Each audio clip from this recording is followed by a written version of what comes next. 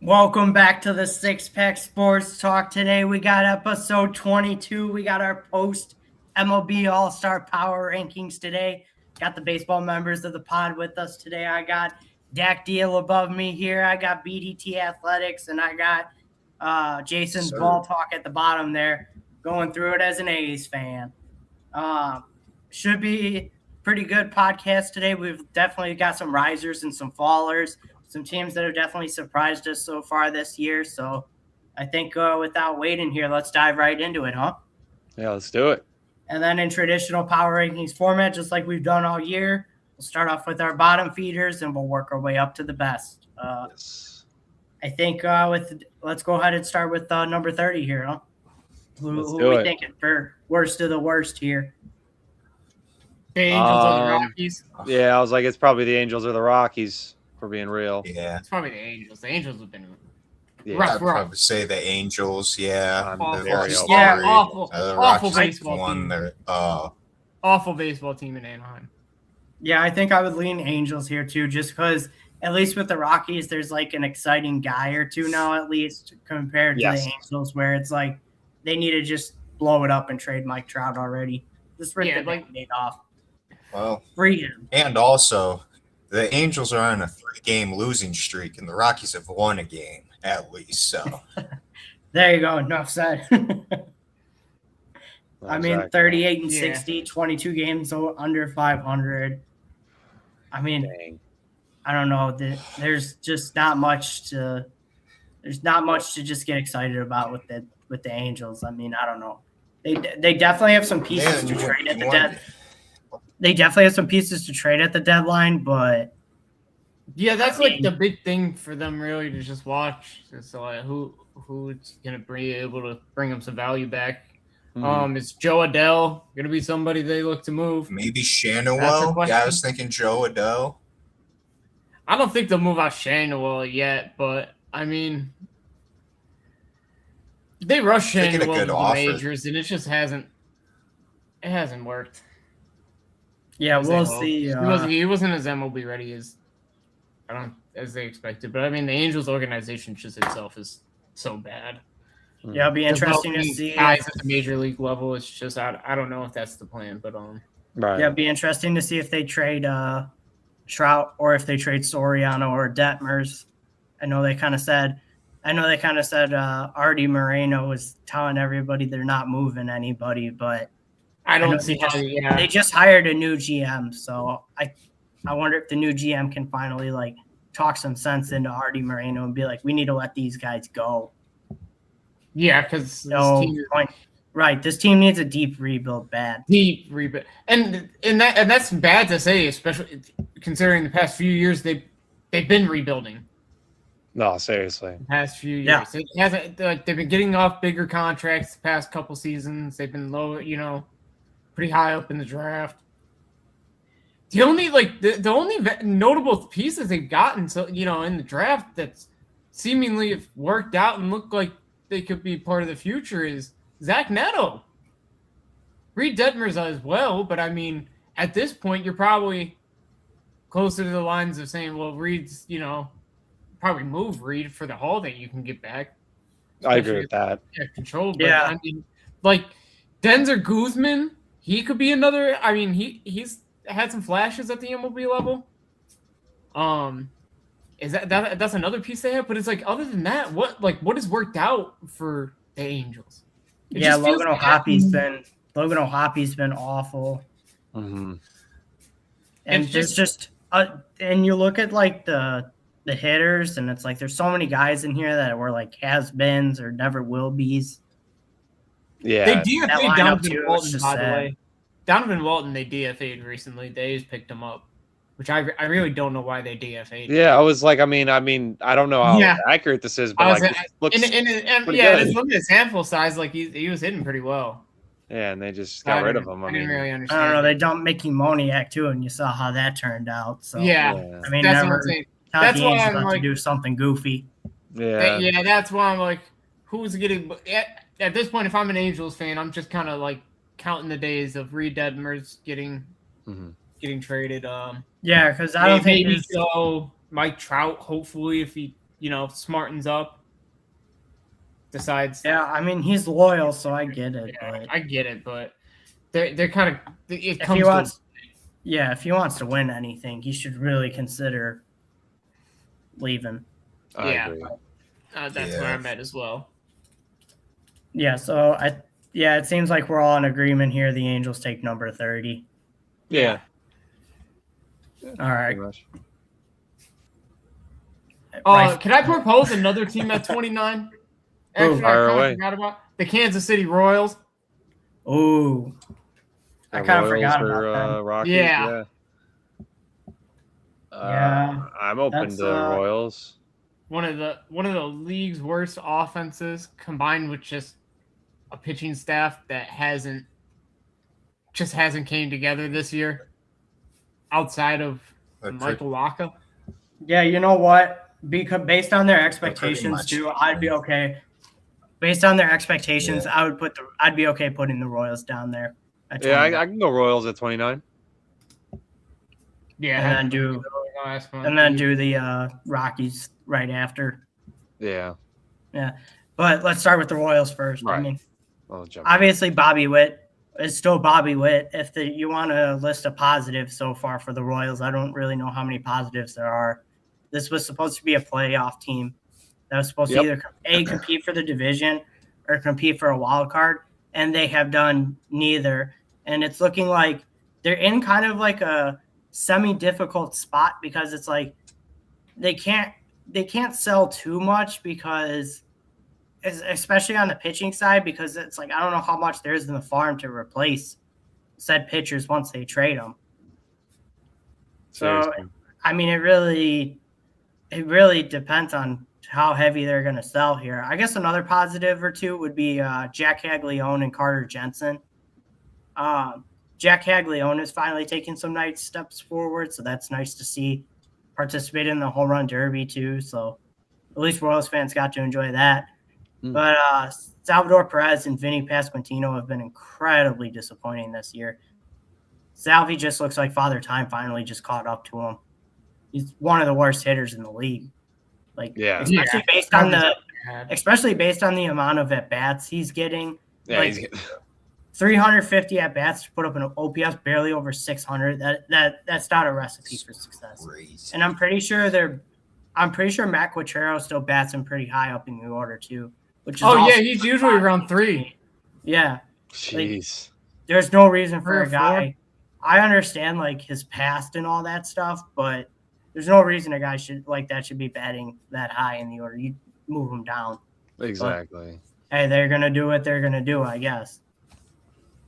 I mean, the Royals' plan there seems to be just hope Salvi can get hot along as the days get hotter, which hasn't worked. I mean, great. I mean, their season's effectively over. The 30 games under 500. There's no. Yeah, my problem with Kansas City there's no coming back from it this. seems like I'm sorry, not 30. They're 20 games under 500. Excuse me. Yeah, I was gonna say they're 20, but But my big problem with Kansas City is it doesn't seem like they're overly willing to sell.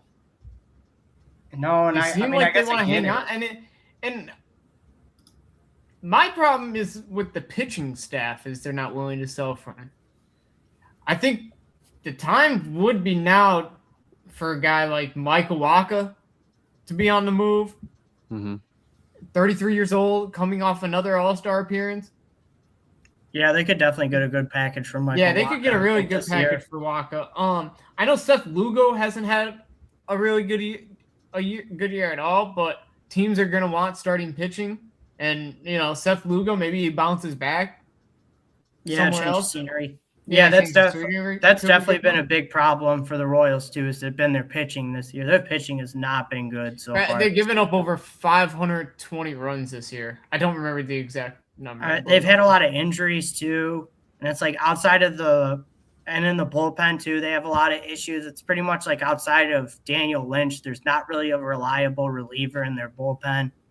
Reagan's, Bubich, Kolek, I believe, just got on the injured list. It should like big guys for them. Guys who a lot of innings. Noah Cameron, I believe. It's Noah Cameron. I believe it. No, he's healthy. My bad. Yeah, he did miss time. He did miss time though. Cole Reagans has missed time, a lot of time. And it's like a lot of these relievers, like you see, they've given up a lot of runs and hits. Mm-hmm. I mean, they're starting Lunder Avila every 5 days, and he's been pretty rough since he's been turned into a starter. It's been a disaster of a season for the Royals. His past starts haven't been awful. Like, I think, no other way to put it. Yeah, I would not be surprised if this season cost Matt Quachero his job, but we'll see. Yeah, we'll see. I think there's got to be a lot of personnel changes in Kansas City. Yeah, there's definitely going to be. I don't really think it's managerial. Yeah, I don't think it's front office managerial problems. I think it's just it's roster issues. Yeah, because what they're rolling out is just not working. Yeah. No, it doesn't make sense for them to, try and dive in and, upgrade this roster now where they can. Wait till the offseason and figure it out then. Yeah. I'm all right. Let's go ahead and move on to the Colorado Rockies then at number 28. I believe it's the Rockies here, yeah. I mean, they're pretty much doing what we thought. I mean, they're strutting through the season. Hunter Goodman, it's been awesome. Yes, he has.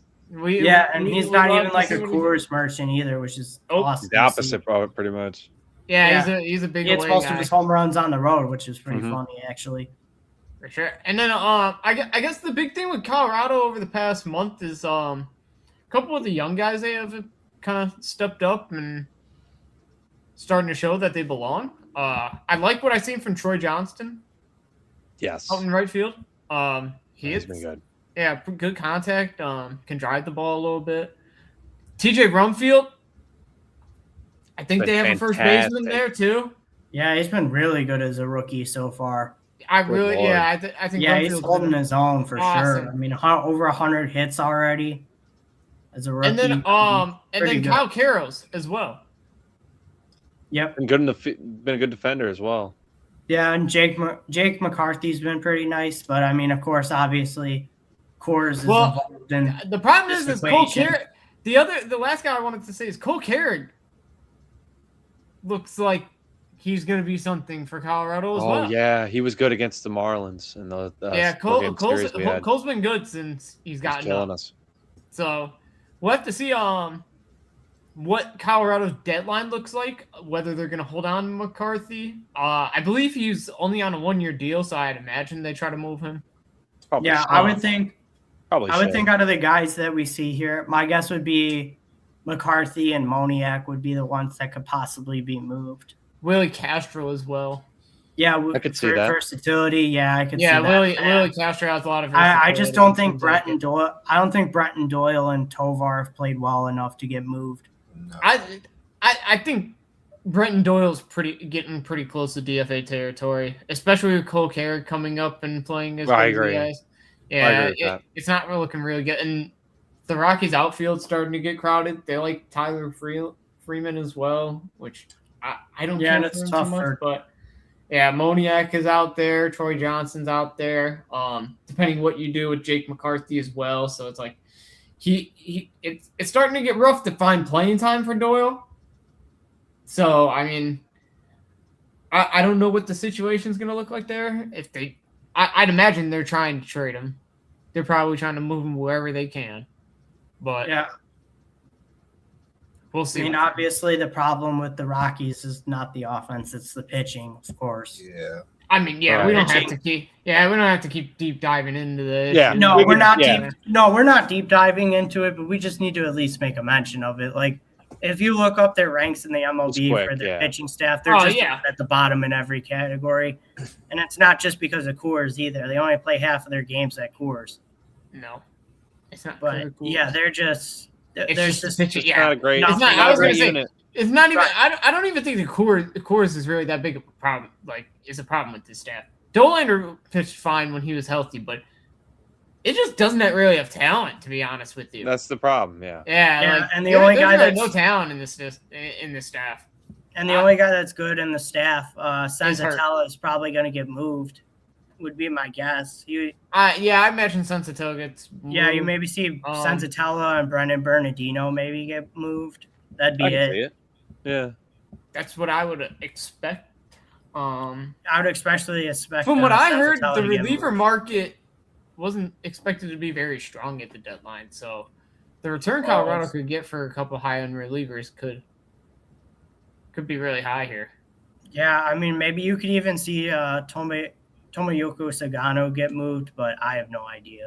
I don't think Sagano's been awful. No. Well, yeah, he has not. He has Yeah, not. if you need a guy to eat innings, maybe. Yeah, he's been good for that. And I mean, especially after the year he came off in Baltimore. Yeah, I mean, and a 1.29 whip is not too atrocious. I was gonna say, he hasn't been doable. Certainly doable. absolutely it's atrocious, so survivable. it's like, yeah. And he's only on a 1-year deal too. Yeah, if you're Colorado, just keep building this thing with the offense, and keep developing pitching, and you're getting somewhere. They're at least making a step in the right direction. They're just bad. I like the progress they're making. They're just bad now. They're not historically bad. Yeah, they did win 10-3 today, by the way. Good W. I mean, they lost yesterday. Yeah. It's another team that's probably going to be pretty low on this list. Yeah, I was gonna say another team coming up pretty soon. Yeah. Yeah, unfortunately. Yeah. All right. So we're on to I'm between 27, right? Mm-hmm. Yes, this is 27. I'm thinking either the Mets, the A's, or the Giants. And I was gonna say I'm between Mets. That's pretty much the three I was between. I'm probably here with the Mets. I would be Mets, A's, or Giants. I'm probably here with the Mets. I would go A's here because they've lost 10 in a row. I was just gonna say that I'd probably go A's and they just lost 23-3. 24-3, or 33-4, I think. I mean, if we're gonna go out, this is why I was like, I was gonna ask what were we going based off, because if we were doing this Monday, this wouldn't have been the thing. I mean, yeah, that's true. But, yeah, that's why I was like. But it's only one additional game, and I mean, it's not like you played great going into the All-Star break anyway. I just have stipulations with us. Like we're hurt. Like I understand us not being that good right now. The Mets just suck. The Mets suck. The Mets were hurt too, and you guys suck too. It's not like it. The Mets haven't missed Soto for the past month. What about your pitching staff? Luis Severino hasn't pitched in a while. One guy. Hey, you fired your. Have you watched Jack Perkins pitched? You fired your pitching coach. I would really like Luis Severino back right now. Jack Perkins is throwing innings. We lit him up. You guys have a negative 125. Carlos Cortez has been like the most positive pitcher I've watched in the past month. You're literally making your case on why they should be 20. They're hurt, but like their offense hasn't gotten anywhere because they've been hurt. Joe-Off's been in and out of the lineup because he keeps having freak-ass injuries. Yeah, but it doesn't even matter who's in the lineup. Your pitching staff is so bad that you're out of it anyways. I mean, I think I hear you, Jason. I think we should be judging off what's on the field, though. I think we have I think we put in the comments. I know the Mets are terrible. I'm actually, to be honest with you, you didn't hear me say where the Mets are. I think the Mets should be next. But so it's actually 2-2. But I just that's why I don't think it's insane to put the A's. I've watched the Mets have their stars at least for the past month and have been off. Yeah, but since we did our 60 game, I've watched Soderstrom, Kurtz, Joloff. I've watched half the team. I watched half the team this time over the past month. Yeah, but since we've done our 60 game, think about how much the A's have collapsed. They went from being like in first place. Well, that's what I'm talking. Yeah, that's what I'm talking about. That's why I think they're probably right next, I think the Mets are here, and then it's the A's. That's what I'm saying. But I think they have a little grace for a collapse because they've been hurt. See, I don't know. It's just a rotation of who gets hurt. Way, so you could really just pick your poison here. Like I said, I've watched Lindor and I've watched Soto play for most of the last month. Have I not? I mean, I guess, yeah. They can win more games. They got those two. Freddie Peralta has also been available. I'm with Jason. Noah McLean's been available. All right, Jack. What do you think? Polanco has came back as well. I'm Mets then A's, so me and Jason are in lockstep. And the Mets have consistently been this bad all year. That's what I think is really drops them. Yeah, they haven't really had many moments of hope. At all. Nothing, as a team, like for so much expectation coming in too. I mean, yeah, the A's lose Nick Kurtz and go on a 10-game losing streak. I mean, I don't think Kurtz could have saved them in that 10-game losing streak. That pitching staff is atrocious. I don't know. I mean, I don't think they would have lost 1-0 to the White Sox then. Kurtz could have helped them score a run in that game for sure. I don't know because you guys have a minus 125 run differential. Yeah, we play in Sacramento. You can't look at at it too much. Don't even bring up the Sacramento thing. We outscored you guys like 24-2 in Chicago. We just got 23 put up on us in Sacramento. Yeah. I don't even think that's Sacramento. You're talking about a whole series. I'm talking about one night here, buddy. You can't just keep blaming Sacramento though. Because how is it that other like pitchers the how many 20-run games have been in Sacramento this year? Just the one. Nope. Try again. That's the only one I know of. There was another one earlier in the year. And then there's two in Vegas as well. And then there's 2 in Vegas as well. I knew about that just means your pitching staff sucks. Yeah. Your pitching staff sucks. Oh my god. And then we know it's buns. But yes, just to shut Jason up, go ahead and put the Mets there. Okay. You've conceded. We got Mets, then A's. Yeah, the A's are not leaving this bottom row, though. Yeah. Mark my words. I'll just wait to put the A's. Someone I had him at 26 on my own. What you think? I had him at 26 on my own. I cannot put the Mets ahead of them. Who do you think was? Be like they're not Jason. Even is smart. with us, yeah, the Mets are 10 bad. Be like Jason's a freaking moron. It is days. Put a comment. Yeah, like, this is what I'm talking about with the Mets. Like, there's a difference. Here's the Mets, though. Yeah, Bo Bichette's like I didn't even bring up Bo Bichette's played this whole time as well. I feel like he's been playing better since last time we spoke. Though, let me I don't think he's been playing awful. Oh, hold on now. 665 in the last month. What's the last 15 days? Nope. No. I lied. I mean, it's slightly better. It's a little better than what he started the season at. Yeah, so, I mean, I guess at least his OPS is getting. At least his OPS, I guess, is climbing up to 700 at least. Yeah. Climbing up to 7. Yeah, Marcus Semien as well. He's making $42 million, and he's got an OPS well under 7. That's pretty. AJ Ewing is like pretty. AJ Ewing and Carson Bader are like the only 2 positive. Francisco Alvarez too he's not bad. Juan Soto too. Yeah, I was gonna say Juan. We know having another. We don't have. Juan Soto's Juan Soto. I don't have. It's such a shame. It's such a shame too. You hate giving credit to the great players, Jason. You're like, yeah, who cares? It's such a shame having like such a great. Any good credit to the Mets for? Yeah, like Juan Soto goes up there. Juan Soto goes up there. He draws a walk. He hits a double. He gets a nice little solo home run. Yeah. Guess what happens next? They lose. Yeah. The Mets. Yeah. They lose. We ain't 9-1. praising the Mets. We're praising Juan Soto. Yeah, we're praising Juan Soto here. Oh, Mark Vientos has been bad defensively too. Oh yeah, Mark Vientos has been a butcher in the field. Yeah, just been a lot of defense. They've had a lot of defensive miscues. I saw 3 errors. They had 3 errors today. Yeah, I saw MJ Melendez was taking ground balls in the infield recently. Oh man, and I was like, oh geez. I was like, Robert hasn't played since to this April. Point. Yeah, I don't even know if he's gonna play this year again. So bad. Who knows? Like so many things have gone wrong for the Mets this year. I thought he was rehabbing not too long ago. Like he was down in the minors. He might be rehabbing in double. I was gonna say I thought he was in the minors recently. I mean, Freddie Peralta's been pretty meh so far. Kodai Senga's been terrible. David Peterson already got traded. Clay Holmes got hurt. He was actually having a pretty decent season. Yeah, I was going to say, I love Clay I was about to say, another shining light. Nolan McLean's been pretty. Yeah, he's been pretty solid. Yeah, for a rookie. Yeah, he's definitely. David Peterson's a Cub. They might have something there. Yeah, David Peterson's a Cub. Yeah.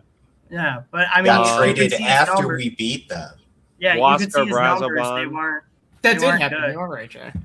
But Yeah, the Mets definitely really solid. the Mets definitely have some relievers they can go ahead and trade for sure. Brazoban, Weaver, Rayleigh, Minter. There's some arms. Yeah, they could definitely trade some arms at least. Devin Williams has been playing awful. No, he's been bad. I think he's been better. He's been better lately. Yeah, he had a really rough start. But really it. Like his 3 blown saves are where towards the beginning of the season, I believe. You remember it, but in reality, he's actually been pretty solid. Yeah, right. The numbers don't do it justice. I'm keeping my eyes on him though. No, because I think the same thing, Jack. Because he blew one against the Marlins, so I'm like, oh, he's been terrible. But then you actually look at it, it's like, no, he really has not been terrible. Yeah. Because with relievers too, all it takes is like 1 or 2 blow up appearances, and it balloons. Yeah, and your ERA gets blown up. And it's like, oh god. Yep. Real quickly. But, all right. I mean, well, yeah. There's going to be a lot of work for the Mets to do for sure. This a lot of selling at the deadline. David Stern, honestly, David Stern should probably be fired. Yeah, I don't imagine he survives this season. This turned out to be such a disaster for the Mets this year. Yes, it has. So I don't know. I don't know exactly what they should do. Obviously, trade what pieces you can and then go forward from there. But trade whatever. They definitely need to reshuffle over there for sure. They got to move money. That's the big thing. All right, Ace fan, take it away. 26. Did I give you the solo shot, Jason? Let you go crazy? Or her? Yeah, give him. No, well, Jack's just summarized it. Jack said out here. I mean, yeah, Wilson's missed a ton of time. Joel's missed time. Soderstrom's missed time. Kurtz missed time. Get ready for another divisional loss, Cubs fan. Yeah. Focus on your team. Yeah, we're talking about the A's. Yeah. The young guys are coming up. That's kind of the nice thing going around the last couple weeks. What about Lawrence Butler? You're such a troll, Ethan. I've already talked about Lawrence Butler. I was trying to get McNeil and Butler. My bad. What about Max Muncy? Didn't you guys send him to AAA? Yeah. Yeah, he's down. Yeah, he's down in AAA. I mean, yeah, he never really had much of a chance of surviving on this roster, anyways. There's just a lot of infielders better than him. I don't know why you're shaking your head. Why is Jeff McNeil still on the team hitting 5 with an OPS? I don't know. I really don't know. I think that's a Mark Kotsay thing. I'm going to be honest with you. I think Mark Kotsay likes him because I don't know why the hell he's still hitting at all. There's specifically a game a couple weeks ago. I can't recall what day and who they're reversing, but there is a situation where McNeil was coming up with 2 on and 2 out in the 7th or 8th inning in a close game, and Mark Kotsay didn't pitch hit him.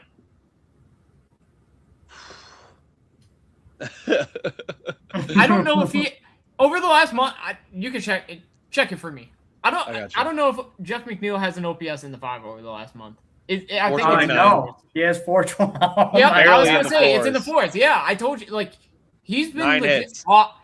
The defense is still cool. So I can't complain about him defensively, but holy gee, it's been rough. I mean, even Kurtz. If the Mets weren't paying his contract, he'd be DFA. Yeah, Kurtz was struggling a bit. Shea Langoliers has been struggling for the last month. Who's this guy? He was balling. Joshua, he's young kid. They just drafted him in the same draft with Kurtz. Oh, okay. Well, there you might have a little draft on you, huh? Oh, that draft class is Colby Thompson is. Yeah, so Soderstrom's been, he's been good, except, he was hurt for a bit. Yeah, so many guys. Jack, what are you talking about Colby Thompson? He barely plays. Same with his 40 at-bats. He's batting 150.475 OPS. Yeah, Colby Thomas is bad. It's never really He's supposed to be a lefty specialist. He's not very... No. He hasn't walked once. He struck out 13 times. He's a defensive replacement pretty much. I mean, I think the last 30 days kind of do it justice here too for why you guys have like kind of fallen off so much. There's only 2 guys really that are hitting really well the last 30 days, and Soderstrom's only played 13 games the last 30 days. I mean, here's your Butler agenda, Jason. Yeah, he's been playing slightly better. Yeah, I said it, Butler's season was like I'm having a hard, like I'm not really judging his season because he came in with that knee injury, and then they decided to play him at the beginning of the year, even though he probably should have started the year on IL, and it's just it's kind of just ruined his year. So the judgment's kind of like I just hope he gets healthy throughout the finishes the year healthy and all that at this point. Cruder Growler's been really good since they called him up. Tommy Tanks is now up. Expect Leo DeVries probably to be up at some point now within the next month or 2. He's hitting AAA already. Oh. So, Cam Canner? Oh, no. Yeah, I was going to say he's hitting AAA already, Dylan. Wow. So, all right, I think sooner than later. We got to cover the real disaster of this team, though. Yeah. Any positives here you would like to cover? I mean, Gage Jump. I feel bad for Gage Jump too, because lately he's been getting blown up, and I don't even think it's like all his fault. It's just like the team has just been that bad. What about JT Ginn? I think once again, like another guy, like he's been having a good year, but just like recently been getting blown. Like he's just been the team has been so bad, they're just kind of going down with the team, if that makes sense. Jacob Lopez got called back up, and I mean he showed a little something. He's back in the rotation, so we'll see what comes of that. Maybe he shows something more in the second half. We got rid of Savale. Yeah, positive. Yeah. Jeffrey Springs, you're next. Yeah, he's got to go. He's got to go. He does. Jack Perkins, got to go. Got to go. I don't know why that. I mean, Sterner, they just put on the IL. Apparently, he gave up 6 runs last night, and apparently has a knee injury now. I was like, Didn't have that knee injury before you didn't have to give up 6 runs, really? Yeah, I guess the only positives in the bullpen is like Mark Leiter Jr.'s been good. I can't remember how many outings, but he's finally starting to put it together. Yeah, he's starting to put it together. He's more than likely going to get moved. Yeah, he's probably one of the few guys you could move. Yeah, at this point. Well, here's where I'm at with it. I think Shea Langoliers could be available. I think they're willing to move on sooner than later. I think they know they're not going to be able to sign a Boris client. They need the pitching badly. He was just an all-star, having probably the best year of his career. I know lately he hasn't been great, but I know some teams will like the hitting from the catcher spot at the deadline. So I think Yankees are looking for a hitting catcher. I know that. Yeah, So is that half your the hot American take? League. Honestly, half the American League is. Is that your? I mean, yeah, true. I just know I literally saw a report of it while I was scrolling through Twitter. Yeah, earlier. the Yankees. I know Tampa's. I'm pretty sure still looking for a hitting catcher. I know they're just looking for another bat in general. So, is that my hot take? I wouldn't even say it's much of a hot take at this point. I think even the A's are probably considering it, especially with I haven't seen a single report about the A's are looking to shop Langoliers yet. The A's are pretty tight with it. They don't know exactly. But still, you would have thought Jason's the only one on the inside. Right. Yeah, they're pretty. One that has pretty the damn scoop. I forgot. I'm not a scoop, but like that's how I feel like the A's are starting to move. Yeah, just say it's your take. That's all. Jonah Heim also. I mean, they can get something for Jonah Heim. Yeah, it will be interesting to see what they do. They're definite sellers, I think, at this point. I'd agree with that. Yeah, for whatever they can. Whatever exactly. They don't have once again, much they can. So once again, another collapse too. By the way, except it just happened 2 months later. This one's a little bit Instead of May, it was you see my name. You see my name. Who do you think got? Yeah, I really don't. I think that has something to do with management. your manager. Fire the GM too. Years. I don't know. I think Frost is like very good with his evaluation in the draft. Like his draft, he's had some fantastic drafts.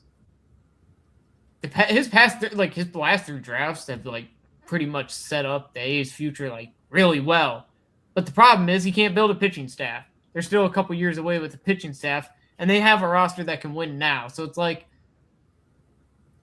yeah, it brings kind of questions into like, how is he going to build a roster when it's ready? You know, when he wants to win.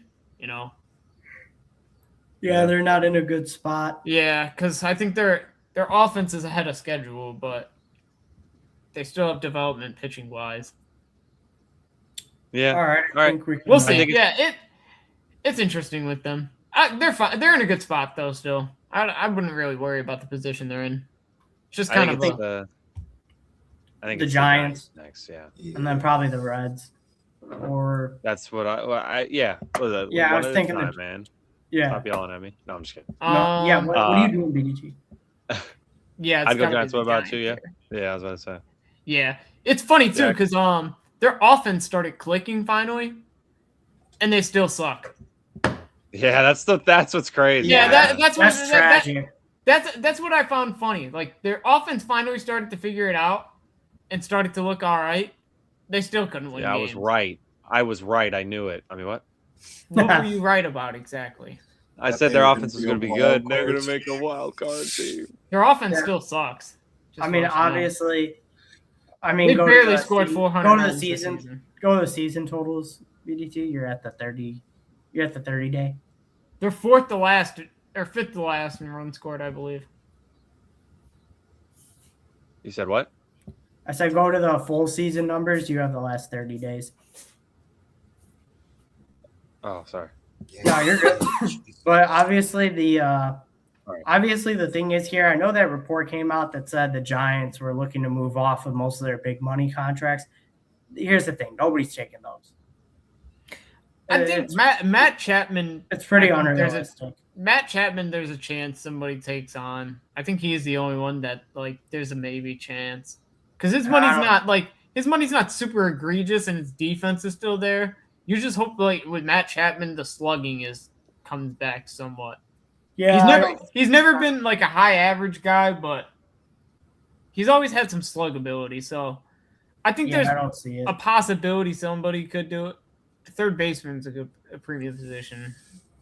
Rafael Devers has definitely turned his season around. That's for sure. He 1,000%. went from like being at Evernote OPS in like the 5s or low 6s, I think, the last time we checked, and he's almost got an OPS now near 8. But I guess maybe you could kind of say like now that the Giants are pretty much out of it, like the expectations aren't as heavy now, or the pressure isn't as much now, so they don't have to press as much at the plate. Yeah, possibly. Yeah, I don't really see who can get moved offensively. Luis Arias. Yeah, Luis Arias would probably be the only one I can think of. Which I assume they want to keep on. They want to hang on to Helio Ramos, but yeah, I think so. I think they will. I think they will too. I haven't seen anything that says they want to move him. I haven't seen anything either. But yeah, Luis Arias has definitely had a great season. He has an OPS over 8. I don't know how he's doing it, but he's got OPS over 8, and his defense has been some of the best at the second base position so far this year. Credit Ron Washington for Arias has 7 triples this year. Well, if they don't move Ramos, they can move Casey Schmidt. They both play. Nah, Casey Schmidt's young. They're not moving him. Yeah, I was like, I think they have control till through 2029, I believe. Yeah, they're not moving him. Luis Arias would be the guy on the Giants. I think that would most likely get moved. I don't know who would trade for the second baseman, but I mean that's definitely an upgrade. Like I said, I've been saying you got to see who's available too, depending with their big money. I don't know if the Giants can flip like Devers' contract for another bigger contract, maybe just not as big with the term. You never know. I'll never say never. Yeah, it is kind of funny though that their offense started off so poor and now it's finally starting to click a bit here. But now it's pretty much like a too little, too late type of situation. Pretty much. Like if they hadn't started off so slow this year, they might have actually got somewhere. But nope. And the pitching too hasn't been all that great either. Let's not forget that too. I mean, it's just. They're running out Tyler Molly and Adrian Hauser every 5 days. Yeah. I mean, Trevor McDonald hasn't been that great either. Logan Webb's been pretty solid. I mean, he wasn't doing as well as he had the last couple of years, but he's still putting up solid, respectable numbers. Robbie Ray, since he's on an expiring deal, I think Robbie Ray would be the one most likely to get moved out of the Giants pitching staff. He's gonna get respectable numbers. Yeah, so I think he's Robbie's getting moved. He's definitely the prime. They've already said he's available, so exactly. There's not going to be many. I don't think there's going to be many lefties like Robbie Ray that can eat. Not necessarily eat innings, but can go deeper into games, and you could probably really can trust in the playoffs as well. He's a Marlin. I doubt it. Yeah. Should be. He's a Cub. Oh. All right. No one said they don't doubt it. Aha. All right, listen, I'm gonna just shut you two up quick. Bendix doesn't seem like he's willing to give up prospects in trades. He doesn't want to deal a bunch of prospects in big deals. I mean, that's and the Cubs farm system isn't really good. We're gonna get. So getting him for Jefferson Rio straight up. Yeah. All right. Anyway, let's keep it pushing. Yeah. Jefferson Rojas for Robbie Ray, the Giants. Come on, Dylan. We're the Giants GM. We're the Giants front office. Tap up. I will say Keaton Wynn. I'm not sure if he's like young and still under team control, but if he's an older, maybe on an expiring deal. I mean, he's been at least solid under 200 BAA, one whip exact. I mean, I don't know if he's hurt. Maybe that's pretty solid. I'll say this with the relievers: the MLB, like over the past few years, just seems to just cycles through. You just kind of it's a revolving door with relievers. Because it's just because they're so volatile. Yeah, they're so volatile. So it's just if you're having a good year and you're on a bad team, you're more than likely getting moved. That's what I'm thinking. But I was saying I don't know if he's under team control. You never know. So you have some pretty bad front offices. Yeah. So, but yeah, assuming the Giants do something smart. Yeah, the Giants could definitely make some moves as sellers and come here at the end of July, early August for sure. Yeah. So, and their farm systems.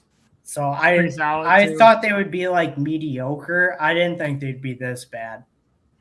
That's for sure. I thought they'd be I thought they'd finish on like 80 wins or so. But this I was clearly the high man, so this was definitely the Giants looked like that very 81 and 81 team to me. That's exactly what they looked like. Well, they looked like that, but now they're like almost 20 games under. So yeah, now they suck. They're not that. No, that's all right. Who should we put next then for 24? I'd probably say the Reds. Reds? Where are you thinking? Yeah, I would say the Reds then.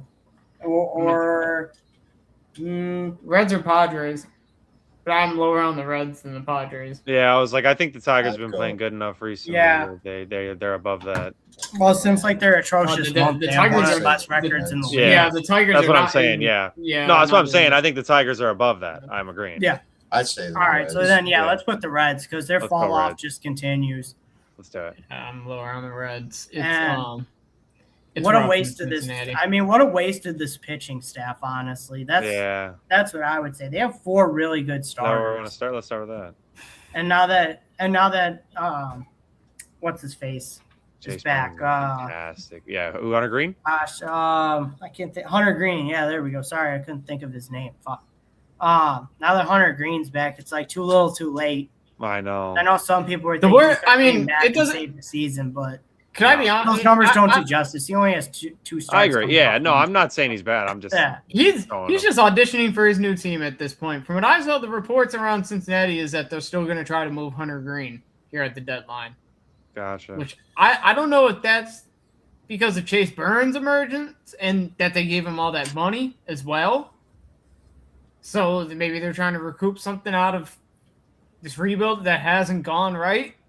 I don't know. I think they would move Brady Singer before they move Hunter Green. Well, Brady Singer's available, but I was like, I saw they publicly made him available. They've made Hunter Green available as well. I don't think it's going to be a one or the other getting moved. I think they're going to just have a big old fire sale here in Cincinnati. It's going to be open season. I don't think they'll be doing. I don't think they're going to blow it up, but they'll definitely make some moves here. I don't think they're going full. I don't think they're going full tear down. I don't know. They've already had concerns about Ellie not being willing to sign an extension there, and them underperforming. He's not signing an extension there. I don't think. Yeah, I don't think so. Yeah, they had that concern last year already. They made the playoffs, so it helped shut it up a little bit, and now the underperforming is just going to bring the noise up more. So the only way to really get out of situations like this is to trade off what you can as early as possible so you can maximize the value out of it. And that's where I think the Reds are probably at. They're at the point where they kind of need to start selling off everything that they kind of have because Ellie's gone in 2 years. And Ellie might be another guy that they might need to start looking at, like, do we need to move him this upcoming season, this offseason? It's over in Cincinnati, if you ask me. I don't know what else you do if you're them. They're not going to go spend money. They just extended Chase Burns 7 for $105. They've tried to trade Hunter Green now for how long?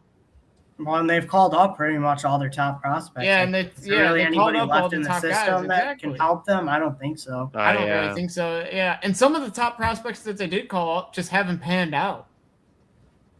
Right. I don't know if I'd say haven't panned out, but it might be a little too early. Like, it might be a little too early to write Edwin Arroyo for Noel V. Marte, but Encarnacion didn't work out. Yeah, Encarnacion. Stevenson's probably going to get traded at the deadline. Yeah, Stevenson's probably getting traded. He hasn't been good over the past couple seasons now. Gino Suarez was an underwhelming signing. And he missed a lot of time. Matt McClain hasn't been good since his rookie year. His rookie year. It's pretty much just Steer, De La Cruz, and Sal Stewart. Exactly. Yeah, that's like been the thing. Pretty much. And maybe Blade. Oh yeah, and then the fall off of TJ Friedel as well. Yeah, he got sent down to AAA. Yeah, exactly. Like TJ Friedel was a really good, consistent leadoff hitter for them past couple of years, and all of a sudden, it's nothing like that. That's kind of what I'm saying with the Reds. It's just kind of like what you have nowhere else that you really can go. You can't. They're not a team that's going to go into free agency and be able to fix all the holes on the roster by spending money. So and they can't close out games either. It's just they clear started off so well, and then they just fell off the cliff so fast after that hot start in April. That's why I'm on team down the toilet. Team blow this team up. It's just last season seemed like was the peak of this roster, and it was an 84 win sneak into a wild card spot because the National League wild card final spot wasn't going to get super great. So don't forget they still have to pay Brian Hayes too. Yeah, and they're a couple years too. Yeah, they got Brian Hayes' money. That's what I'm saying. I can't believe the Pirates. I can't believe the Pirates are actually able to get rid of that contract. Yeah. The fact that somebody actually took that on. He's literally one of the worst hitters in baseball. Yeah. So I mean, if you ask me if I'm Cincinnati, I'm blowing this team up. I'm sending off whatever pieces I can. I'm at the point where I'd expect to see Hunter Green probably gone by the deadline. I don't see it here. I think that'd did you not see that'd the be report? Something that happens. That'd be something I feel like that happens in the offseason, not the trade deadline, because teams are going to want to see if he's actually healthy or not. You didn't see the report, did you? New Chicago Cubs under Green. Oh, they reported. It was either earlier today I saw it or yesterday that they were trying to move him. Before that, I feel like they shouldn't right now because they're not going to get the kind of value they want. You know where he's coming? Yeah, that's no. They're not traded. Don't do a division rival, buddy. Nice try. Shut up!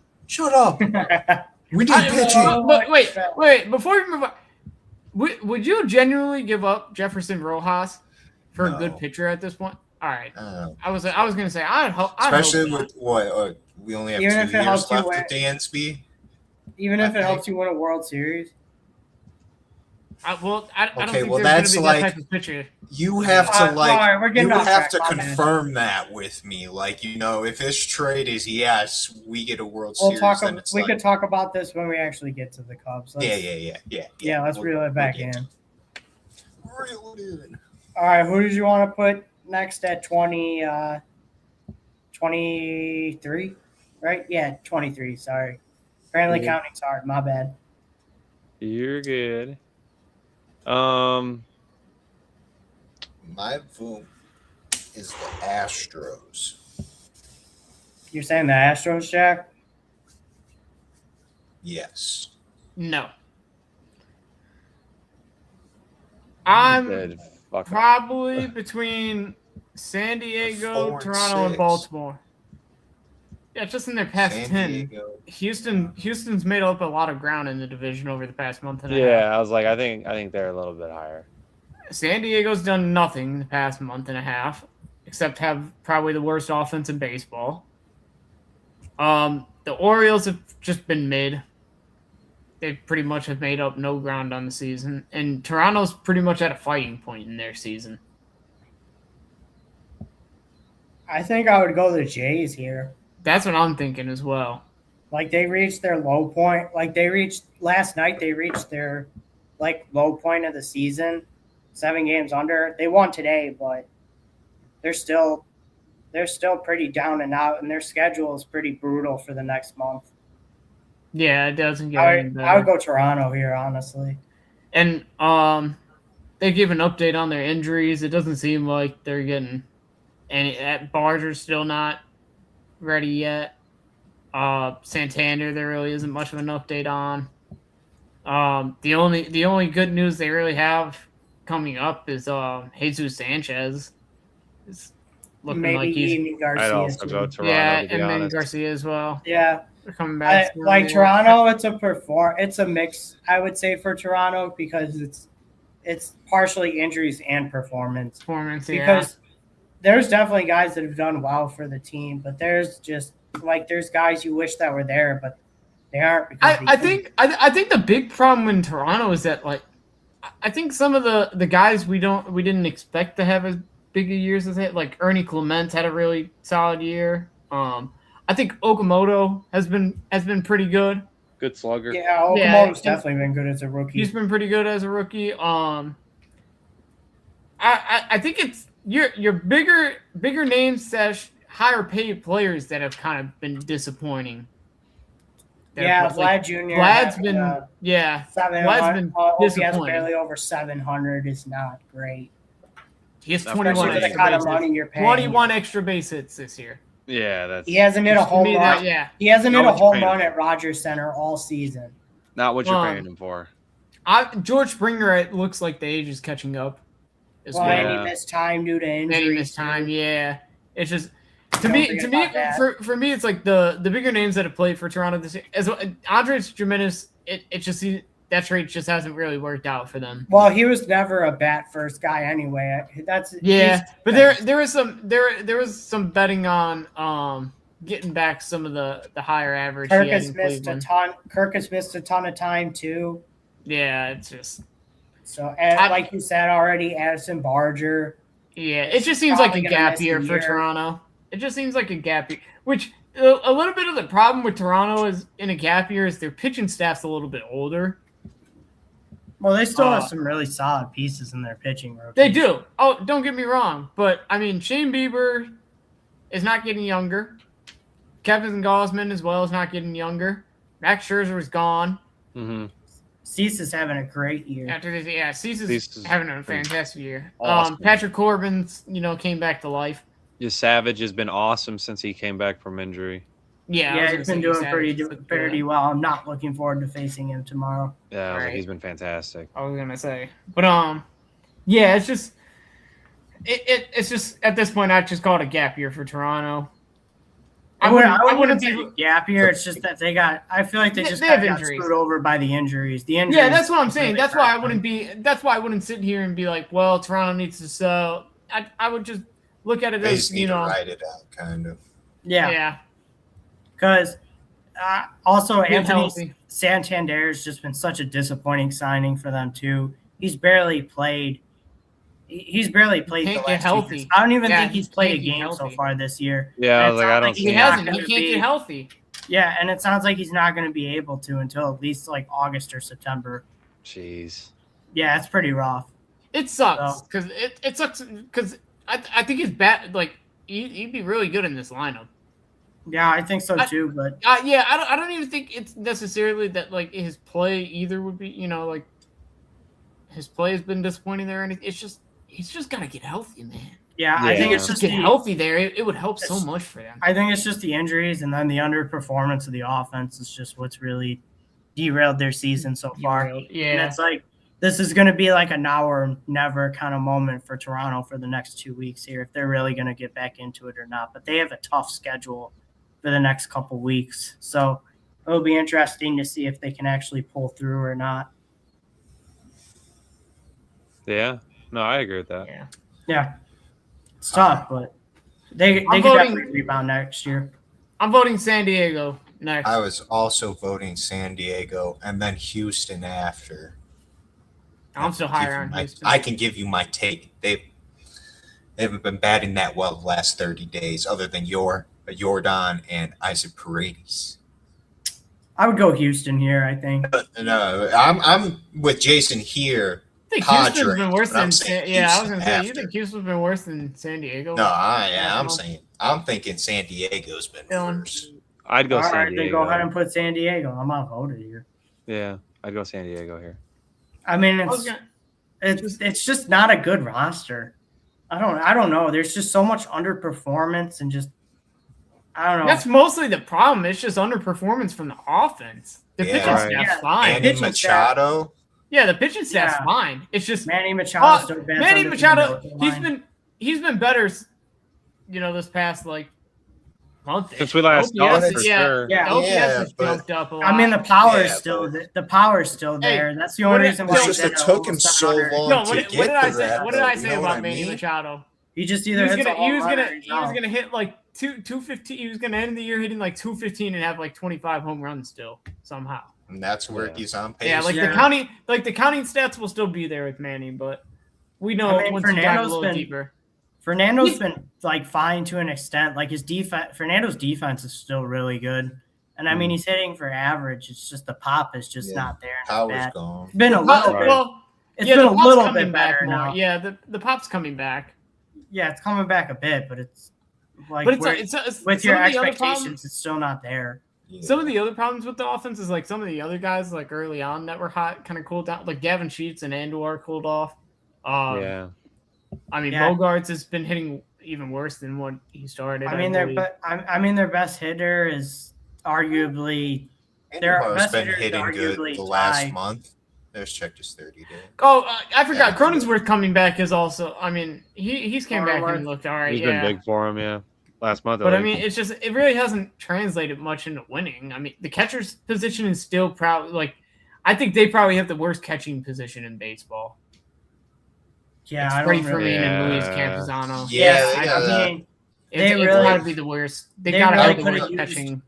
they really could have used Stephen Kolick. I mean, anybody could have given How you the close is production Ethan that Freddie Fermin Salas has to had. getting Yeah. called up? Isn't that the catcher I in don't the think farm? he's in that Double we A. got? I think. I don't think he's Okay. close to getting called up. Yeah, he's That far, sucks yeah. for them then. But- Yeah. Yeah, It does, yeah, because You know, it's not really been a great year when their best hitter on the season is Ty France, and he's a platoon guy for the most part. yeah, he is a platoon guy. But I mean, shout out Ty France. He has been really good this year. Yeah, he's been good in the games he has played. Yeah, Xander Bogaerts has been disappointing too.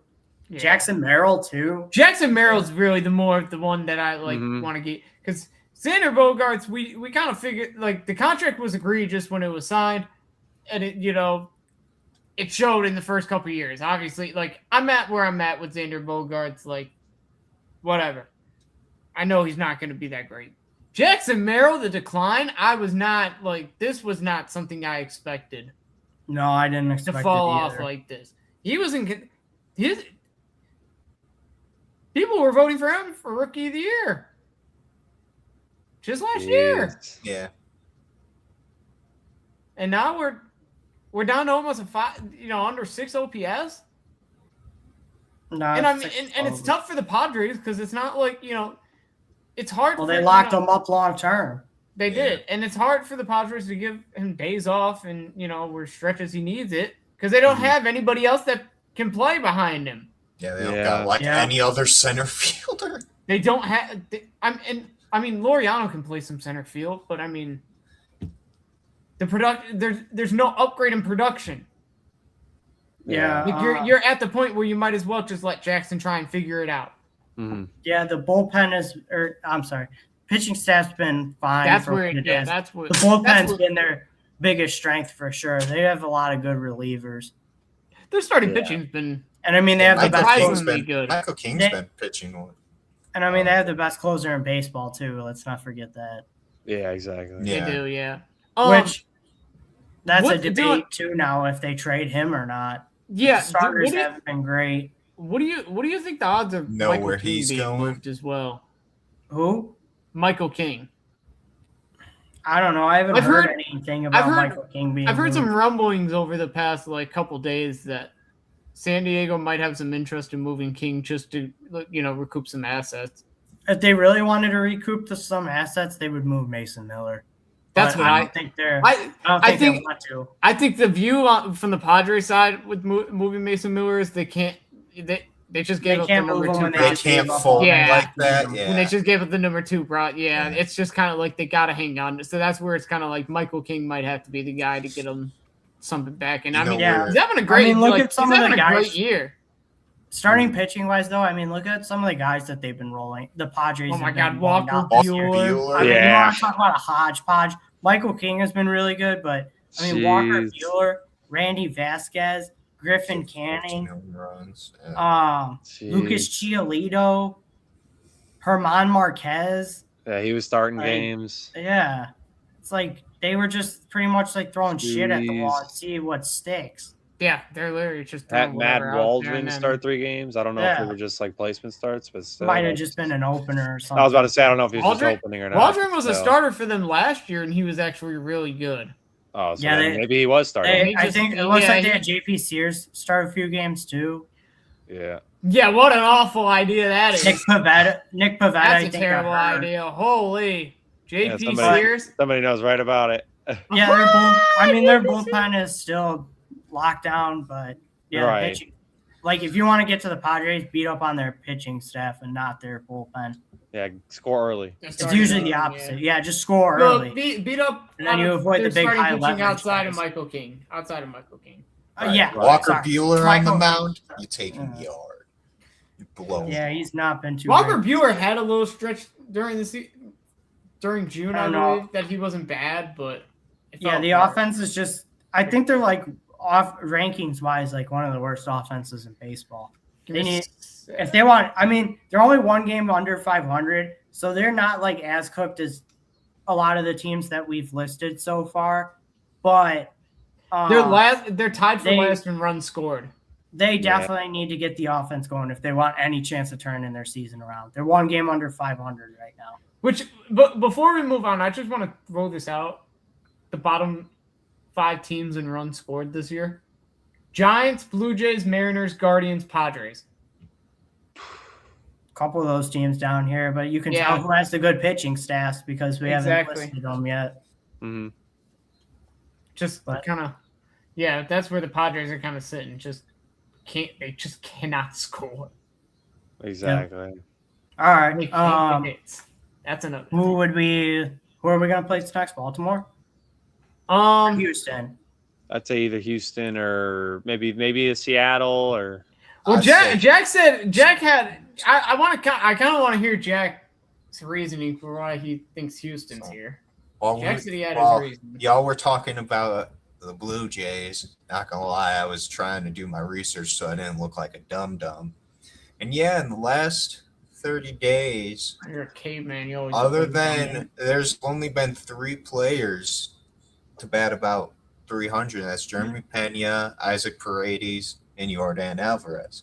Everyone else is like low 200s to not even cracking 200 batting. So it's like, yeah, you do got like your 1, 2, 3 kind of right there in your lineup, but then it's like after that they've just been and the pitching staff still hasn't been that great either. Yeah, I could see why Jack would put him at 21 because other still than like I get your reasoning, but it's still like 7 been games pitching good last month, but other than that, there's still like 7 games under 500. Oh, excuse me, 6. I'm sorry, 6. Yeah, they've made up a lot of ground from where they're at. They have, but I mean, they're still well under 500. They're like, what, 2 games back of the division? Well, and I would put Baltimore ahead of 3.5 because Baltimore's on a 6-game winning streak right now. Yeah, that was my other thing too. And Houston's on a 3-game losing streak right now. Baltimore's on a 6-game winning streak. I was like, I would maybe even at least have the Mariners in the mix. I know they're not far back at all in the division, but I still think the Mariners. I still think the Mariners have a much better shot with their pitching staff. Yeah, they have true. For having the lowest I give a shit about what shot they have. This is what they've done. Positive run differential, which is saying something, you know. Yeah, especially in the American League this year. I mean, I'm open to the Astros. I'd be open to the. I'd agree with Jack. I'd go with the Stros here. Yeah, I kind of am starting to agree. The recency bias helps them too. Yeah, Baltimore's in that 20 spot though. Like don't get me wrong, they're not any higher. No, I assume we're waiting on them Tigers. They must be cooking with scoops. I've been watching. Oh shit! I kind of forgot about the Tigers. I took a look at them, and the Tigers are above these teams. That's what I was thinking. Yeah, that's why. I'm still high. Because I took a look at them, and I thought that's why I didn't mention them. I just was looking at the record there. I was like, oh wait.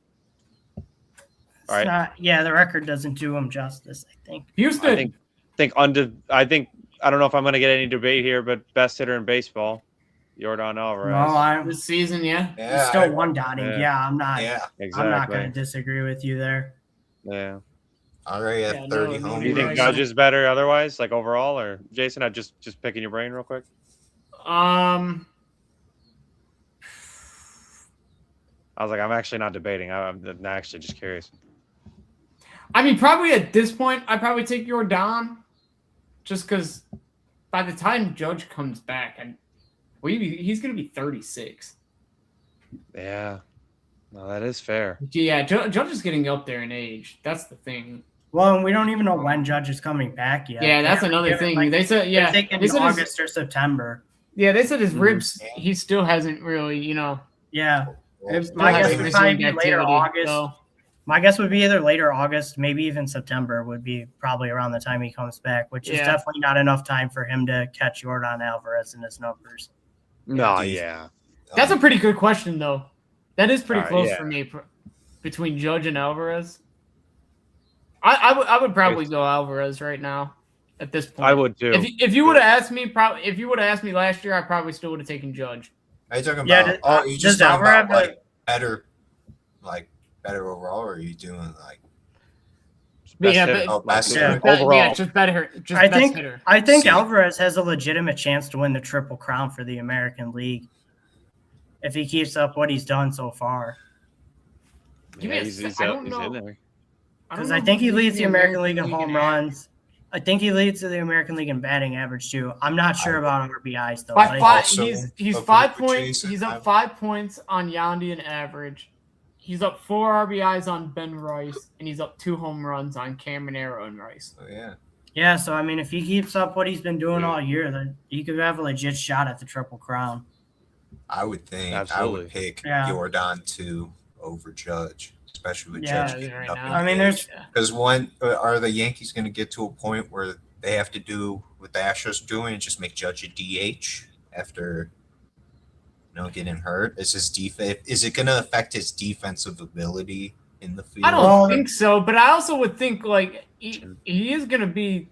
He's going down to his age 36 years. well, the problem is as long as Giancarlo Stanton's there, they can't. Yeah, I DH was like, him. they're not. Oh, not that's putting true. That's Stanton in the true. field. Yeah. Mike I mean, Stanton. When's the next time we're even going to see John Who Carlos knows? Stanton? But Yeah, we'll that's the cover thing that. is- We'll talk about that when we get to the Yankees, though. Yeah. Let's just talk Houston. We're talking too much about New York here. Yeah, we're back to Houston.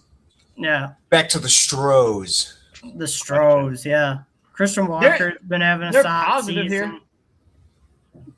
He's not positive for greatest. being in Also the good. spot. Also a pretty good season so far. Yeah, getting back to Houston has been good Getting back Jeremy Pena has helped a lot too. as well. Yeah, He's definitely been a huge boost to their offense. It makes you kind of wonder how their offense would look if they had Correa and Pena back or together. Yeah, because Correa was looking. Correa really was doing good. all right before he got hurt. Exactly. So, I mean, Altuve's been fine for what he is at this point in his career. He hasn't been anything egregiously bad. Cam Smith, sadly not. Cam Smith is still. As hot as- I don't know. He's think still they young, so expect. I mean, I wouldn't give up on him yet. True. Especially I don't because know. he's the big piece they got back in the Tucker trade. So I think True. they gotta continue to just give him at bats and see if he can figure something out. I personally I mean, never was super high on it doesn't- Cam Smith, so These guys don't become like superstars over the course of just a single year. Some guys do, but some guys just take time. And for sure. considering But I Cam Smith- never was super high there. Cam Smith never had much time in the majors either, so of course it might take him a bit longer to finally figure No, it the out. couple guys that they need more production out of. Cam it's Smith definitely is gonna- for one for sure. Yeah. Cam Smith is definitely one. Yonder for sure. Diaz could be better. Yonder Diaz, I was gonna say, is one for sure. Christian And definitely Walker, some more. They could Christian definitely use some Walker. more. I would want a little more production out of. Yeah. If this They team could is definitely really get gonna some. try and- I would say Especially their outfield. last month, he could bat better. They need more production from their outfield. That's where they need. Yeah. Jake Meyer specifically. Yeah. Yep. Jake Myers or They've only given him 24 ABs this last 30 days. I mean, don't know Jake if he got Myers hurt, or but yeah. Bryce Matthews hasn't been. Bryce Matthews hasn't Yeah. been great. Yeah, We already covered. Right, we already covered Cam Smith. Almost triple the strikeouts of hits. Yeah, for- Joey Loperfido, not good either. All these guys, I mean. Yeah, they're Yeah. probably going to be looking for an Bad. outfield bat at the deadline, but shouldn't cost them a ton. Which, thankfully for Houston, They should.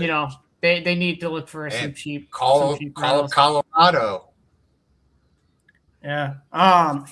Yeah, but, yeah, Matt Doyle they- might not be a bad fly. And then obviously the other half of the problem for the Stros that's holding them back is their pitching staff. I mean, yeah, which hitting is we only knew- half the game. Pitching is the other. Obviously, Right. Yeah, I mean, their pitching staff, we kind of figured. Mike Burrow's It's just been egregious. still not great. No, I mean, not Peter very Lambert's good. been decent. Yeah, it's Peter Arrigetti's Lambert's been been- decent. Spencer Arrigetti's been pretty decent too. He's been getting blown up the last month. Yeah, he has. Yeah, Tatsui Yeah. Yamai still hasn't, I think, really adjusted. I was gonna say, I think, I don't know if it's more so that he's, been bad. It's just, I just don't think he's fully adjusted yet to the. Well, that's why I MLB. said that. I said he Yeah. hasn't fully adjusted. What do I you think call next it? year will be more the. Hunter Brown's finally back, so it's good that I think his numbers are inflated from that one blow up start he had. But other Yeah, than he got he's been he got pretty blown- good since he came back. Tampa I like his hit him BAA. around, I believe. Yeah, he's been been solid Tampa. since he came I was back. gonna say Tampa hit him around, and then he's been good. They traded McCullers to the Brewers, so he's not really a They've been trying to move talking McCullers point for anymore. a year and so a he's half. gone. Yeah. Kaiwei Tang has been pretty solid in his starts. All right. Yeah. Josh Hader's still been fine as their closer. I mean, he hasn't been healthy, Right. but when he has actually been out on the field, he's been Josh Hader. Yeah. Brian Abreu still struggling. I mean, Yeah, it's mostly the pitching, I think, that holds the Stros back. Bullpen. Yeah, Luis, Ryan especially Weiss, bullpen and a couple of the starters. I mean, if they can figure that out, I think they could make a legit push for the AL West because the AL West is so bad. I think if they could get one more impact starter, I think they could really get something like. Yeah, I couldn't put a name to it right now because I know. Yeah. Like, example, Michael Waka would be great for this staff, but yeah, staff's just got to be better. Yeah, I think he's going to be too expensive for the Astros. So I mean, you see the game started in the last 30 days and the numbers that this pitching staff's put up. So they just got to be better. Just got to get better with pitching. That's why I said I think one more impact starter to go along with Lambert, Arrighetti, and Brown. I think could get them. Maybe the division. With how bad the AL West is, they're definitely exactly. Yeah, they're not. I don't know if they could get a wild card spot, but they could definitely still push for the division. That's what I'm saying. For being the 21st team on the power rankings, this is a pretty positive for the Astros. They've been trending in the right direction for the last month and a half. Yeah, especially for how bad of a start they had too. Yeah, they've really recovered. This would probably be This might be like their last year to really try to get into the playoffs before like the hard questions got to be getting asked. Because they still have a pretty bottom farm system too. Yeah, and it doesn't seem, and the team's just not very good. Right. Still, but definitely. they still have possibilities. You can definitely see Dana Brown. This is Dana Brown's last year's GM too. So, and I don't know if they've been talks on extending him yet. So, you definitely might see Dana Brown make a move where they like kind of swing for the fences. Yeah, I was gonna say. I mean, his job. If you're Houston, I mean, just get into the playoffs because they could do damage in the playoffs as long as they have the experience. They have the playoff experience, that's for sure. Yeah. All right. Yeah. Number 20. I think this is probably Baltimore. I was like, I would go Baltimore. I would go Baltimore here, and then I'd probably do Detroit. Well, let's do Baltimore, and then we'll. Yeah, let's do Baltimore. I was gonna say Baltimore. I mean, with Baltimore, their defense hasn't been great so far this year. Gunnar has not been great so far this year. He's having a pretty rough go of it so far this year. Basayo's been pretty good this year. Pete Alonso hasn't been like the crazy numbers, Pete Alonso, but he's still been respectable this season. Rutschman's playing better this year as well. Yeah. Taylor Ward has been great at the plate. Like his powers kind of disappeared, but he has a really good eye at the plate though. He's like one of the league leaders. 77 walks. Yeah. So it's almost like he traded his power for plate discipline. Blaze Alexander was having a pretty good year, but he's now he's hurt from a hit by pitch. So he was very, very understandably mad about it. Colton Cowser hasn't been great. Jackson Holiday missed time again this year. Dylan Beavers wasn't very good. Kobe Mayo. Kobe Mayo's been Kobe Mayo. He's just not panned out so far. Yeah. It makes you wonder why they hugged all these prospects. Like they probably should have traded some of these guys to get some better pitching when they were actually like doing really well. You know what part of the problem with it? I feel like they've squandered some years for sure. You know what the problem I think has kind of been with it, Dylan? I think the injuries have kind of been the thing. It's like when somebody goes down, they called up one of their big prospects to fill the position, and then it's just they started just log jamming themselves into, well, we have too many guys, and it just piled up too quickly, and they never. Oh yeah, I forgot. Tyler O'Neill hasn't been great either. He missed time with injury. That looks like a really that contract that he signed looks to be a really bad one. Under the Mendoza. Yeah. You want to go to the pitching, BDT? Yeah. Well, before we do that, at the All-Star game, we saw something interesting. Kevin Cash asking for Rutschman to catch Rasmussen. Boy. That was the thing. Now, I know Adley wants to be behind the plate, and that as long as Basalos is there, that's not happening. You mean Samuel Basayo? Are you trying to suggest that maybe the Rays? I don't think. Yeah, I don't. Well, I don't. I'm not necessarily saying Tampa, but as the deadline comes closer, and if Baltimore slips further out of it, Adley might. Is it possible we see Adley be the catcher available?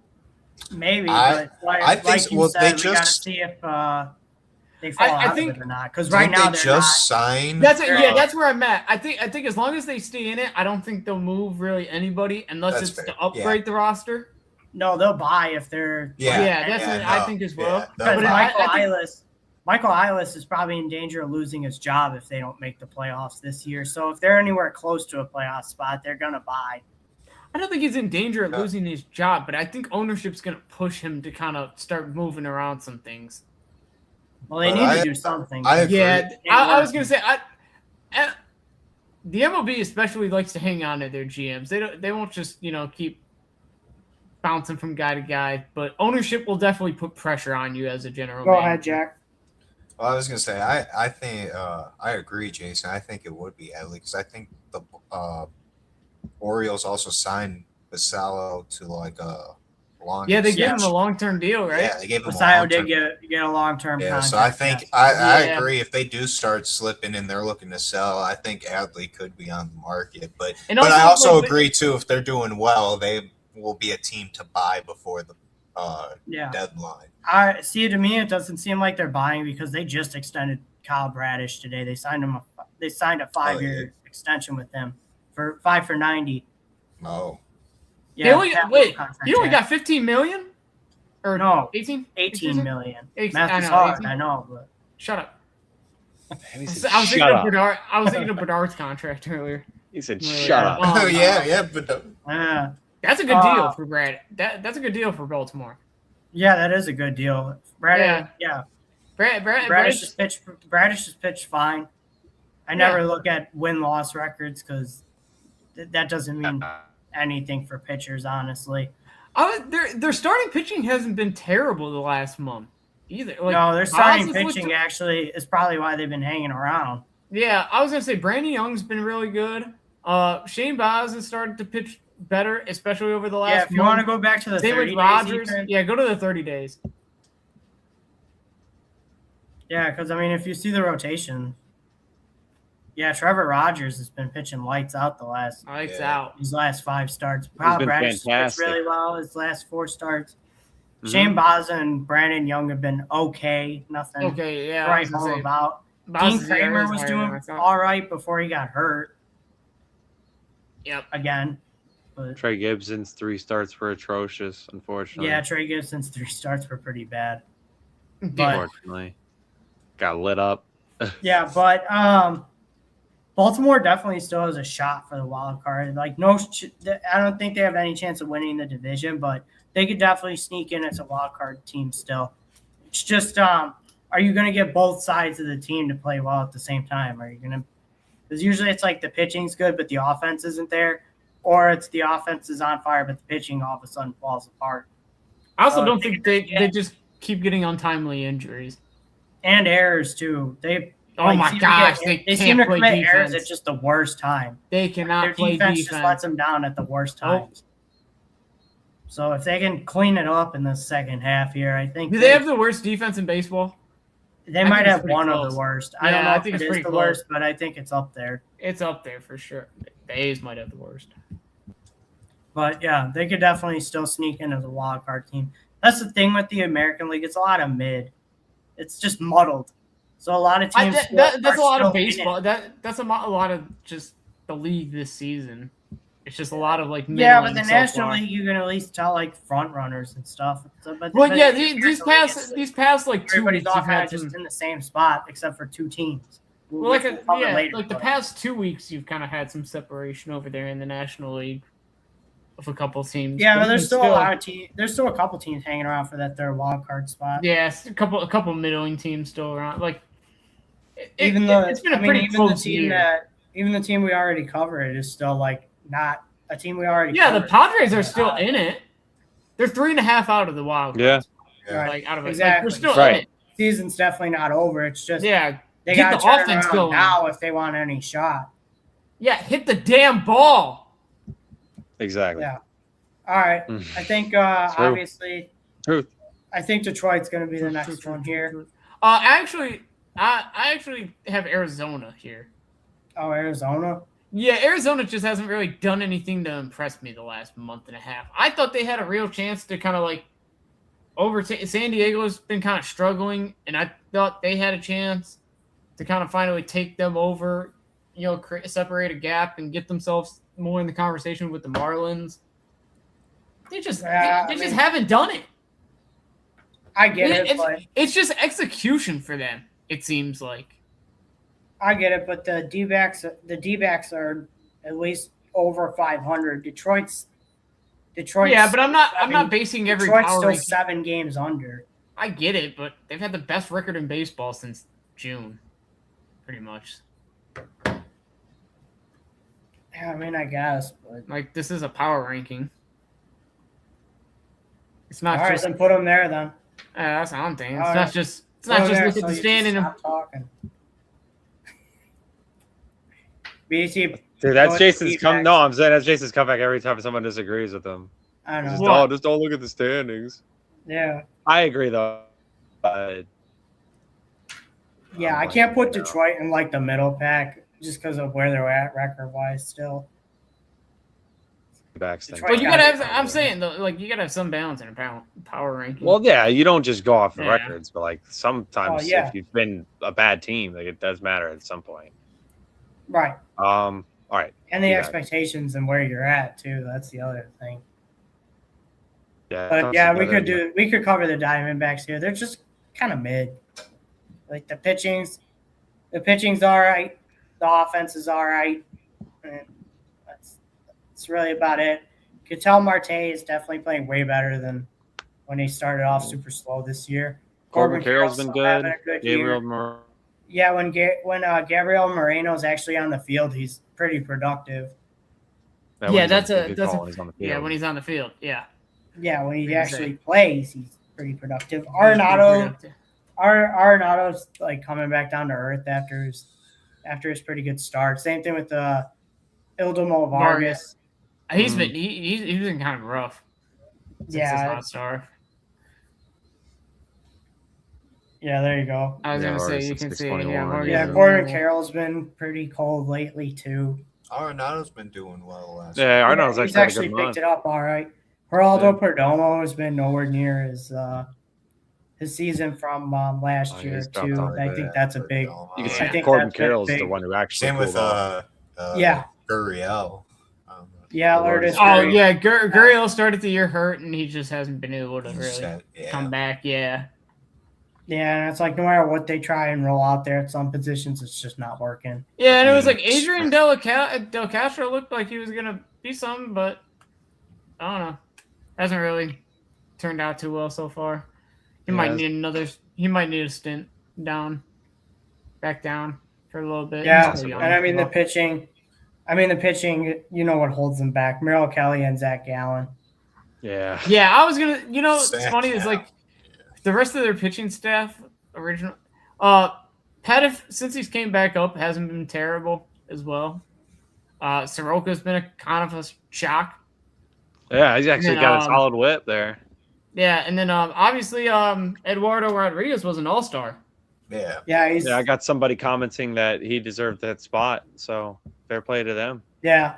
Fair I play. mean, if you're an advanced metrics kind of person, you think Eduardo Rodriguez is getting really lucky, but so far, I mean, his numbers are still holding up. Yeah. So I was Yeah, gonna, like, dude, we'll see there's if a any certain regression point which actually does happen. there's a certain point with luck that you have to like once a certain amount of like especially with pitchers like 114 innings and his whip is still sitting at 117 with the 290 ERA. Like he's producing. Eventually, you can't just keep looking at the luck numbers and he's getting lucky. Well, he's producing at the same time. So until he's not producing, he's been pretty good. That's just kind of how baseball works. Damn, he said you need a lesson. No. I liked it. No, I'm with Dylan. Okay. I like the luck thing too, but when the sample sizes start getting real big, you can't just at a certain point. If you got enough games, you could see once the sample sizes are getting big enough, it's like, all right, the luck is a little, Yeah. I mean, Zach Allen is reaching like Patrick Corbin levels of bad where like you just know he's going to take the ball every fifth day and get shelled. Yeah, it sucks because the Diamondbacks like love him because he's been a staple in the organization for so long. Yeah. And he used to be so solid, and now it's now it's him and Merrill Kelly for that matter. Merrill Kelly hasn't been great either. Merrill Kelly, I kind of like give a little more, pass to because he's a little older.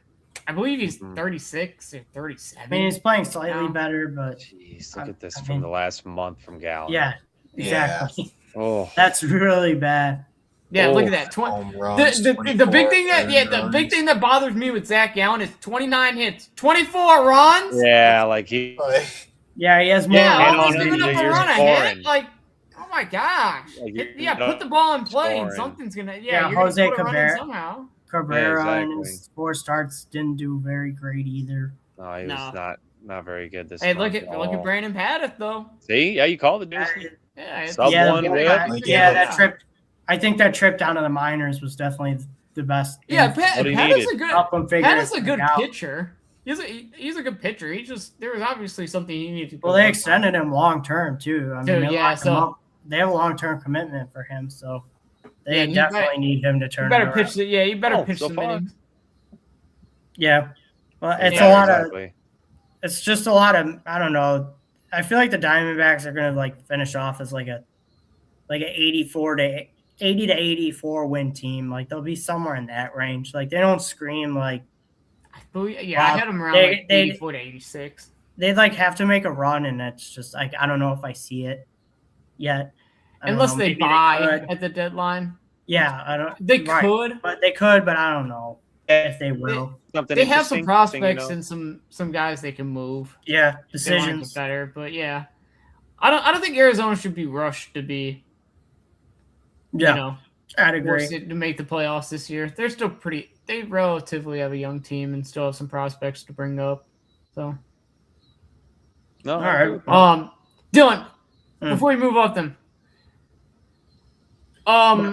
if you're the Diamondbacks, are you listening to Eduardo Rodriguez offers? Are you hearing what teams have to say? No, because I still think due to the fact that I'm only like 3 games back in the wild card, I'm still in it right now. I feel I'm not going to give up my best. If I still think I can get that last wild card spot, I'm not going to trade away my best pitcher. I'm not saying trade him away, but I'm just saying at least listen to see if somebody's willing to offer something crazy enough to make you consider it. No, I wouldn't. I personally would. I'd personally listen, especially considering the rough year. Offered like a top 10 overall MLB prospect. Yeah, I'm definitely. And listening. Like you're saying with the I don't think anybody's. Here's the thing, though. Nobody's going to be offering that. Well, yeah. You never know. Yeah, you never know, though. Crazy. I never thought. No, because I mean, if you look at his track record, like this year's more of an outlier than the norm. I get it. I don't think he's pitched a year this good since he was on Boston the year they won the World Series. I get it, but listen, nobody ever thought Mason Miller was bringing back a top 5 prospect in baseball.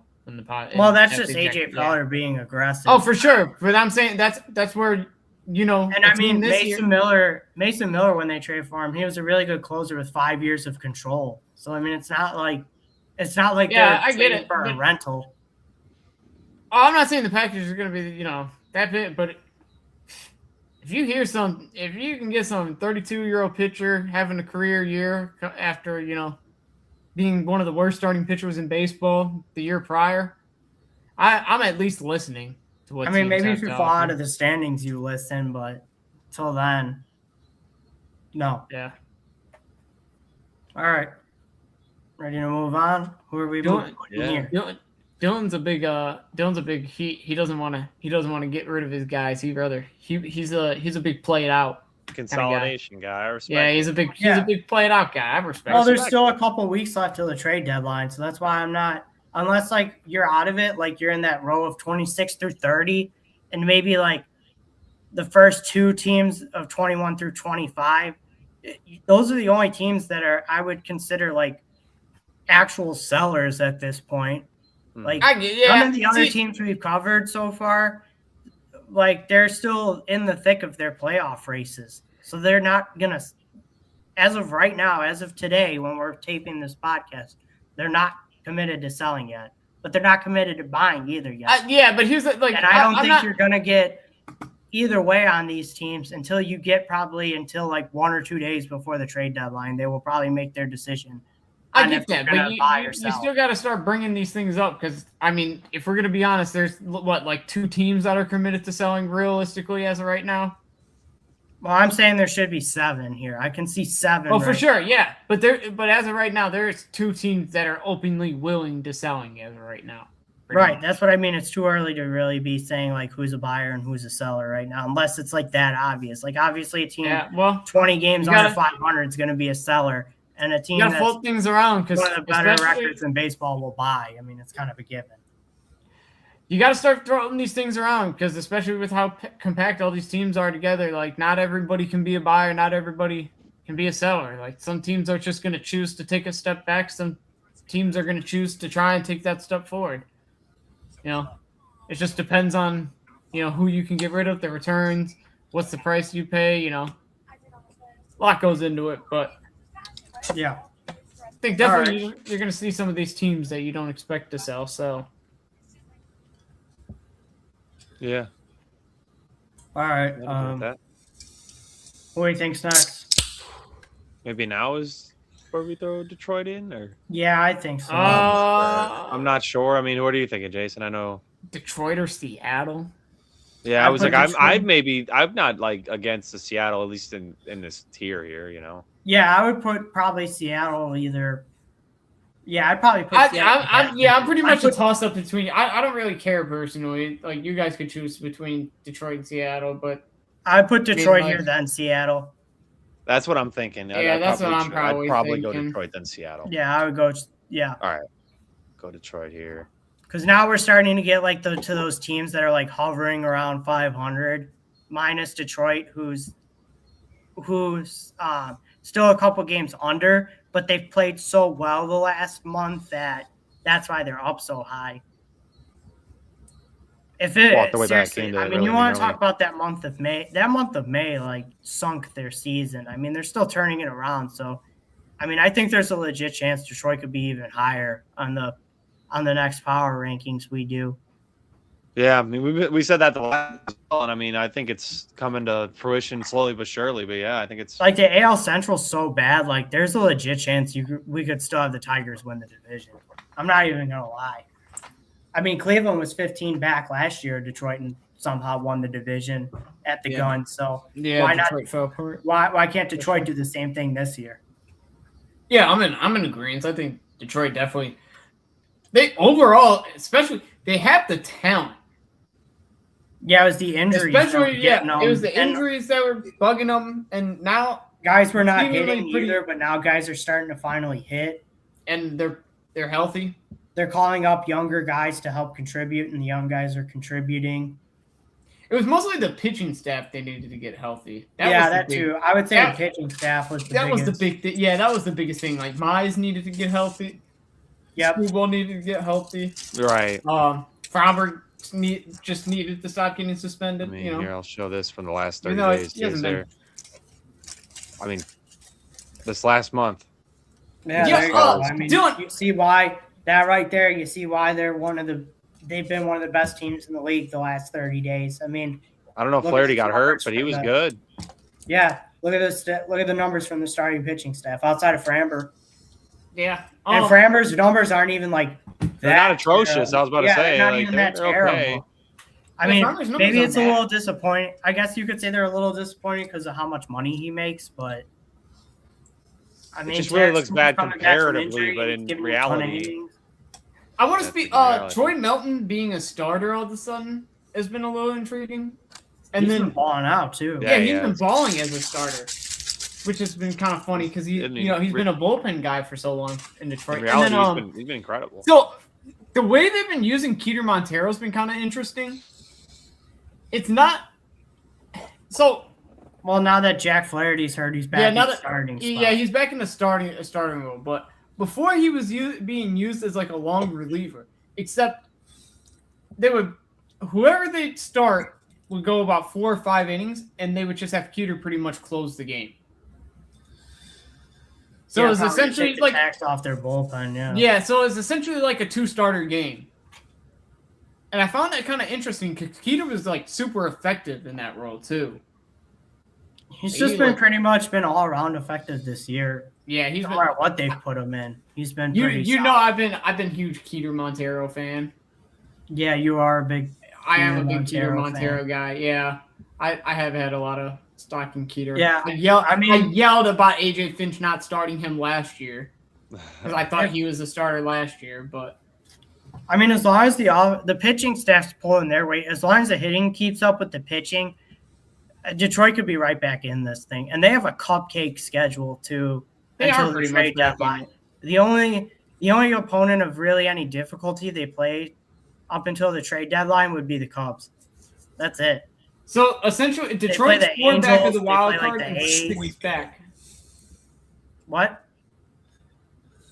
What are the Cubs going to do to them? No, what did you say, Jace? Detroit's 6 back of the division, 4.5. Excuse me, 4 from the wild card.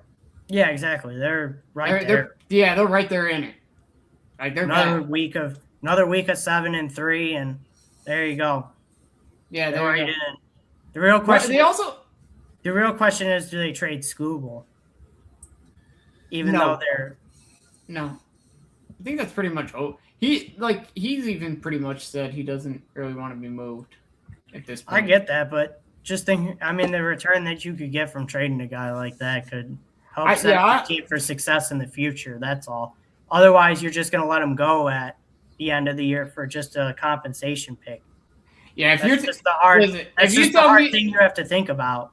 If you're telling me the Diamondbacks wouldn't listen on Eduardo Rodriguez in the position they're in, I don't think Detroit's listening on Skubal in the position they're in.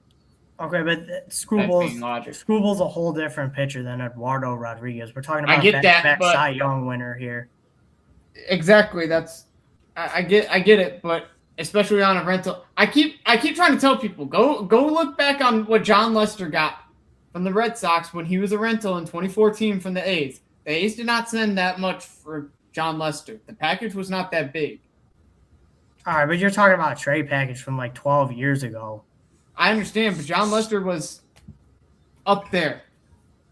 He was one of the best pitchers in baseball at the time. Still not better. Still probably wasn't better with the Chicago Cubs. I get that, but this is the same premises, Dylan. The return package, it's a rental. Teams aren't going to be willing to offer, a ton of top prospects to get a rental, especially without a guarantee that he'd sign an extension there. Well, I think some teams would accept the fact that he's not signing an extension there. Like, it would just be like a we're going for it kind of move. Let's go get the best pitcher in baseball. I know that's where the package drop. That's where the price drops. See, like I think a team like the Brewers or the Braves should go make a move like that, especially the Brewers because they can never get over the hump. Like having a guy like that in your rotation would be huge, but. Outside of Sabathia, the Brewers just never been willing to go do that. Yeah, but I'm saying maybe it's time considering that they just get bounced in the playoffs. Yeah, shouldn't. I agree. I think it's time for the Brewers. I highly doubt they'll grow a pair and do it. Yeah, but I think Detroit, out of all the teams we've listed so far, has the most potential to rise in the power rankings. The next one we do. Yeah, the biggest thing with Detroit, they need to figure out their road woes because they play so good at home, but they're 11 games below 500. They struggle. 11 games below 500. They're just like us, pretty much. They can't. They're a whole different team on the road. Yeah. All right.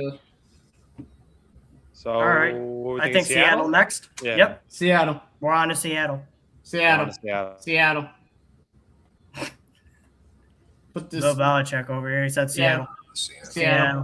Seattle. All right. I think offense on the screen. I think it's pretty straightforward what's wrong with Seattle. Their offense, they just need to hit. Terrible offense. The pitching staff's still there. The pitching staff's still great. It's literally just the hitting again. Yeah, Rosarena. I mean, go back to the season totals. You have two guys with OPSs over 8. You have one of them's a platoon guy. Yeah, okay, so. Too. Julio and you just pulled up the 30-day splits too. And Julio hasn't been playing, I don't think. No, he got hurt. I don't think he played against the Marlins. I could be wrong, but I don't think he played against the Giants yesterday as well. Maybe you're right because he only has 12 games played so far. Yeah, I was gonna say I believe he got hurt recently. So because Victor Robles has been playing. Well, a huge problem the Mariners also have too is they have no good right-handed hitters for platooning against left-handed pitchers. Yep. Like most of their better hitters are left-handed. So like when the lefties on the mound, they got to trot out like Mitch Garver, Rob Ref Snyder, Connor Joe. Like, I don't know. These are not guys I'd want in my lineup. Does that say Rob Ref Snyder's OPS is 2? Well, that's in the last 30 games. I know it's 14 at bats, but still, geez. Still, that's 5 games worth of at bats, and he's done one nothing hit with in his them. last 5 games. All right, yep. Connor Joe's been terrible. I mean, it's just I know you guys. You guys expected different from Seattle. I personally I was never high on this offense anyways. I just thought they got high at the right time last year and kind of clicked. I never thought the offense was good. Nostradamus. I mean, their whole offense the last month or so outside of... I never bought in on this team. I never thought Josh Naylor was a great fit in Seattle. Their whole offense outside of... their whole offense the last month outside of Cole Young, Julio, Randy, and... Oh, that's it, actually. I'm sorry. Outside of Cole Young, Randy, and Julio, their offense is 12 games Julio has been healthy for. Right. Yeah, exactly. Yeah, that's what I'm saying. And I mean, year to date, there's so many guys in the offense that just need to be better. I mean, Naylor, especially after he got that contract. Right. Cole Young's a rookie, so I'm not really going to take too much stock into it. It's encouraging he's been a league average hitter. Yeah, he's holding his own. OPS, you know? Yeah. I mean, Cal Raleigh has been so disappointing this year. Like, I knew he wasn't going to hit 60 home runs again, but to come out this year and put up the slash line he has, and then the injury to boot, it's just been such a It's been such a nightmare of a season for him. Yep. Yeah. Yeah. He's a big. I mean, it's like Brendan Donovan's been hurt a lot, and he's missed a lot of time, which is a shame because Brendan Donovan's been highly productive when he's actually been out on the field. Right. Because he's hurt. He can't contribute. Yep. So they're kind of just screwed. And then we'll cover the pitching. I know we've been shitting on the offense a lot, so let's cover the pitching a bit. But the pitching's been there still. It plays. Yeah, the pitching's plays. Fine. I think it's because of their pitching why they're still hanging around. Exactly. Seattle fans complain a lot about George Kirby gives up too many hits. What is he at? Oh, 120. Oh, okay. Maybe all right. Maybe they do have some validation. He does. Never mind. They kind of do, but he doesn't give up a lot of walks. He doesn't give up a lot of walks, and for giving up 121 hits, to only give up 46 runs isn't bad. So right, he's able to pitch his way out of trouble. His WHIP is only 1.32, so it's not like it's too bad. I don't think he's been. Bryce Miller's been great since he came back from injury. Logan Gilbert's still pitching really well. WHIP under 1. Brian Wu, I don't know why Mariners fans get so frustrated with Brian Wu. His ERA's over 4, but his WHIP's still almost under 1 still. A ton of strikeouts to not very many walks. The Mariners pitching staff really doesn't walk too many guys. Yeah. The worst starter I would say would probably be Luis Castillo, I would think. And even then, he's not too terrible. It's not like he's I don't know. You could do much worse than Luis Castillo this year. That's pretty much at 6 starters. They're at 6 starters pretty much this year. Yeah. At this point, there's 6. They have 6 really good starters. Pretty Bryce, much. Emerson, Kirby, Wu, Gilbert. Bizzardo's been really good for them this year. That was a good pickup. Jose Ferrer has been pretty well in the bullpen's pretty damn good too. Even Andreas Munoz is like turning it around. Most of his blown saves are from earlier in the season. Yeah, he's starting to come back around too. Marlins. Let me just check that. Hold on. I mean, there's really not much. I lied. Yeah, he wasn't blowing one against your team. He must have held one then, anyways. Yeah. I mean, there's not really much to harp on with the pitching staff. Like I said, if the Mariners want to, the AL West is the Mariners for the taking if they can just get the bats going. If the bats can get going for the M's, right? If the bats can get going for the M's, the AL West is theirs, plain and simple. Because they have the pitching staff to do it. They're not. I'll tell you this: they're not going to be aggressive at the deadline either. I doubt this is going to be this is going to be a team that it's either figure it out or fall off. Because you already have. They fall off. Yeah, they already have it. That's what I'm saying. And you called up prospects too. It's like, where are you really gonna? The only thing I could think the Mariners trading for is a better right-handed bat because they definitely need that. Yeah, that's the only thing. No, not even maybe. Because you want to still trot Rob Refsnyder out there every day. God no, I wouldn't. Yeah, I don't know. I don't know that you want to keep or any of the other options that they've been trying to platoon when a lefty pitches. Like, no, they're gonna go get a good platoon. They gotta go get a good I get it, but guy. it might just be a problem for them for the off season. It might not be something they're. No, the division's winnable. I mean, the division's winnable. Why not? And the Mariners still have a really good farm system, so it's not like capital's an issue. That's where I'm at. Capital's an issue. I think it might be. Go get something to promote. help the offense platoon wise and see what you can do. That's where I think that division's so winnable. That division's so winnable. That'd be stupid if they sit on their fingers. And then who knows what happens in the playoffs? Because with that pitching staff, I mean, you don't know Seattle then. Okay, buddy.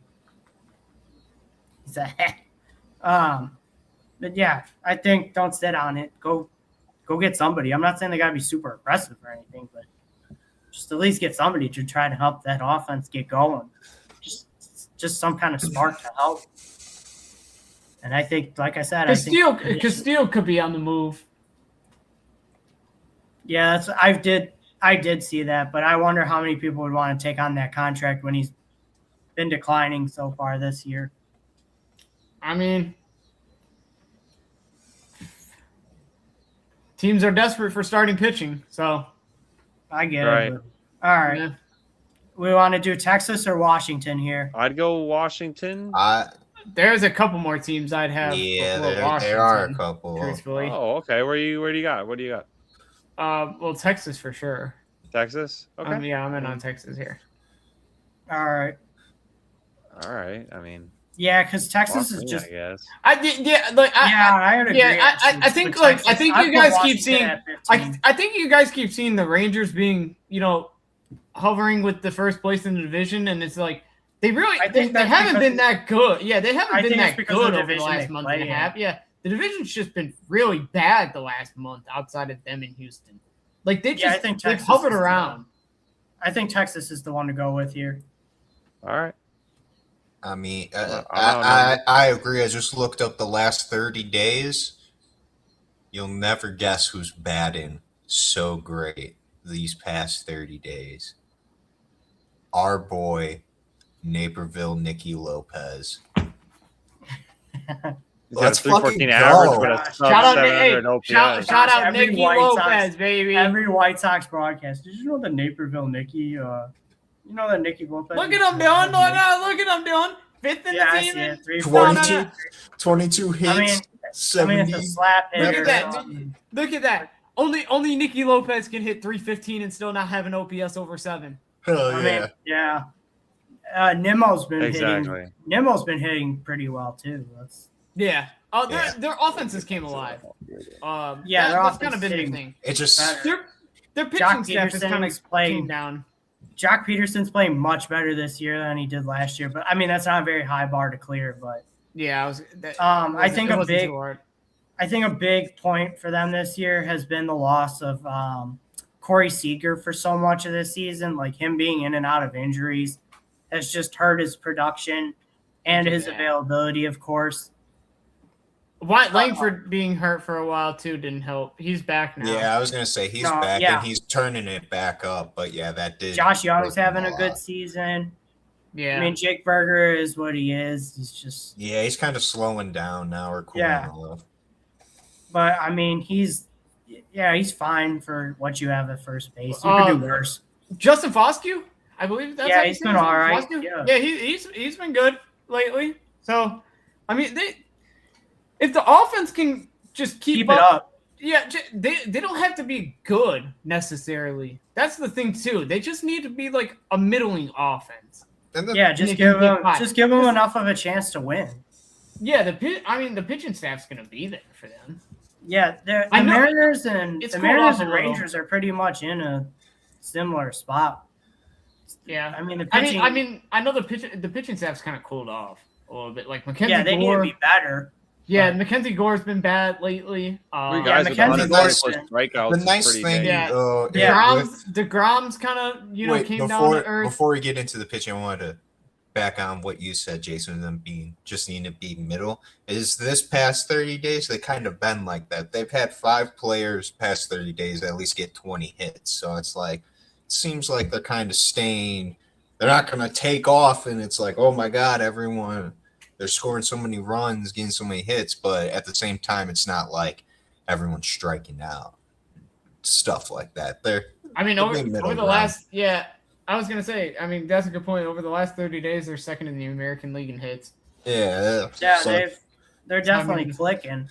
Yeah, the offense is getting going. It's the pitching staff that needs to get back to where it was. It's like Kumar Rocker has been awful. Jacob DeGrom's starting to get hit around a little bit after he started to be really dominant. Mackenzie Gore, 33 hits and 22 earned runs this past month. Yeah, it's like you pretty much can't have both with the Rangers. One side of the ball is clicking, the other side is not. Yeah. So now that the starters are struggling, the offense is finally starting to pick it up. Or the pitching's been good, and then the offense wasn't. It's like back and forth like that. I mean, I definitely just like the Mariners though. Like if the Rangers can just get it together, that division's there. It's such a weak division. Like it's gonna be either the Rangers. I feel like it's gonna come down to either the Rangers or the Mariners. One of those two teams, I think. I don't know who, but Houston still. If one of those teams can put it together. I think Houston's pitching staff just keeps them out of it. Like their staff just isn't good enough compared to the other two. Jack Leiter needs to be a lot better too for the. I don't know. We see it here with the numbers. Over the past month, the Rangers pitching staff's been. He got hurt. So never mind. Yeah, the Rangers pitching staff hasn't been good over the past month. Yeah, exactly. They had to bring in.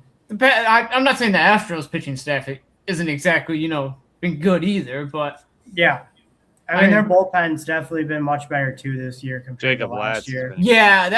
Jacob Latz has been really fantastic.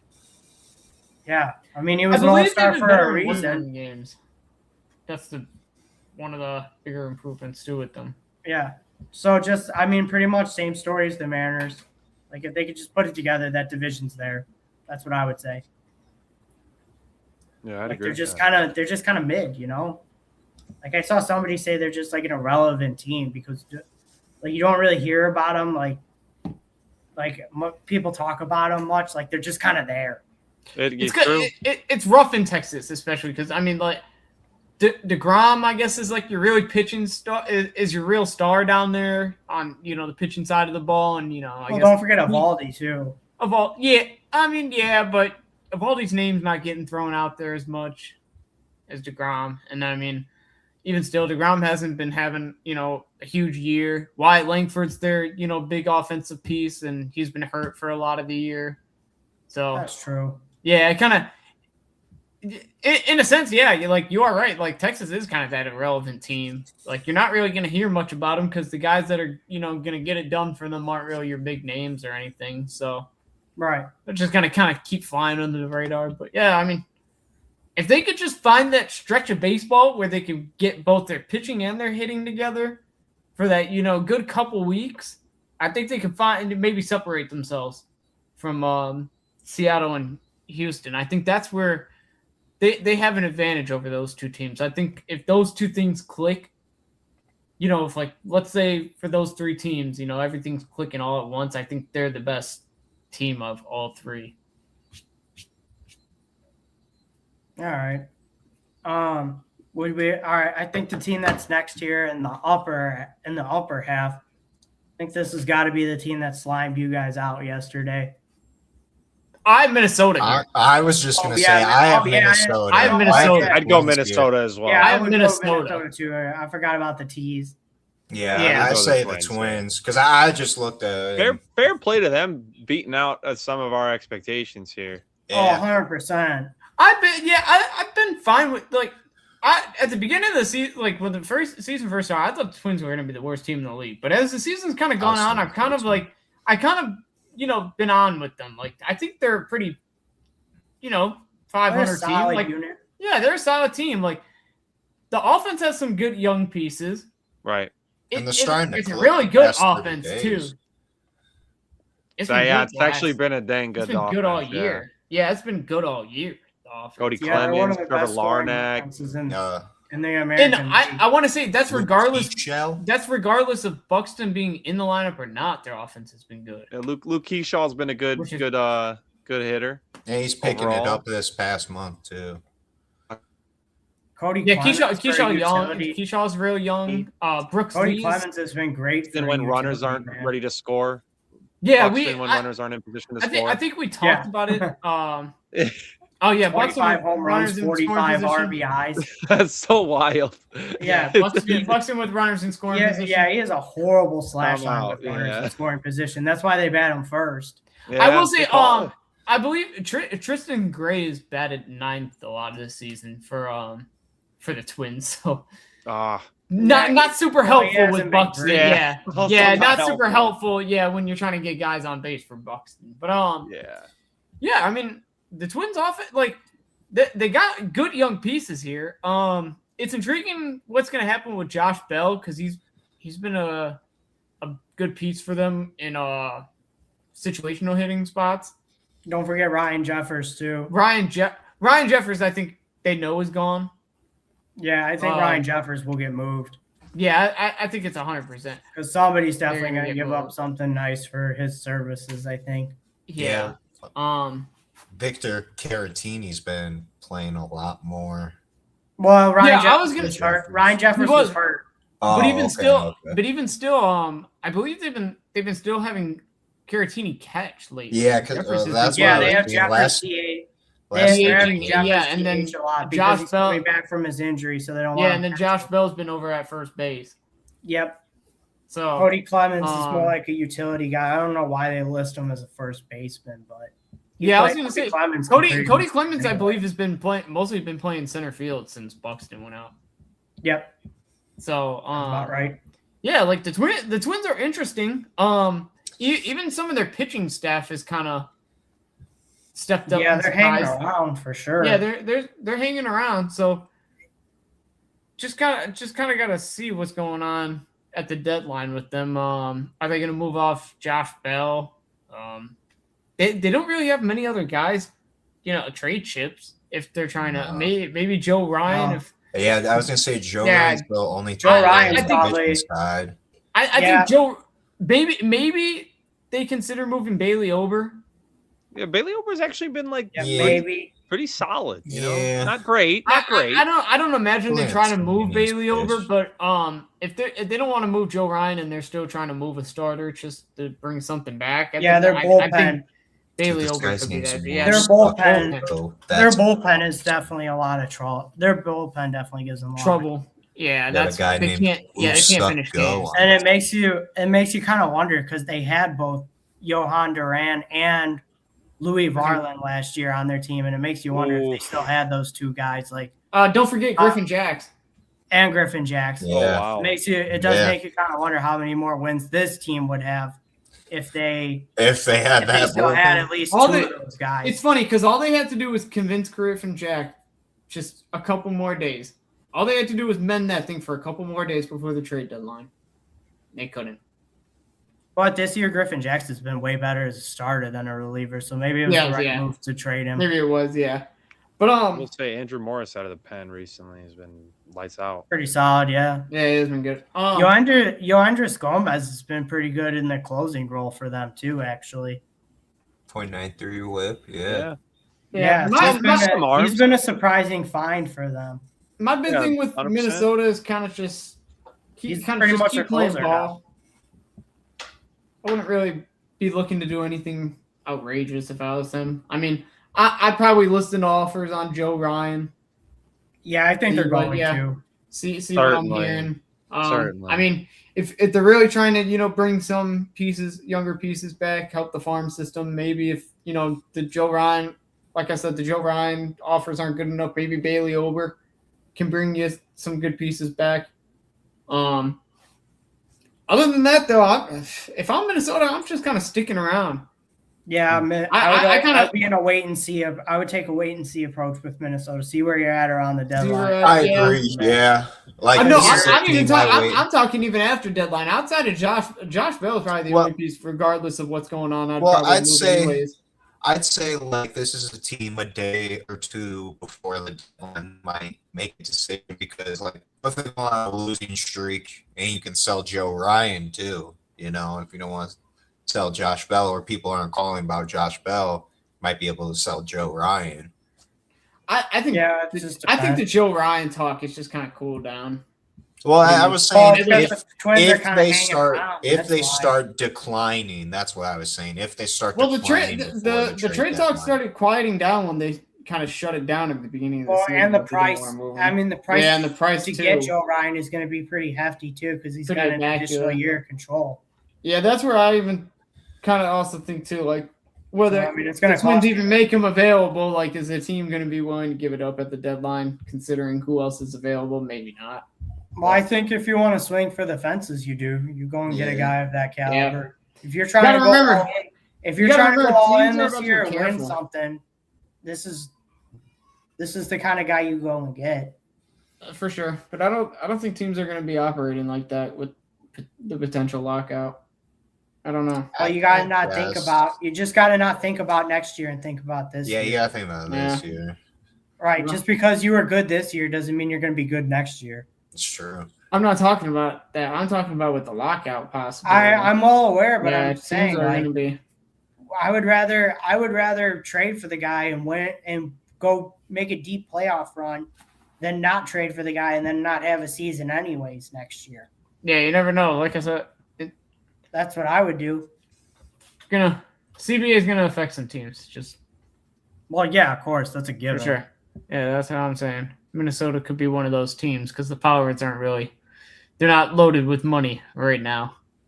Oh, the Pollards? Yeah, they're not exactly loaded with money. Well, right that's another hard thing for them too because the fan morale is so low in Minnesota right now. Like trading a guy like Byron Buxton would just absolutely demoralize that fan. That's where that's another thing to consider. Like attendance is already considerably down for the Twins this year. So I mean, trading away some of their best players would only damage. Yeah, that's why I'm kind of on the side of like I think you just kind of ride it out with what you have this year. Yeah, ride it out. If you start to fall off, listen to offers, and obviously, if you get an offer you can't refuse for Joe Ryan, obviously take it. Yeah, I'd agree with that. Somebody sends you 2 top 100 prospects. I mean, you gotta at least think about that. All right, hey, get your ear open. Now we do the Washington Walgreens. I would agree with that. Yeah, I would have the Nationals next as well. Yeah, I would too. I think right around that middle is perfect for them. Yeah, I think they're upper half is good. Upper half of the middle. Slightly upper half. Yeah, my problem with them is they can't close out games. Well, that's one. That's not my biggest problem. They have some really good wins this year, but they seem to stoop down to some competition at times. Which I think that once again that has to do with probably their pitching because their pitching just isn't good. And for some reason, they're allergic to winning at home. Yeah, that's true. They don't. Yeah, that's another thing. They don't on the road. Every time they go on the road, that's their house. That's their home game. But you go to Washington to go catch a Nationals game, they're like, we're scared. We've never seen these fans before. Think about, too, the games at home. Think about those games against the Phillies and those games against the Yankees. I mean, the Phillies, they lost back-to-back games with 1 out left in the 9th. Like, if they could have just sealed the deal, that's 2 wins right there. True. I'm pretty sure I'm pretty sure they gave up go-ahead home runs to the Yankees in 2 games, either in the 8th or the 9th inning, too. That's to me, that's the Nationals' biggest problem to me right now. It's just such a night and day thing. They're 20-31 at home and 29-18 on the road. Like, yeah, they have reverse splits. Like, yeah, it's crazy. You don't usually hear that. You usually hear teams being much worse on the road than they are, especially younger teams too. Yeah, that's where like kind of the big like hope for me is like here. We're like this team performs on the road. Yeah. I mean, they'll figure out how to win at home because that's easier to do. If they're winning on the road at this rate, I know. You know, what I was trying to point out. Like, ridiculous. Luis Garcia over the last month. 30 games. Yeah. 11 James Wood got a 1.0 too. I mean, just count how many home runs their whole lineup has over the last month. Like that's. Well, you can't really. You'd have to go down 10, 16, 19, 25, 36, 37, 38, 40, 45, 46. 46, yeah, 46 home runs over the last month. I mean, look at their offense year-to-date numbers. 3 with over 20. Wood's almost over 1. 17. Wood's almost 1 dotting now.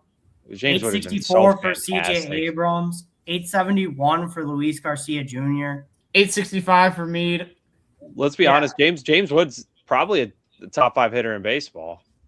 Yeah, you can definitely make that argument. You're making that case. Like I was like, I don't know if that's a hot take. I'm trying to, because I mean, James Wood had 4 or 5 games in a row with a home run.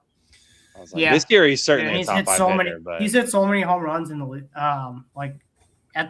as the first batter of the game too. It's insane. Andres Chaparro also came back recently, so another big bat. Yeah, he had a big night against the A's, didn't he? Yeah, I was about to say last night. They finally called up Harry Ford too, didn't they? Yeah, and Harry Ford had a home run, I believe, last night as well. There he is. Yeah. 1.5 games. This is what I'm saying. Like this national offense, they're gonna especially. I just want to say a big shout out to Curtis Meade because he's been great. He's like underrated, really revived considering what everyone else has done. He's been a little big platoon guy, but still he's doing his job. Right. It's just the big question is going to be hurt. Dylan, I don't think he's a platoon guy. I think he got hurt for a little bit. I think the big question is too, he's a switch hitter. Especially the big thing to watch for the rest of the season and obviously going into next year are some of the big breakouts we've seen so far from guys in the Nats offense this year. Is it going to be sustainable or not? Like Wood and Abrams, yeah, we know that Wood and Abrams are going to keep it up, but is the supporting cast going to keep up the hot numbers that they've had so far? That's what I'm curious to watch. Right, yeah. Because a lot of these guys have broken out. Kind of fell off a little bit this past month. Right, Dylan like Cruz is kind of taking a step 7. up from what he was earlier in the season. Right. Like I said, James Wood and Abrams, I'm not worried about. Not really concerned. But yeah, let's we know see. It's going to keep it let's just see how the rest of the season goes for the rest of these guys. Can Luis Garcia maintain this hot streak? Right. Right. The pitching staff. I mean, obviously, this is where they get held back. The pitching staff. Well, yeah. I mean, Ryan's been good. Really, if you look at it, it's like one big guy. Because last 30 days, Foster Griffin's been and incredible. Jake Cavalli's even pitched pretty decent. I mean, 26 hits, only 13 runs. That's about a run every 2 hits, right? Or something PJ Poolin's been really good.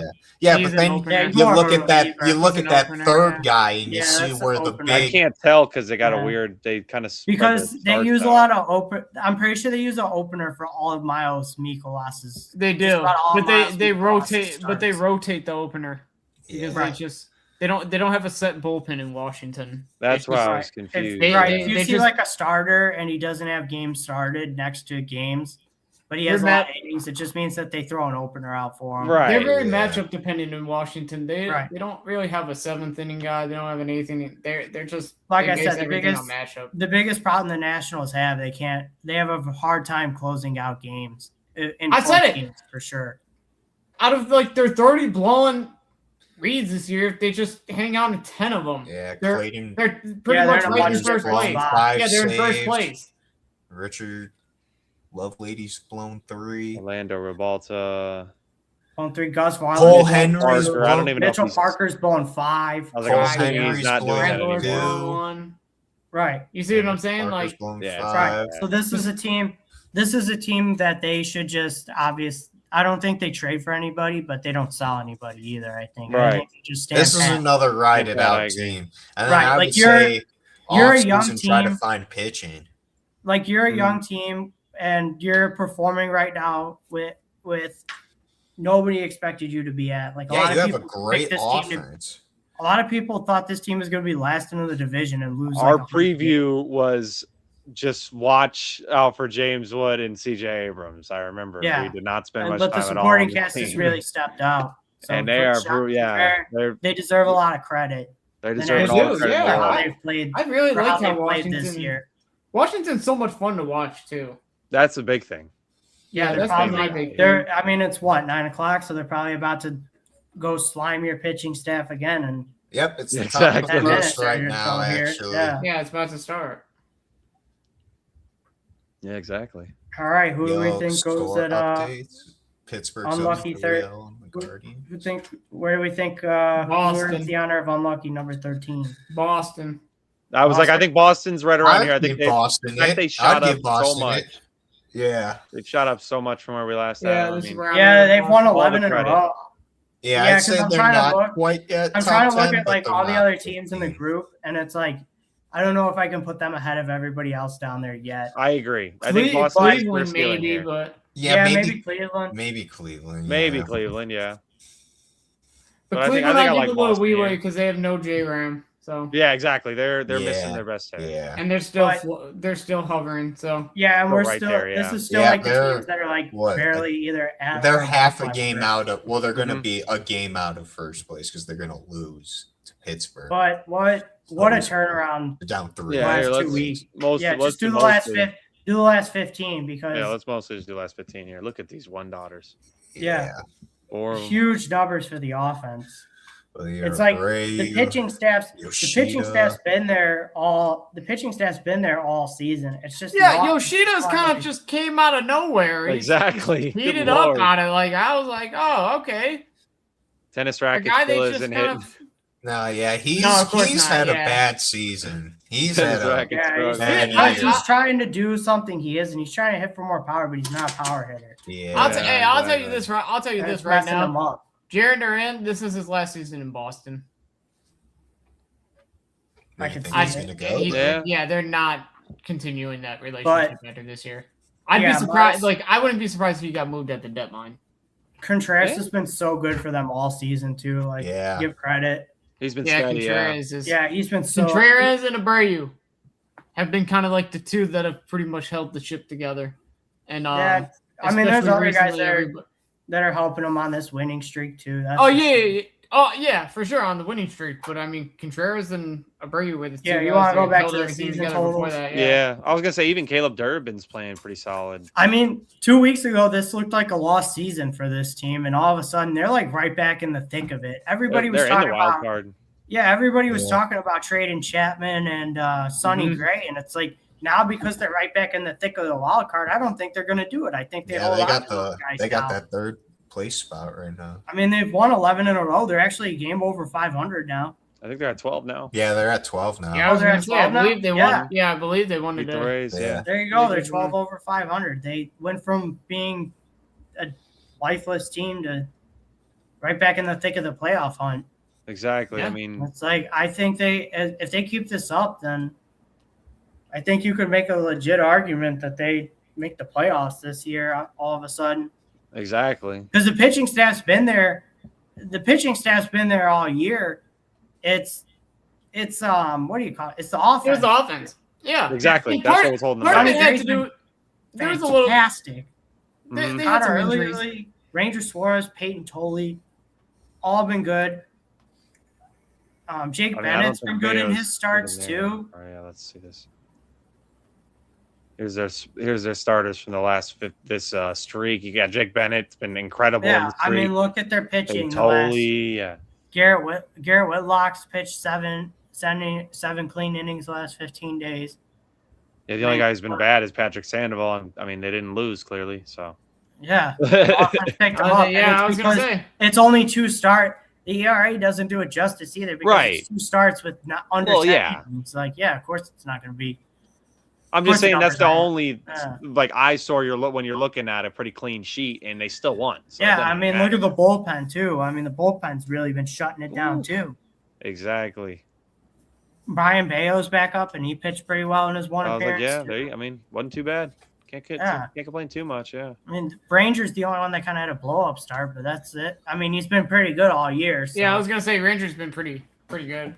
And to think this team can get Garrett Crochet back at some point too. Yeah, you gotta hope so. Yeah. Yeah. At this point, though, I wouldn't be rushing Garrett Crochet back. No. They should not be. Definitely not. With how well they're pitching, I would. And if they could get Roman Anthony back at some point too, and hopefully, I mean, starts playing hopefully he can. Rookie, that would be big for their offense. Too. That's what I was gonna say. Hopefully, you could step it up. But, right. Right. Yeah, I mean, limited size, but wasn't amazing or anything. But Yeah, I think this team has completely turned a corner, and I think they have all the momentum right now that you could ask for. And if they keep this up, I think there's a legit chance they could be in that 3rd wild card spot. Easy. Oh yeah.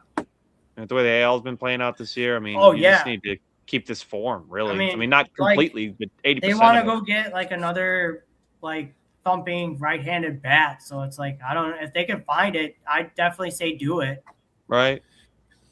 Because your pitching staff has been pretty damn good this year. So all you need is just that bat. All you need is just another bat, I would say. And I think you could compete for that even the 2nd wild card spot, I would say. You could compete for one of those 2 wild card spots easy. Right. For sure. Yeah, I'm with you there. I mean, yeah, if Boston had started out the season so poorly, I think they'd be even higher than where they are right now. Yeah, I mean, for sure, yeah. Oh, yeah. I was gonna say, I'd say they'd be a top 10 team. Very, very smart of them when they did fire all their coaching staff and stuff. Very smart of them to keep the pitching, coaching staff around. Yeah, definitely. What's working, you don't want to use that. They're clearly not the problem. So, yeah. I agree. I mean, we had in our last power rankings, we had the Red Sox at 25 or maybe 26. Around there, maybe 26. I mean, they've jumped. Yeah, they've jumped over 10 spots. Certainly the biggest riser. Yeah, give them some credit. Right. For turning their season around. Yeah, I'd agree with that. I'm with you there. All right. I have a debate for 3 teams kind of here. What are they? What are you thinking? White Sox, Guardians, Pirates. I had 2 of those teams, and I'd say Guardians or Pirates. I mean, I'm not against the White Sox, but I was thinking Guardians, Pirates. I was thinking the Guardians I was thinking the Guardians and the Cardinals. Well, I don't think the Cardinals are far behind. You know what? Yeah, let me take the Pirates out of that. I'd probably have the Cardinals in those. I like the Pirates more than I do the Cardinals. I do like the Pirates, especially now where they're at with. I probably am here at Cleveland though. I'd agree. Cleveland. I'd probably say it's Cleveland. I'm kind of at Cleveland. They're like the opposite of the or not the opposite of the Red Sox. They're just like the Red Sox. If it weren't for Cleveland's pitching staff, they'd be low. They'd be a lot lower on the rankings because they legit have one of the worst offenses in baseball, and they had one of the worst offenses in baseball, even with Jay Ram. Oh, nobody's slashing over 800. Yeah. Yeah. They don't have 800. One of their best hitters this year is Austin Hedges, and that's a guy who's never been known for his hitting prowess. Yeah, just the hitting's been. I mean, atrocious this year. They traded for Patrick Bailey, and he's been. But it's just they win games somehow, though. Exactly, they keep winning because of their pitching. Exactly, they win games. Right. So I mean, you Chase see Water's kind of heated up here this last. 30 days. Stephen Kwan and Chase DeWater are your only 2 guys that are. Austin Hedges in limited appearances. I said. Yeah, in limited appearances, Austin he's actually been really good. Yeah, his 2 of his 3 hits are home runs, so that accumulates to his 1 in his last 30 at bats. Right. I mean, Rocchio's been all right, but there's you can just see where the injuries are really hurting this team. All right. You got Khalil Watson, a guy former Marlin. I mean, Right. he's Daniel good at Schneemann, stealing, but that's Daniel Schneemann's getting every day at bats, and he's got a 364 OPS in the last month. Yeah, it's Patrick Bailey. Kyle Manzardo. Yeah, Kyle Manzardo's been pretty rough. Yeah, he's been Pretty bad. rough. Yeah. It's just so it's just with Cleveland. It's just kind of like they need Angel and Jose to get healthy, and the offense should start, coming together. Yeah, it should be better. Yeah, it I should don't be know better. how much better. Yeah, 'Cause like I said before, they got hurt, it wasn't good. 29th to like 22nd. I'd agree I'll with give them that. Yeah, I'd agree with that. Yeah, and that's good enough for them to win games. So because it should help the rest of the hitters in the lineup getting a return. Yeah, getting the return of those two guys. Yeah, exactly. Closer to league when they're average gonna is going to come back. help. That's the because real this question. pitching staff is pretty dang. Oh That's my pretty God. dang These good. three-headed monster here, for being real. Yeah. I mean, Williams, Tanner Bybee, and Parker Messick. Joey Cantillo has been pretty good too. I was going to killed say the Marlins. throw in Cantillo. He killed the Throw in Marlins. Cantillo in there. Slade Cicioni hasn't even been that bad either. Yeah, I mean, his it's whip's not a too little bad, bit on yeah. the higher side, but he's a 5.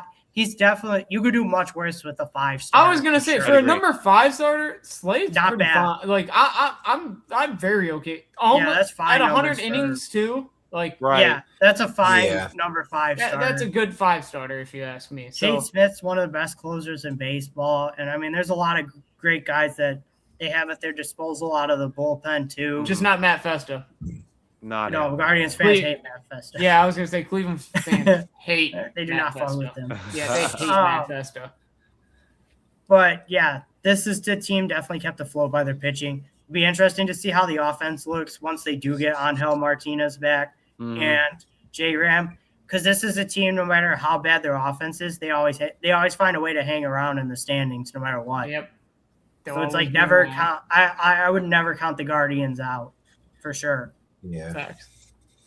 Yeah, no, I'd agree with that. So yeah, we'll see. I mean, they're currently losing again to the Pirates right now, but Yeah. Yeah, it's 3-0. yeah, we'll see. Do we want to go? Oh, you know who else I thought about? What about the Fish too? They've just lost 5 straight. Yeah, I think we're just a little bit above because of how Just much like, better yeah. we've been since we talked. But like, Oh yeah, because I you don't think you did have that really good June. yeah, You're right. I don't think we're Yeah, top they're 5 there, though. yeah. I don't think we're top 5 anymore. I think we're back 9, 8 or something. I don't never think thought we're you much guys were above top this. 5. So Okay, should we do? thanks a lot, do we want to asshole. do the? Anyway. I'm kidding. I'm No, we sorry. weren't top 5. I never thought We you weren't top 5. We were maybe like 6 or 7. So do we want? Yeah, who do we I'm want to just- do in this 11 spot here? Do we Jack, want you to do son the of a Cardinals or do we? I personally would go. I'm comfortable Cardinals, with Cardinals or White Sox. I would go Cardinals. I'm on the Cardinals. I think the White Sox are better than the Cardinals. I would agree. I'd take the White Sox over the Cardinals. Okay, then yeah, let's do St. Louis. Yeah. Yeah, I was gonna I say. mean, obviously they're still defying everything and still Yeah, being here. So Technically, that Yeah, wild. my only issue with the Cardinals is when are we gonna get more production outside of Jordan Walker, JJ Weatherholt, and Alec Ivan Burleson? Herrera. And Ivan Herrera, yeah, I'll throw Ivan in there. yeah. But like, I know Mason Wynn's been a little better lately.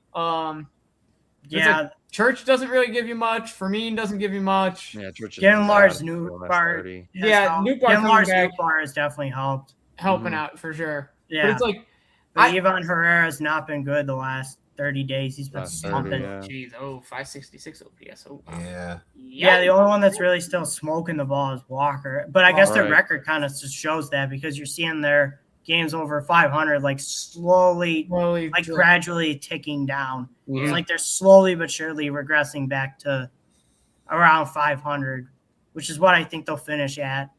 Because I agree.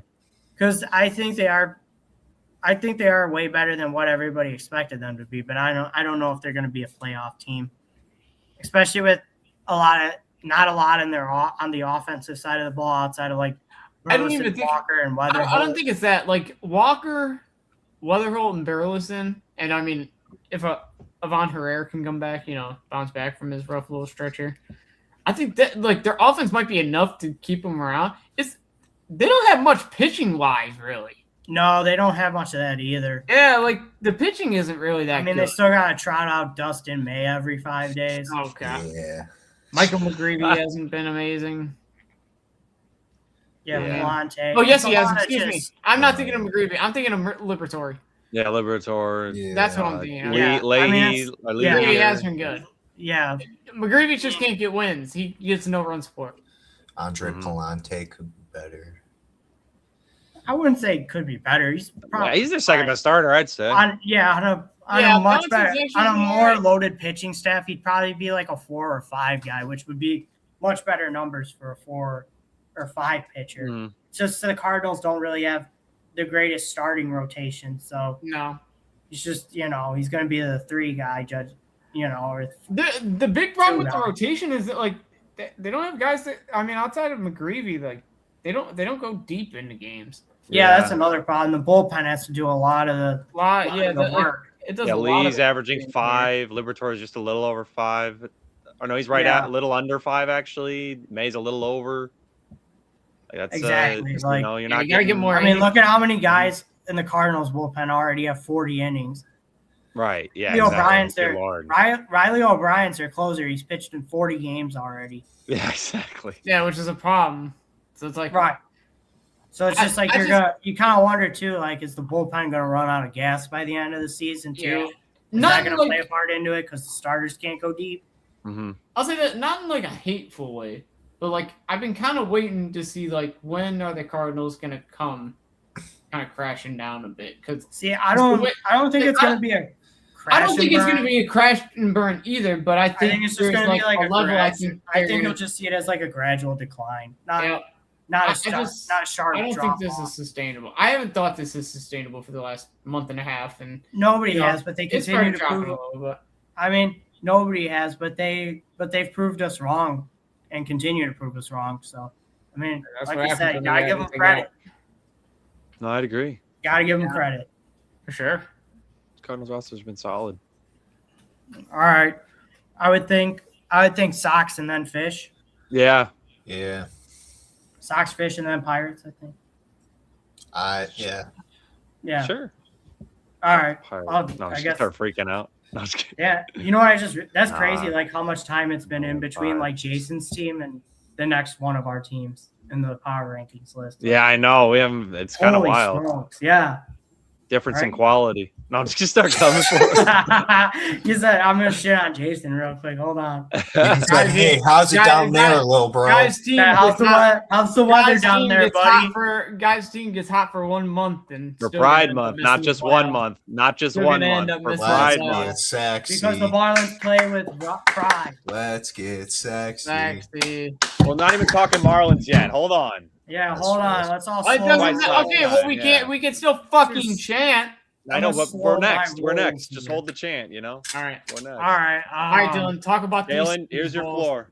Yeah, here's my first place team, which believe me, I still have no idea how We to laughed do at you. something. We literally Yeah, let me you and guys- Michael I laughed. know I got didn't laughed Me and at- Michael. no. I meant me and Michael. Yeah, Yeah, you. yeah, you and Michael literally. Oh, laughed all at right, me when I Jason. said Yeah, the you White got all Sox the were gonna greatest win takes, dummy. Anyway, the division. I do. Yeah, you're damn right. Red Sox are gonna Offensively, fall apart, right? Anyway, sorry. offensively speaking, I mean, the only thing I really have to complain about is this team strikes out way too much. That's really the only thing I have to complain about. They're not very good in Montgomery, situational hitting. 125. Like even the game today Yeah. where they lost 1-0 to Toronto, they had multiple times where they got a man on second with nobody out and they couldn't bring him home because this team just swings and misses too much. So Hydro's almost at that's 100. something they just got to work at. Mydraw's supposed to be like a contact guy, and he's just not very clutch, in my opinion. If there's guys on base, Mydraw does not drive them in. Colson Montgomery also has a pretty bad approach at the plate, especially with runners on base. He did come much clutch yesterday with a 3-run double, but that's more of like an outlier rather than the norm. Like I've watched his OPS go from like 820 to 770 over the last month or so. So it's a little concerning to me to see his OPS dip by 50 points like this. But I think that's just kind of who he is at this point. Like he's never going to be a high average guy. Getting obviously Murakami back is going to be big for this offense. I know there's some people already that are like, oh, he hasn't hit a home run yet since he's been back. It's like, Well, he just came back from being out for 6 weeks. I mean, it's going to take him a minute to get his timing back. He only had 3 games in rehab before he came back to the big league team. So, I mean, it might take him a second to get his timing back. But once he gets his timing back, he should be fine. Kyle Teal's been pretty underwhelming since he came back. He's got OPS under 6. Strikes out a lot with guys on base. Very unclutch right now. But he's been out since the season before the season started with the WBC. So, I mean, of course, a guy that missed more than half the season is going to be a little rusty getting back into the swing of things. So it's not too much to take into stock. They hit pretty well for the most part. Brady Montgomery's a rookie, so I'm not really taking anything out of his slash line. I did not think Tristan Peters would be you move on 800 OPS All-Star. I mean, look past the slash lines. I think he's been pretty freaking good, actually. I like what I've seen from Montgomery. Yeah, I think he'll be fine. He battles at the plate. He's not overly aggressive. He seems like super confident too for a kid, his age, which is a good sign to see. So I really like what I've seen from Brady Montgomery. Yeah, I mean, Miguel Vargas, well worthy of his All-Star nomination, by the way, of course. My guy. I mean, 3 position players for the White Sox being All-Stars. Tristan Peters, too. I actually got to see him hit the cycle in person, so that was pretty cool. We did. Yeah, I was there for the Tristan Peters cycle game. Banana Man legacy game. The one thing I don't understand offensively is why Drew Romo's still on this team. He has a 133, 227, 314 slash line. Does he provide anything? And that's only because of his 10 hits the first 15 games he played, and he's been terrible ever since. Does he provide anything defensively? No. He's horrible defensively too. It's not even like they keep him around because he's a good defender. He's a bad defender too. So what is he he's just funny in the locker room or something? I don't know, maybe. Maybe he's got dirt on Venable. I was going to say he makes 0.53. 0.196 he makes good jokes. Last 30. I don't know what. I've been kind of with you with the whole thing about Drew Romo. I don't know why they still carry a third catcher on the roster. It's not. Especially AAA. Yeah. Oh, Caro is in AAA?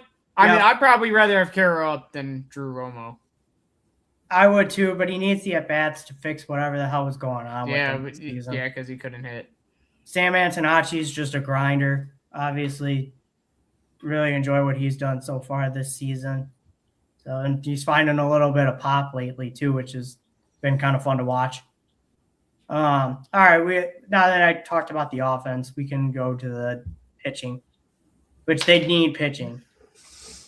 A lot of it. Well, maybe not a lot. They definitely need some pitching. So, I mean, Davis Martin hasn't been. Davis Martin finally had his first good start, I feel like, in a couple of starts. But, of course, the offense doesn't show up when he finally has a good start. Anthony Kay is very hit or miss. Sometimes he has a good start, and other times he gets whacked. He's fine for a number 4 starter. Yeah, Eric Fetty has to use an opener usually just about every game he pitches. So, I mean, you see it with the 19 games, but only 9 starts. That should tell you enough. Noah Schultz has been pretty underwhelming so far. He did finally have a good start again against the A's last week, but let's see if he can continue that. I'm not going to take too much stock into it. The one sign I like from the young kid is the only 2.24 batting average against. I know he's walking a lot, though, is what I will say. Yeah, the problem is his walks. Yeah, he's walking a lot, yeah. But the thing is with big, tall left-handers like that, it takes some time for them to actually get their command under control. Yeah, my one fair point with Schultz is that he's 6'10" too. Right. It's not just it's not baseball tall is a 6'5", 6'6". Noah Schultz is 6'10". Yeah, it's going to be hard for baseball height. Yeah, so once he finds his throwing motion, he'll be a lot better. Yes, 100%. So, I agree. Bullpen wise, Newcomb out of the bullpen. Yeah, he's been really solid. Him, Newcomb, Taylor, of course, and Hudson have been your 3 really reliable guys.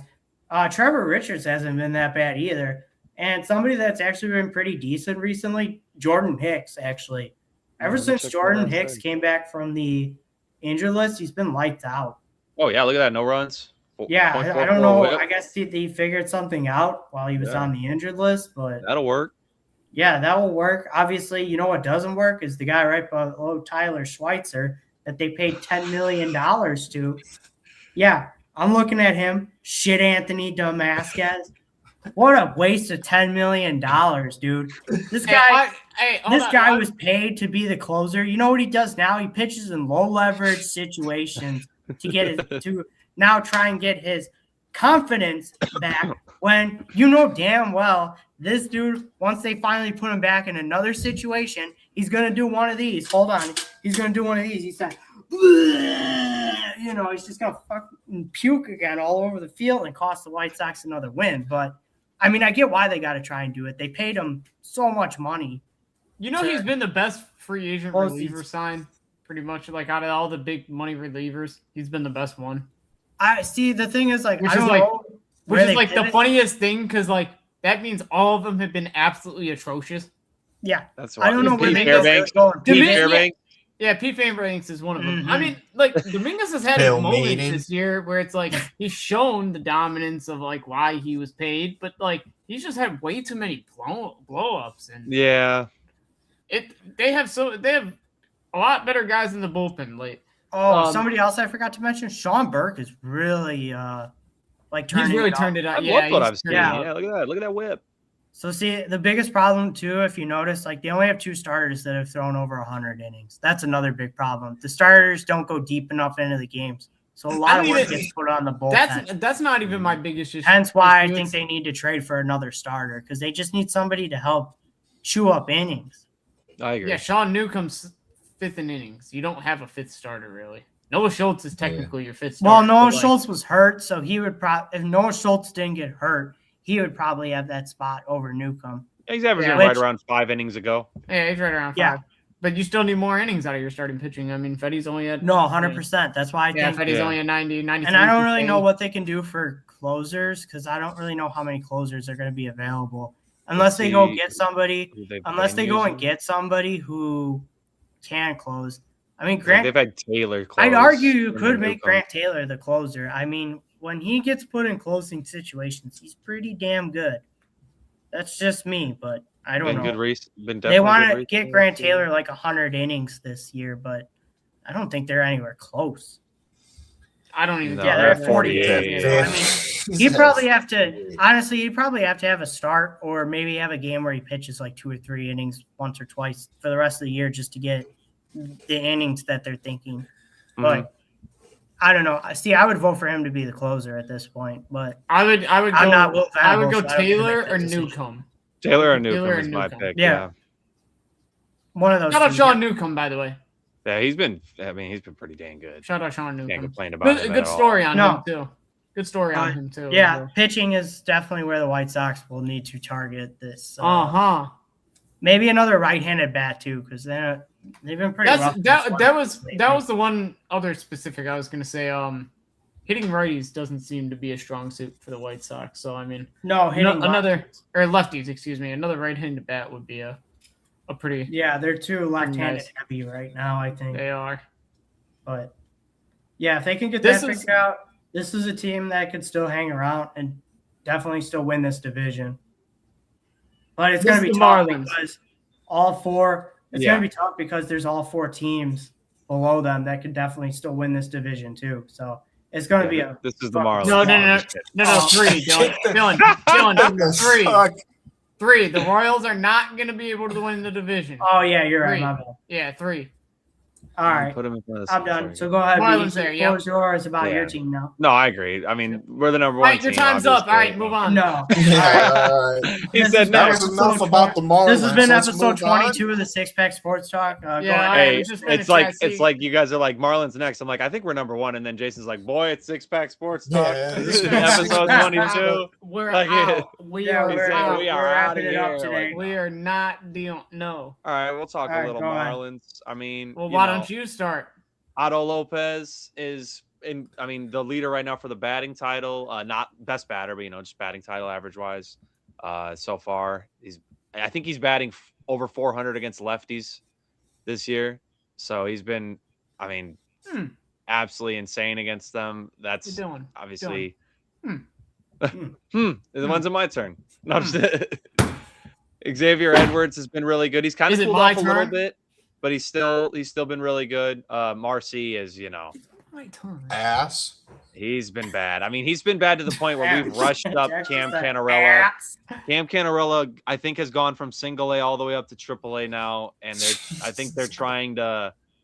They're actually they're feeling the pressure because Marcy's been that bad. They said, "Hey, kid." And I really hope they don't rush him up because why don't you just keep playing my guy? It's Yuri Ruiz. I would love to because he's actually been pretty dang good, but we don't want to start him. We don't want to start him for some reason. Griffin Conine's been good since he came back. Yes. Griffin Conine since he come. Look at that slash line. 946 OPS, limited, but he's got power, 7 homers, a couple doubles, 4 doubles. Can't complain about that at all. Yeah. Hicks has kind of maintained form all year. Stowers, I know recently has been incredible. I think over 900 or no 839 actually kind of cooled off recently. But still, yeah. Look at 969 Prado. Yeah. Hicks has been good. His power is just kind of so unfortunate. Faded. Owen Casey got hurt the last 30 days. 1-2 OPS. Yeah, that is sad. That's a huge. I believe. Let me really quickly check. Number there, Jack. This. Huh? Stare at that number there from Owen Casey, Jack. I believe he doesn't look very phased. Yeah, Owen Casey should be back late July, early August. So the reports were better than expected. Too bad. It's another week or two. Yeah, reports were better than expected. So that's good news for us. I won't, Heriberto Hernandez has been good ever since coming back up. Norby's in AAA. Mac has. Bet you're happy about that. Oh yeah, he's got to go. He's got to go. There's no other way to put it. He's got to go. He's a bum. Joe Mack is defense first, right? Correct. So but anything that you get out of his bat is a plus. Yes, but his bat, as you could see, oh no, I'm a liar. It was at one point doing really good, but clearly the last. For a rookie, for a catcher that's more defense oriented, that's not terrible. Who I believe, ever since he came into starting, is either first or second in caught stealing. Yeah, he's throwing out. And runners thrown out. Runners thrown out. Incredible at that. So you love that from there, and then I would honestly petition Esther Ruiz and Conine to get more ABs, and then Leo Jimenez needs to go. Esther Ruiz has hit more home runs in his 90 at bats with you guys than he hit in his whole career with the A's. Really? Yes, he was never big power. He's never offensively incredible at stealing. Yeah, he's a stolen base guy. Offensively speaking, BDT, would you say that third base is probably your biggest target at the trade deadline? If you're in a position to buy. I like Sanoja, to be honest. I'm not totally out on him, but he's got the utility where he's not necessarily only a third baseman. Like just today, he just played right field. He's a guy where you can, just was utility gold glover last year. I like him in that role where you can plug and play him anywhere. I think he's been fine as a starter, but if we were able to upgrade, obviously I'd be in on that. But I don't know if we're really going to be. Jason said it earlier. I don't think Bendix is in any rush to trade any prospects or anyone from the farm. So I don't know if we're really going to be buying much. Honestly, the only thing I thought maybe we would have done would have been Chapman from the Red Sox, but obviously that's not happening now. So, no. Yeah, no. I would maybe expect a pitcher. Yes, that's where we can get into the pitching here. Maybe a third baseman. A starter would be big for us. I think center field is probably a position of need as well, just because I don't think Owen Casey is a center fielder. No, I don't think so as well. And I also don't think Conine can really slide in there as well. So. Yeah, I think Conine's almost more of like a Stowers where you wouldn't mind kind of mixing them in between first base and outfield. So that's what I think. I think a center fielder. That's big. Not even specifically one that, I don't even think you need a center fielder that can hit decently well. It's a little better than Marcy. Yeah, Marcy's just been bad. Yeah. And the defense, Normally it's okay, but yeah, I guess the Brewers this Friday, he freaking absolutely blew it. Unfortunately, he's not had a good defensive year, Marcy. Nah. So. Well, he'll make big plays. That's it. So he's a splash defensive player, where you'll have a highlight reel of, oh, look at this diving catch and all this, but then he's kind of routinely out of position, unfortunately. He's routinely out of it, yeah. And the glove isn't as consistent as you'd like. So, yeah, I mean, that's why they're rushing Cam Canarella, unfortunately. So I'm hoping they don't fully, pull the trigger and move him up to the majors. I mean, I think we literally drafted him either last year or the year before, so it's pretty young. We don't got to do that. But we can get to the pitching. We don't got to spend too much time. I mean, Sandy's at his, he's not Cy Young level, but he's a more than good solid starter. Eats up innings at a great rate. He's good for 6 or 7 every game. Takes the ball every 5 days. What more could you ask for? Yeah. Max Meyer has been. Jack's fucking dying. Yeah, I'm muting his mic. Max Meyer has been really good all year, but here's where I'm a little bit nervous for Max Meyer. Yeah. Just shut the hell up, Jack. I'm trying to talk. Last 15 days here at a 1.5. I believe the last 30 haven't been that great either. No, the last 30 have been fine. Oh. I mean, I'm just a little bit, I wouldn't last even couple knock starts haven't been awesome. I wouldn't knock it too much against Max Meyer. He's playing a really good offense in the Brewers. No, not even talking about today. It was the previous start as well, and then the one before is. I'm kind of overreacting. We're fine. He's been incredible all year. There's a reason why he's an all-star. Yuri Perez, ever since coming back, has actually been tremendous. He started off pretty darn average, but has kind of been lights out ever since coming back. Yeah, ever since his hamstring. Yep. Tyler Phillips has been, it's been all right. Nothing to complain about as like a 4th starter or like a 5th starter. Junk just came back. I think he was okay in his last start. Let me check. Yeah, 1 earned run. That's not bad for. Yeah. So and that was his first start back. I'm not complaining about that. I think Junk has always had the potential to be a solid 5th. So this 5 I can roll with, and then for the rest of the season. The bullpen actually has been underrated. I mean, King's hurt, so I think he's coming back soon. Though I think he also got some good news. Bender's been really good. Peterson's been really good. Backer's been solid. Falkers, get him out. He needs to get paddocked as well. I get you to say get him out, but you gotta remember you gotta have guys in the bullpen you can put in there when you're losing. So I know. But yeah, that's what guys like that are for. You throw them in there when your team's losing. And Pete Fairbanks. Fairbanks has been. I mean, the thing is he's the reason he has so many converted saves is we'll put him in with like a 3-run lead or a 2-run lead, and he'll let him score or put a runner on to put a runner on. You see the runs. He creates the save situation. No, that's 30 it's happened multiple times. It's 22 earned runs over. He hasn't been what we expected, to say the least. Ryan Gusto's been better since being in a reliever role. He wasn't very good as a starter. Yeah, numbers don't do it justice. Yeah, but Cade Gibson's been okay. I think the whip's not great, but he's actually been okay. Nardi, I don't think he's even playing. I think he's hurt. Yeah, Nardi's hurt. Yeah. But he was good when he was actually pitching, right? Right. Nardi's been solid. Zuber is this. I mean, you see the batting average against has been bad.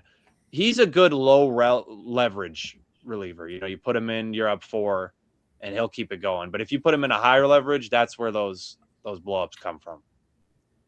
I mean, that's pretty much it with the Marlins, to be honest. I mean, a little bit concerning that we couldn't get one of those games against the Guardians and possibly getting swept against the Brewers. I mean, obviously Guardians are a good team. The Brewers are one of the best teams in baseball, so it's not like we're blowing games against the Giants or something. But, if you want to be considered an upper echelon team, you got to get some of these games. So plenty of time, plenty of baseball. We do have actually one of the harder schedules coming up because we still got some games left with the Phillies, the Braves. I don't think we have that many Mets games left. Yeah, pretty telling part of your schedule coming up. So yeah, this is where things are important. Oh, we just got this comment. I don't know if they're playing right now. Yeah, They are. Oh, okay. Yeah. They Last I are, saw but it was- Detroit is it's winning. six- yeah, it's like 6-0. 6-0. Oh wow, there you go. I was like That's, totals I in mean, it. that's the Hey, Angels for you. Jason. Totals Jason, in it you're all beating. month. You're beating. Yeah, the we're at Nationals 5-0. 5-0. Oh shoot! Oh. Come on, Yeah, we're at Jason. 5-0. It's only the Come second. on. Oh, Who's he said pitching shut to- up. Oh, Zach Littell's pitching for the Nationals. That's why. Yeah. He just hit Carlos Cortez while being up 0-2 on him. Oh Jesus. All right. What is that Well, noise I outside? spent. Yeah, plenty you of heard that time too. on the It must have been a Marlins. fire. Yeah, who the fuck is shooting shit off? You're not going to be Crying, able to bro. see it. It already Yeah, went he's off, you literally idiot. whining and Oh, I crying. am. Yeah, let's Yeah, I chill am. out. You know what? Yeah, Shut up, boo. Ethan. Shut up. Oh, dude, he's pissed. Oh, he's mad. He's Yeah, He's I'm pissed. All right, guys. My Yo, move the proposal- Marlins down to 19. No, just no, start they're freaking way out. better than that. Shut up. My proposal, guys. Mm-hmm. Pirates, Braves, Mm, or is it not quite yet? I just think the Braves, at least since last time we talked, their forms really dropped off from that number one spot. Obviously, we aren't Oh, yeah. having them in contention I mean, I would for still that, put them. but- I would still put them in the top 5, but they'd probably be like 5 for me now. Yeah, they're probably 5 for me as well. Okay, just pitching something. So I would put. Let's just start with the Pirates and go from there. Okay, I'd And probably we'll figure it out Pirates. as we. all as right. we Yeah, start let's go chipping. Pirates there. Yeah, as we start chipping away, I think it will be easier to figure out who goes where. No, that's fair. That is All right. definitely- Obviously, with the Pirates, offense is still clicking, and it's amazing like how much their Pirates offense is clicking with some of their guys missing. O'Neal Cruz is out. Connor Griffin's out now, 8 to 10 weeks. Horowitz. I think Andy Rodriguez got hurt too. Yes, I I believe he did. think there's one other guy that's hurt too, and I can't. Is it Spencer Horowitz. Horowitz that got hurt too? Horowitz. Yeah. I mean, all Yeah, the it's guys that I Horowitz. just listed, they were having pretty darn good seasons before they got hurt. And I mean, yeah, the numbers for Connor Griffin like aren't as high as maybe like O'Neal Cruz or Horowitz, but I mean, you know, for being only 20 years old and a rookie, I mean, he's definitely holding his own. Connor Griffin was starting to come around more recently too, like right before he got hurt. Yeah, I mean, Esmeralda and Valdez has been a godsend for the Pirates so far. I mean, 11 homers in 30 games as a rookie. Oh, he looks so Man. good up at the plate. Like, Yeah, real comfortable. that will definitely. We'll talk about the Rays in the top 5. Don't you worry. Stick around. Oh yeah, Yeah. we'll let you know what we think of them. Yes, Yeah. we will get to the Rays. 100%. I have some positives about them. Very much. Anyways, Back to the Pirates. Yeah, offensively as a unit, what a difference from last year compared to this year. They are so much better this year offensively compared to last year. Like I think they're like one of the top offensive units in baseball this year. Brian Lyle's having a great season. Brian Reynolds is having a great season. Ryan O'Hearn, good pickup. Connor Griffin, of course, when he was actually playing. Valdez, I already mentioned. I mean, the only guys you could really like knock on here is Ozuna, and I think Ozuna's playing time has consistently gone down the less he performs. It has. He's I think yeah, the as soon only as guy only that- 9 games the last 30 days. I don't know if he's been Sure. hurt though, but No, they just. Oh, yeah. No, they just they've just just kinda pretty much platoon. phased him out because Yeah. he's Yeah. not productive. He And just he's DHs every now and then when guys need days off. That's it. Hmm. Yeah, or That's pretty I much think when he plays. platooning. Like I think against left-handers, he DHs probably. would be Yeah, my I was guess. gonna say that as well. But But I mean, look at the recent games. I mean, yeah, Brandon Lau hasn't been hitting as good, but guys are picking up where he was carrying earlier in the season. exactly. Nick Gonzalez, Brian Reynolds. Yeah, I would say the biggest Dick thing the Magnum. Pirates have going against them is their bullpen. Like their bullpen struggles to close out games. they can't win Yeah. close games. Yeah, like I said, yeah, exactly what I mean. And Mason Yeah. Montgomery struggled against the Marlins specifically because I remember specifically watching that. He hasn't been terrible all year though, but Yeah, I do. there's- Yeah, he did struggle against the Marlins. I mean, getting Jared Jones back has been really helpful too. That's a big boost to their pitching. Yes. he had a good start. pitching. He had a good start today. And it's funny too that like Paul Skeens, we consider Paul Skeens with the mid like 3 ERAs like considered like ass which is crazy to me because his whip is still barely a 1. Yeah, like still at a 102 and Right. Yeah. 216 Braxton average again. Ashcraft has been pretty good Ashcraft's this been year. really good. Skeens has been good. Mitch Keller started off the season really good, but I think he's kind of He's falling apart. declined as the season's gone on. Yeah. Yeah. Bubba Chandler as well. Molinsky's still pitching well, even though now he's in the bullpen. But I don't know. Maybe if like Mitch Keller still continues to struggle, maybe they switch him out. But I was gonna say I feel Jared like Jones has been incredible since coming back. Yeah, he had a good Yeah, month. Jared Jones. because I thought him and Skeens were always going to be a dangerous 1-2 combo. I Yeah. liked Jared Jones a lot too when he was a rookie. It's just unfortunate, he had the Tommy John surgery. I've been super high on Jared Jones. Yeah. But yeah, I mean, you see the bullpen numbers, and for a lot of these guys, and it's not very good. Yeah. Other than like Gregory Soto. Yeah, Gregory Soto is pretty much turned into their closer because I Yep. think he's like the only Yeah. one outside of Dennis Santana that has closing experience. But Dennis Santana Yeah. pretty much lost that chance because of how bad he's been. Yeah, he 38, hasn't been 38 great. hits, 26 earned runs in Yeah. 40 innings. Sheesh. 146. Yeah, that's whip. definitely has not been good.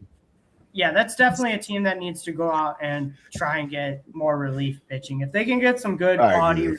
relievers at the deadline, Mhm. I think the Pirates have a really good chance to make the wild card. Yeah, I'm in on that. I think they're Yeah, I don't know if close they to it. can. That's I the don't know only if they can thing- really get to the division at this point. I don't know if they could get to the division at this point just because of how far ahead the Brewers and Cubs are. But They're a wild half card back. spot. Is, They're a half game back on the wild card. exactly. behind the They're Marlins definitely, and Cardinals. they definitely have a shot. So 100%. yeah, They definitely. Yeah, the have only a thing shot. they got to do is just look for relievers at the deadline. There's no yeah. Which Yeah. offensive They I can don't just think close that'd out be hard games. for them to do. I don't And think maybe it'll a cost catcher, them too maybe much. a catcher. Actually, Maybe catcher. Yeah. Yeah, just depends I how think- long Andy Rodriguez is out for. Well, yeah, I was gonna say that, so we don't have to keep watching Henry Davis play. But other than that, I mean, the Pirates are sitting at a really good position with the stacked offense, and as long as their pitching can find some footing, Yeah, they're gonna stay up here as one of the better teams in baseball. I think. yeah, and if Skeens can go back to that dangerous form in the post, if they make the postseason, Skeens and Jones is definitely a good 1-2 combo. Yeah, and then you make a decision between Ashcraft, Yeah, Molinsky, and Ashcraft, Bubba Chandler, and Yeah. Molinsky. I'd probably go Ashcraft. Yeah, I would too. I'm at Ashcraft if you need another All starter. right, got the Pirates. I'm Where we put here it with now? I think Phillies. Number I think. 7. Phillies? Yeah, where we at? Phillies? Yeah, I think the Phillies go. Yeah, Where I'm you good got, with Jason? Phillies. Yeah, I was about to say. Okay. that's what I was thinking. Yeah. No, I Yeah, could see the it's Phillies like- behind the Braves. Yeah. Yeah, I think that's appropriate. Yeah, I don't have a ton to go in about the Phillies on. Yeah, they're still I mean, playing really well. Yeah, they you have they just continue Christopher off. Sanchez, what do you call it? Zach Wheeler and Jesus Jesus. Luzardo are your good 1-2-3. That's a pretty good 1-2-3 right there. That'll work. I mean, Oh, let's be 100%. real. They need some Yeah. more hitting. That's it. It seems like it's working that they switched off of Painter. I think they've gone to Tim Mesa now as the 5th starter rather than Painter because it just wasn't working. Aaron Nola is just not good at this point. I hate to say it. That's an outlier because of that start he had against the Royals. So those numbers are deceiving. Man, I think it's safe to say at this point, Nola's just not very good. I would not be surprised come playoff time he's left off the playoff roster because of how he's pitching so far. Brad Keller went down with I think a UCL injury, so he's out, which is a tough loss for them. But I mean, they got Johan Duran back, so they've got their closer back. Yeah. Ryan Kirkring is still really good out of the pen. Yep. Jonathan Boland's still good. Jose Alvarado's been I don't know if he's Yeah, I think he's I think he pitches in a we're losing kind of role. okay. Yeah, I was like, he's been. Which is funny because he used to be the closer for the Phillies before he I got was gonna say suspended he for was the closer. PEDs. Oh, there you go. Connect some Yeah. dots. You know. But yeah, their pen's still good. Don Mattingly's done a great job, I think, since he's taken over. The Phillies are like one of the best teams in baseball since Don Mattingly's taken over this team. Yeah. Hitting wise, Turner could definitely be better. Schwarber, Harper, Marsh are like your big three offensively. Everything. And it's like you get just enough out of the rest of the lineup. You get just enough from the rest of the lineup to do something to win. Derek Hill's been pretty good since he got over there too, but I mean that's a small sample size. Yeah. I mean you see it, 2 walks to 27 strikeouts. It's probably not sustainable what he's doing. I mean, look at that. I mean, I know Garcia's hurt. Yeah, Garcia's out for the rest of the year, but Real Muto's that's kind of been going. Right. There's so many guys that could be hitting, especially Turner with the money that he's making too. And the fact that he bats leadoff too. Bohm could be a lot better too. Yeah. But still, it's like it's rough when you're, in court against your own parents because they stole from you. That's tough. So Starts right can't on really the average. Yeah. Shit on him too much there. But yeah. Yeah, the lineup is – I'm more concerned about the lineup for the Phillies than the pitching staff.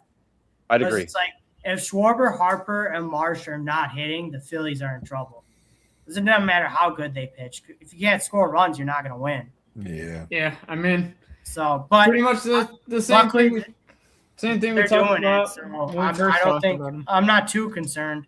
And like I said, it seems like the other guys just like it's somebody will always like step up. It seems, but nobody like is there consistently. It's just like one guy will be there to help with the win at some point. But yeah, if they get, I think they'll make the playoffs at this point. I think I think it seems pretty likely.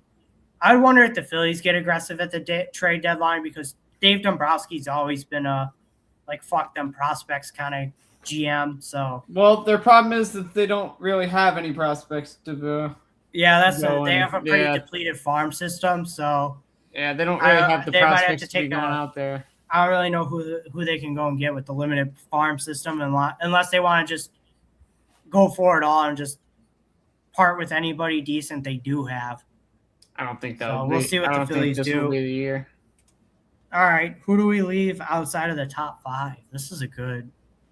Where are you at, Jason? Yeah, I would have the Yankees. Okay. The Yanks? Yes, they've been one of the worst offenses over the last month. I think I could roll with that. I was gonna say Yankees. I believe when I looked, my 3. I believe when I was gonna say Yankees or Tampa because I feel like all the National League teams are much better than the 2 AL teams left. I would take the 4 AL team or NL teams over the 2 AL teams left. I don't agree there. I might take. Yeah, I was like, here, we'll get into it. I think I'm with Jason on that one. But yeah, here Yankees. I think I'm in agreement on Yankees at 6 here. I think it's split. There, yeah. Yeah, no, we all said Yankees at 6. Okay. Yeah, let's do it. Yeah, it's just. I mean, the injuries are just kind of catching up a little bit. Their offense is kind of. I can't remember what exact place they were in the last 30 days on runs scored, but if I remember right, they had 82 runs scored. I mean, can we be real, guys? Let's just get Aaron Judge at Sensu Bean. We need him back. I mean, if you're a Yankees fan, I should say. I'm not a Yankees fan. Pretty much. I mean, need him back. Hey, the New York Marlins. Ethan, why don't you tell us about your Marlin legends on this team? Jazz Chisholm, right? Almost at 700. Come on. Yeah, I think you need to do last 30 days. I think it would do more justice as to why the Yankees are 6th and not on the way to 50-50 still. On the way to 50-50 still. Yeah, he's almost 50 walks. We got ban you. We got ban you or something. Yeah, Jazz. So I mean, if you look at the offensive numbers, like it's pretty much Goldie, Caballero. It's Ben Rice. That's pretty much Volpes. Yeah. Oh, this is why Yankees need a catcher, bro. Yeah. Good Lord. I mean, look, that's not going to cut it. Getting Ali Sanchez at Trent Grisham's been all right since he's come back from his injury. Right. Same thing with Ryan McMahon. Yeah, I can't complain about Schumann that. too. Might need to but those are like much more at bats. But those are like much smaller sample sizes compared to the guys at the top. Yeah, But yeah, and that's probably so. yeah, And those been guys at the top are your guys you were expecting get everyday to playing produce. time. Yeah, They need Judge back bad. badly. And Giancarlo too, for that matter. Yeah, I mean that's Paul kind of just the Gold- story of their hitting for that. To be Paul honest, Goldschmidt had like a 0 for 30 streak at one point. yeah, It's kind of this is crazy not that his super OPS telling is here, still yeah. 802 super when he had a low. 0 for 30. Yeah, it's wild. It just goes to show you how good he was doing before that stretch. Exactly, he was on fire before. Yeah, Yeah, I mean, I and mean- the pitching. I mean, The pitching is still really good too. Schlittler's still a Cy Young candidate. He's Yeah. still probably my favorite to win Cy I was Young like, for he the probably AL. is the guy. He is the I big can't real. think of anybody else. AL Cy Young. I Not in the think he's AL, the no. leader right Drew now. Rasmussen is probably the next closest, Yeah. realistically. Yeah, Will but Sonny Warren, Gray maybe. Sonny's Ryan up there. Weatherson's been solid. Yeah, Ryan Weathers has been pretty good when they for get him. freed, when that's going to be a big boost when they get freed back. Cole is still working his way back from Tommy John, so I'm not And gonna. he ain't been that bad either. No, he hasn't. Yeah. Oh, he hasn't been terrible. Carlos Rodon will be Well, it if he can get back. Will be good. I mean, he was doing pretty well Yeah, who before they he have for got hurt. starters, Yeah. Yeah, I was gonna say. Will Warren's. I mean, he's not been good actually. No, he has not. Paul Blackburn's been good out of the pen. Yeah. They just need to get healthy in New York. Patrick Yeah, I Drew. think that's the biggest name of the thing. game. Yeah, They're I'm get with you. healthy out over there in New York, and Name of the game is they that. should be fine. I mean, the only reason they're really slipping is just Too shit. they haven't been fully healthy. Yeah. Hasn't been Volpe too has- shabby. I don't know about it. Hasn't been too shabby. Volpe's bad. Volpe's been kind of bad. Unfortunately. OPS Especially under, defensively. Yeah, I really- 700 is not that great, and he still makes that gaff or two in the field too. Yeah. I mean, there's a reason why people in New York clamor for Caballero to start over him. Right. Yeah, I like Caballero more. I do too. I do too. But yeah, I think the Yankees, because they do play in this weak ass American League too. Like once they get healthy, they're going to be the team to beat in the AL. Plain and simple. Right. There, Yeah. I'll see him in the ALCS because nobody in the Central Division is getting past them, and I don't think anybody in the West really has a shot of getting them either. I don't know, man. The AL playoffs are The going to only be one- pretty interesting. Yeah, this the year. They are. only There's going to team. be a couple upsets. I mean, the only team I see as the biggest threat would be Tampa. Tampa would be the I'm- only team I could see really I'm taking super down the excited to Yankees. see it. I can't lie. yeah, like I said, I think it's going to be a little more of a case of who's going to get hot at the right time in the AL. Yeah, I guess so. We'll just have to wait Yeah. and see. But yeah, All right. the Yanks are in a good spot for sure. They I think barely. This I- is made where the top this is five. where I think we're going to get split up. I think I got a top 5. No, I think you're thinking. I know what you're thinking, BDT. You're thinking Braves, Rays, Cubs, Dodgers, Brewers. That's what I was thinking, actually. Braves, Cubs, Rays, Yeah, I'm Braves. Dodgers, yeah, Brewers. I'm Cubs at 4. But you damn near nailed it. I just Rays was are on a, flipped it. I think the our Dodgers Rays are ahead on a of the Brewers. 4-game losing streak. Okay, are we power ranking the last 4 games or the last like 40 something days? And the That's what I'm last saying, Been like- really good. we Yeah, like- and so have the Cubs. I just said the Cubs have been really good. Yeah, Cubs have been let's good. look They're compared top to the 5. Yankees. You're acting like I'm saying Yeah. Cubs are like Yeah, 15. you are. Yeah, you are. Oh my gosh, bro. I know how you work. Oh, This- you here know how comes I this guy. work. He said you can't fool me. He It's not thinks familiar I'm with your game. Conspiring against them because I have the Cubs at number 4. Fine, we All can right, put well the Cubs let's go down the 4. line. No. We can. I want to hear what you just had it like just Rays and Cubs. That's the only thing we're debating. Otherwise, we're pretty much in agreement. Oh, well, I was Where saying you let's at, Troy? start. Well, I was saying let's start with the Braves. It seems like Yeah. we all agree with the Braves at 5, and then we can go back to debating about it. Yeah. Let's just get the team that we know is in that spot out of the way, I agree with and then that. we can go back to debating. Yeah, let's do it. Yeah, they what's the one issue that we talked about? All the when we injuries. talked about them. No, And the starting pitching Pitching. yeah, that's been the problem. outside of Chris Sale. We knew Chris. Yeah. Sale. Yeah, we know Yeah. Chris Yeah. Sale was going to be Chris Sale. but Ronaldo Lopez. He got Yeah. hurt. Hey, he Ray got Lowe's hurt. back. I believe he got He's hurt hurt. Yeah. So Grant Holmes has been Still fine, the but second Bryce most innings Elder's, pitched for him. yeah, Bryce Elder- Elder's been it's getting just- rocked. Yeah, it's just I'm at the point like who is starting games for them? when you get to the playoffs outside of Chris Sale. Just Sale, yeah. Is Yeah, Strider going to come back? Is he going to be Yeah, like somebody that starts? my only thing I really want to talk about with Atlanta, I guess, would be is like, what's going to be the plan going into the trade deadline? Are you They going got to to be get willing? another starter. Exactly. Are you going to be willing to move? I believe they have 3 top 100 prospects. So are you going to be willing to move one of them to go get a quality starter? Or I think they should. Yeah, or are you going to try and believe in this makeshift pitching staff that doesn't seem to be working? Like, what's the plan with the staff? Well, I wouldn't say it's not working. It's just they're still winning games. It's just I would say yeah, but I would say if they get into the postseason and this is what they're rolling with, they're not going to make it past the Dodgers. They're 16-21 since June 1st. I mean, yeah, it's a couple games under 500, but think about how hot they started off. That's one of the worst records in baseball since June 1st. And like I said too, all the injuries are catching up too. Finally, I know, but even over that stretch, they scored 165 runs during that stretch. The offense is still, it's still around. Their team OPS in that stretch is 679, so it would be helpful to get healthy on the offensive side of the ball. But even pitching wise, if they were to get healthy, I still don't think the rotation's good. Well, that's why I said they need to go out and trade for a starter. I think so. that's where they kind of have to be willing. Having Rafael Iglesias and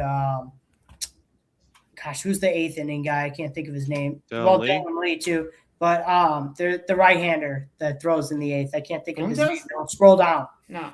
Is it Funtas? I keep scrolling down. I can't think of his name. Robert Suarez, that's it. I think he got hurt. He did. Oh, yeah. But if Robert Suarez is back for the playoffs, like you have so many good relief options for later in the game. I get that, but they just need the starting pitching. They just need the starting pitching. That's what they need. Yeah, they just need starting pitching, and that's just my biggest concern with them. They just need to go out and get like another guy that's like towards the top. The offense is still good. It's just hope Riley can kind of start to turn it around a little bit. It's just Austin Riley, really. Right. Everyone else has been pretty solid. I mean, Yastrzemski's even he's a little below a league average. It's not horrible. Yeah, Dom Smith is fine. Matt Olson's Michael still Harris, great. I can't believe he's been incredible this year. Yeah, Michael Harris is doing pretty well still. Mm-hmm. Drake Baldwin too. I know he's pulled off, but you gotta remember he was coming back from a hamstring injury, so he was gonna take time. Ronald Acuna when he gets back too should be a big. Yeah, that's what I'm saying. Like they just gotta get healthy on the offensive side of the ball, and then. They'll be pitching staff, and they'll be good. But I mean, if they're not going to be willing to deal with any of their top prospects to go help with the pitching, we're going to start having conversations about this team and what really is their ceiling. Their ceiling, yeah. Because we know they're a playoff team, but it's just like how far in the playoffs are they going to go? Exactly. All right. So it sounds like we're in a debate between the Cubs and the Rays. Wait. I'm not moving anything. You're good. Wait. Jack has some facts ready to go. No. Here we go. I have to bend the knee because I looked at the past 30 days, and I would have to say both hitting, but mainly pitching, the Rays have out-edged the Cubs. So I am okay with putting them at 4. All right. Look at that. Yeah. Between the Cubs and the Rays, it's a little bit of opposite teams. Like I like the Cubs offense a little bit more, but the Rays pitching has just been. I do too, but yeah, really when I look, especially the past month, like they have multiple pitchers with like under 1 whip. My boy jumped into last month PCA. But yeah, my boy PCA Pico Armstrong, so Pico. Hey, Jack, fuck you about Dansby Swanson. He's no. Listen, time out. Listen, because this is the whole thing. It hasn't worked for the guy that's below him, but Dansby Swanson heard me talking shit about how terrible he's been playing. He said, I'm gonna show up Dak deal. I'm gonna ball out. So Yeah, I'm happy he has. Yeah, he He said, said, "Watch this, stupid." Literally, and this I'm fake glad he wrestling did. caveman Now, is if talking Alex bad about Bregman me. could do that and start listening and stop batting 188 in this past month, How about Ian Happ? Get your yeah, bat Ian- together. well, Ian Happ's been like that, kind of like hot and cold. He's Yeah. been hot and cold all Cubs fans season. hate Ian Happ, so don't ask Cubs fans about Ian Happ. We do him. Yeah, don't get Jason I don't started really again get about that. Ian Happ. Yeah, that was a good. Yeah. I would like to see more from Bush too. Bush hasn't really gotten hot as I thought he would by July. Hopefully August he'll turn around, but he's been all right. It's just not like it could be better. Yeah, 239 on the season.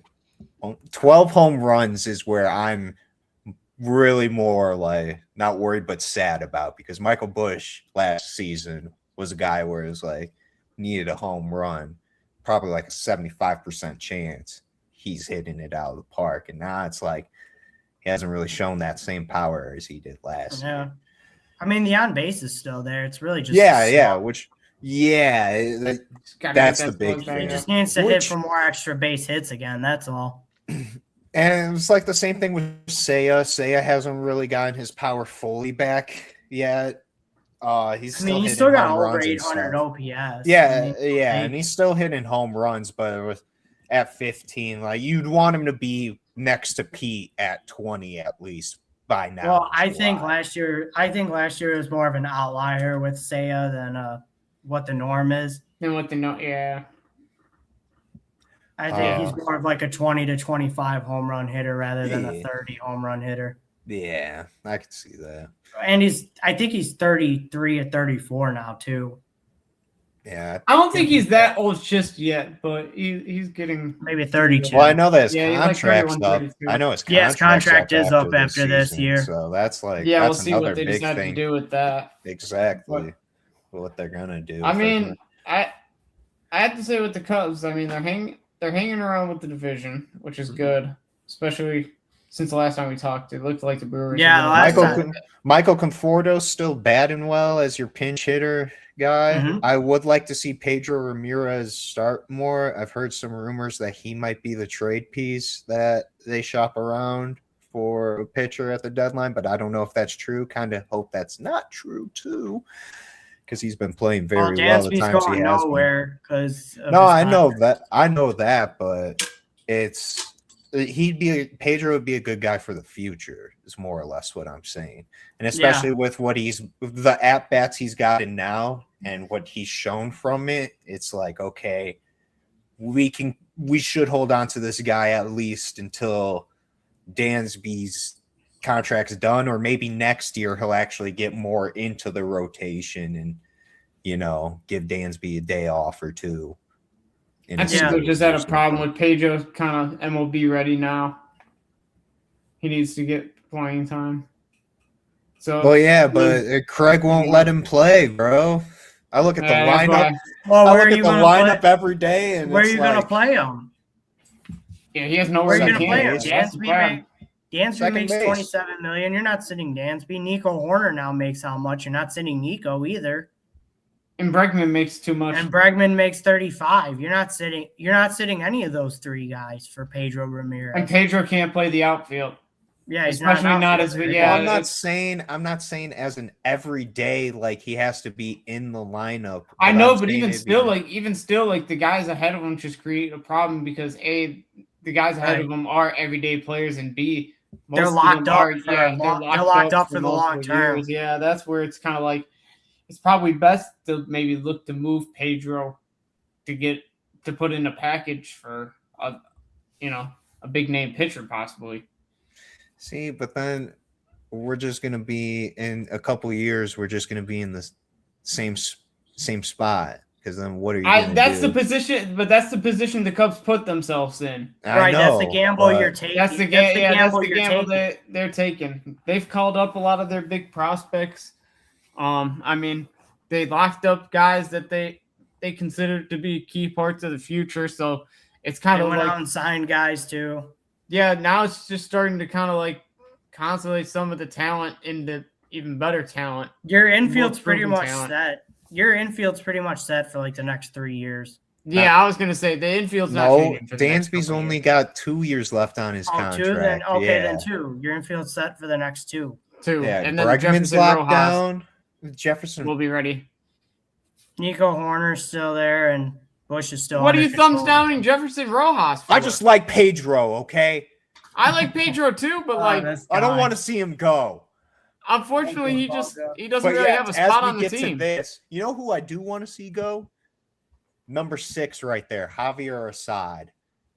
What did Why? he do? Yeah, he's Go to the fine. last 30 Ethan, days. pull up his last- 30 days. Last 30 days, please. 467. That's not even that 19. bad. A 144 whip. He's given That's up pretty much about his a career. run an inning. I mean, yeah, it could have been. Yeah, it could be better, but he's like a 5. He's like a 5 starter. He's not like your. I ace. know. That's why I'm saying if we're going to trade for a pitcher at the deadline, You already did I trade need for a him pitcher. out of You the traded for rotation. David. You traded for David Peterson. He is a And you guy to just throw traded for in when Aaron we're Savale. losing and shit. You just do you traded for see- Aaron Savale too. Yeah, you got No. Savale. Yeah, Yeah, you have you a did. bunch of Chad innings eaters, Yep. Yeah, so Which that's- indicates to me that the Cubs Which aren't still- really, and which still indicates to nobody me in the your Cubs aren't looking to go big name hunting. and still in your starting pitching staff, nobody can throw for velocity too. Don't forget about that.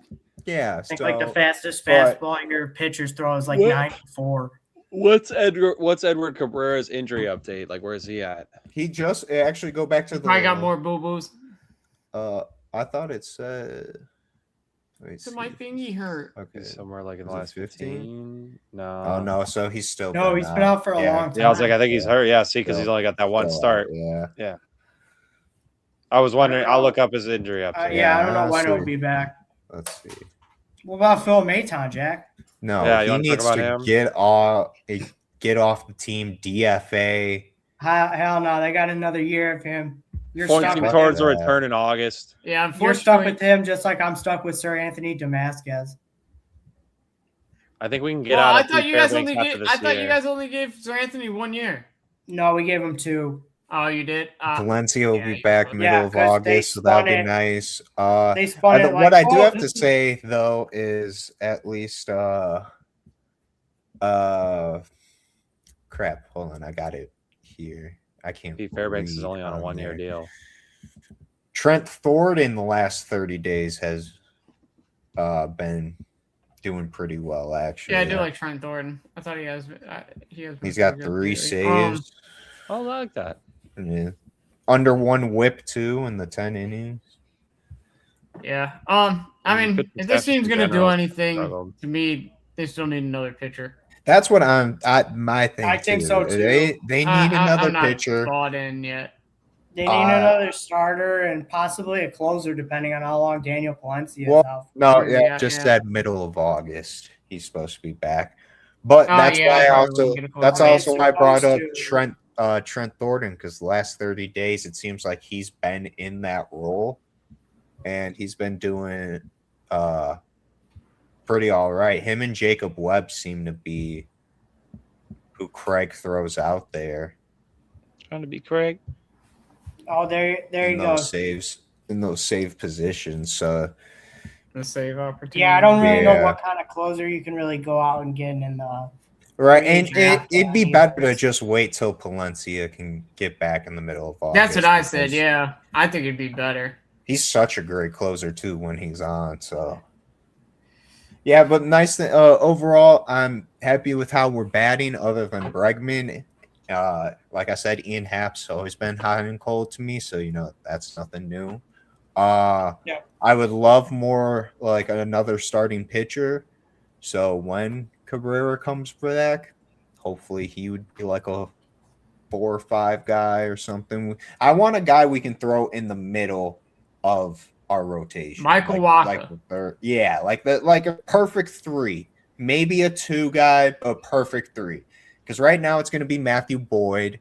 That's going to be 1, and then you kind of flip it around with like Shota, Colin Ray. I think Ben Brown's back, so maybe Ben Brown now. But they might. Yeah, that's why I mean get a starter for the playoffs. Yeah, Because if I have yeah. to decide between Shota and Ben Colin Brown, Reyes Colin starting Ray, in and yeah, or James Brown, starting an elimination game. Yeah, I just know I'm probably not winning that. Yeah, it's like if we can get another guy, especially get Yeah. us through the elimination game in the wild card, because sadly we're not going to win the division. It looks like we'll get to that. Nope. Then yeah, it'd be nice because then you can have Ben Brown as your third guy if he'll be ready and be able to start by then. Where that first game in the new series, it won't be as big as a worry if you have fucking Javier Assad on the mound. Yeah, that's true. That's fair. All right. All right, we can agree that. Wait, can we all agree that our top 3 is kind of in order? It's Rays, Dodgers, yeah, Brewers. Yeah, I think so. Yeah. I think that's the order as well. Yep. What do you? Dude, what, I hate Brewers are one. Dodger. No, I'm just kidding. No, I I'm hate- I hate having to put the Brewers number 1, and even I was like, I got No, Rays, I think the Brewers are 2. Dodgers. nah. What? You got the Brewers at 2? Yeah, I have the Brewers at 2. Yeah, I have the Brewers at 2. Yeah, Oh, what? okay. think So the did Dodgers- I. I think the Dodgers are better than the Brewers. I heard you guys yeah. say. I heard you guys say Rays, Dodgers, Brewers. That's why I was like, yeah, I have the Oh. Dodgers 1. No. Yeah. Okay. Cool. All right, well, let's briefly mean- cover our top 3 because, they deserve to get talked about too. Right. Yeah, I mean Junior Caminero, Oh, electric. so good, dude. Electric. Yandy Diaz, too. Incredible. Jonathan Randa's been Aranda. really good. It's like those 3. Hmm. Yeah, and then throwing Like a carry Cedric the Mullins offense. home run every now and then. Yeah. I mean, Throwing a random guy contributing here and there. the problem is like a couple of the other guys that contribute for the Rays, they just can't stay healthy. Velade, DeLuca, Williamson. Those are your 3 other contributors in the lineup. None of them can. I mean, they've all missed time at some point. Yeah. So, Yeah. I mean, Williamson doesn't have the OPS, but he can get on base a little bit. So that's good It's enough. for the 44 Rays. average ain't that bad. Yeah. Yeah, the Rays are a small ball team. So Right. They, OPS yeah. It was is- like yeah. Marlins OPS Rays games are literally mirror matches. It's hilarious. Junior OPS isn't Caminero really- has more home runs than Yandy Diaz and Aranda combined. Mhm. Yeah, exactly. Like, You know what? Throw Chandler Simpson in there too. yeah. Facts. Yeah, keep them in And those Taylor conversations. Walls. Yeah, there you go. If you put Chandler Simpson, Jonathan Aranda, Yandy Diaz, and Well, Johnny Taylor Cortez Walls, together, you have Taylor the same Walls amount has of home sucked runs ever as since he started supporting that Junior one guy. Caminero. Ever since he showed he supported that one guy, just not good. Oh. So, Anyways, Victor Mesa has been good. former Marlin. Yeah, We they didn't find hear a lot about of that ways- part of his career. They just so- find, the Rays are just gonna find ways to win. Yeah, Like, you got to give a lot you of can't- credit to Kevin. You can't really Cash. go look Just- through counting stats with them. They just win. They're just a baseball gritty games. team. Yeah, they're a really good Yeah. offense, and then you get. Well, I didn't know if they had Austin. West I mean, Slater. look That's at what I was thinking. Caminero the last 30 days. Yeah. One I'm going body. back. Sorry. Yeah, that ridiculous 14 stretch home where he runs. Yeah, homered like 14 7 days in a home row. runs. Woo! Yeah, Oh my gosh. That's what I'm 14 saying. guy home is- runs. Chandler Simpson's hitting a little better recently. He's batting 341 Yeah, I don't. Mullins is at least hitting some in home the last runs. 30 days. He's 7 extra base hits as well. Who was Cedric Mullins? Yeah. No, Chandler Simpson does. Oh, yeah. 5 doubles No. and 2 triples. Yeah. Yeah. I don't think he'll really ever hit home runs, but Right. you No, get but extra if you base can- hits like that. Yeah, if that's you can still get the pretty extra base valuable. hits and get them to start, taking an extra bag on, balls You just- that are. You just need to get them line drives, like line drives Line into the drive, gap. That's what I think Simpson needs to focus on. If he could get line drives into the gap, I think that's how he'd be most effective. Yeah, I'm Yeah, I with you agree there. with But Or other the than- gaps, I should say. I guess I say with the Rays, it's just keep up with what you got going. Good. I mean, Yeah, if it ain't broke, don't fix it. I Yeah, mean, the pitching if it ain't staff's broke, been don't fix it. fantastic. Rasmussen's that Drew competition for Rasmussen's Schlittler. been great. Yeah, he's that Um, Schlittler competition. Nick McClanahan. Martinez. Yeah, Nick Martinez is having a career year at like 34 years old. He's been very Shane good. McClanahan's been great since he came back from his injury. Hmm. I like Griffin Jax. Has pitched much better since he transitioned to a starter rather than a Relief reliever. Brian Baker's been really good as their closer. He was in the All-Star game. Yeah, one of the better closers in the league. Absolutely. Yeah, the pitching staff's been great. I mean, that's just what the Rays do, though. They find guys that nobody wants, and then they turn them into great pieces. NBA draft prospect Cam Boozer. Yeah, The right. guy was on the White Sox last year. He was terrible with us. He's actually pitching not too bad with the Rays. Yeah, limited. Yeah, I was like in some appearances. Cam Yeah. Looks like that Rays says something find it. about your organization. One man's trash is this the Rays treasure. That's all. Seriously. Hey, we did it with Michael Conforto. Rays is just hoping a couple other people can assist these big three, really. Yeah, I mean, not even that. I think they're mainly banking on finding a good bat at the deadline. Yeah. They really want to upgrade the catcher position. I think you said. Yeah, right? for what I read, they expect to be super aggressive at the deadline. Okay. They have the second best farm system in baseball. So I can they see got the pieces Rays to going for move. Jeffers. yeah, they have pieces they can go after if they want. So Yeah, I think the Rays would go after Jeffers. I think, or Yeah, like you said, if the A's I said years available. I said Be a guy Langoliers to go for get for the Rays. them. Jeffers as well. I think as well for Tampa, if you can maybe. I'm trying. I think they could use a little outfield help as well. I just think it depends where. Well, Simpson's got it locked down and left, and I think it's between like Johnny DeLuca and the other guy beneath him. Velati. Oh, and Victor Mesa too. I'll throw out a pretty crazy idea here. I remember there was reports a month ago about the Diamondbacks not being happy with Ketel Marte. Yeah, but I heard like I've heard some of that. Torey has Lovello calmed said down. that report was like bullshit. Yeah, I heard some of that calm down too, but Because it's from Boob. That report was from Boob Nightingale. Boob, yep, it's from Boob Nightingale. I wouldn't trust that unless it's about the White Sox because he has an in with the White Sox. I wouldn't trust anything Boob Nightingale. Yeah, there's just there's something there I keep an eye on. If maybe Ketel, something like that could become available. I think that's something the Rays, a big move like that, the Rays should definitely pounce on. They get. I mean, the other thing is I haven't seen anything about it since, so I don't believe it. I don't either, don't. But we're in the age where athletes just become available. You don't know why. You don't know for what reason. You don't know why they ask out. They just do. Yeah. Like this is the day. This is the player movement era in all sports that we're in. All right, we're in that. All right. Onto Jack's father here. The team that owns. Yes. No. Hey, how many times? When's the last time you beat him in the playoffs? Shut up. What'd they do When's after the last that? time you won When's the last time you won the division? When you were like a fucking sophomore in high school? Don't care. Don't care. They don't do anything in the playoffs anyways. They Neither do lose you. every time. We're cool. Neither do you. What have you done since you won the World Series? We're cool. We're cool, he said. That's what you got. That's all you got. No, we lost in 2020. Didn't make it for like 2-3 years straight. Jack, you got to say the Brewers don't have any rings. No rings. Facts. We also played in probably the best World Series ever too. Something the Brewers will never do. 3-14 in the World Series. Oh my God. Yeah. Jesus. Sorry.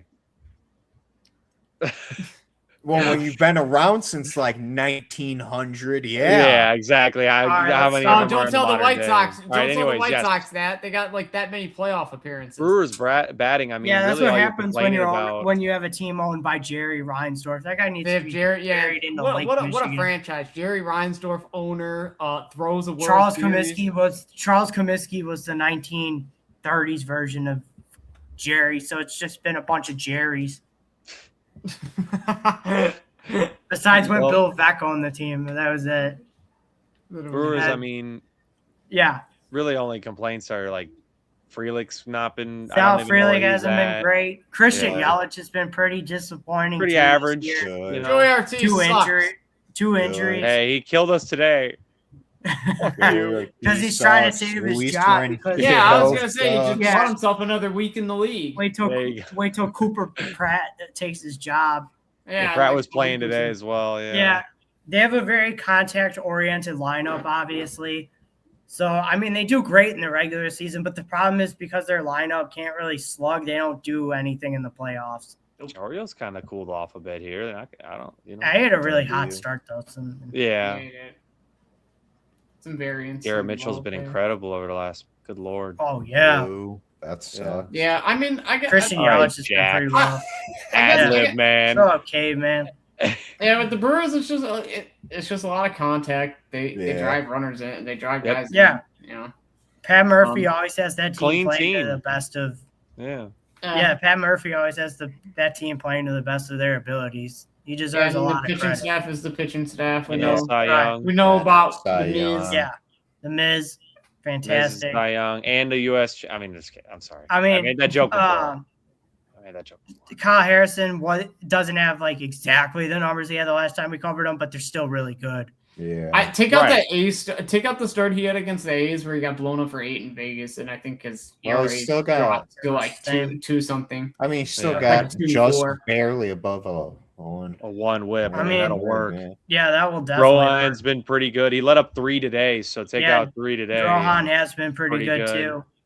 Chad Patrick's been good in the games. He's been solid. Yeah. Aaron Ashby's been pretty good too.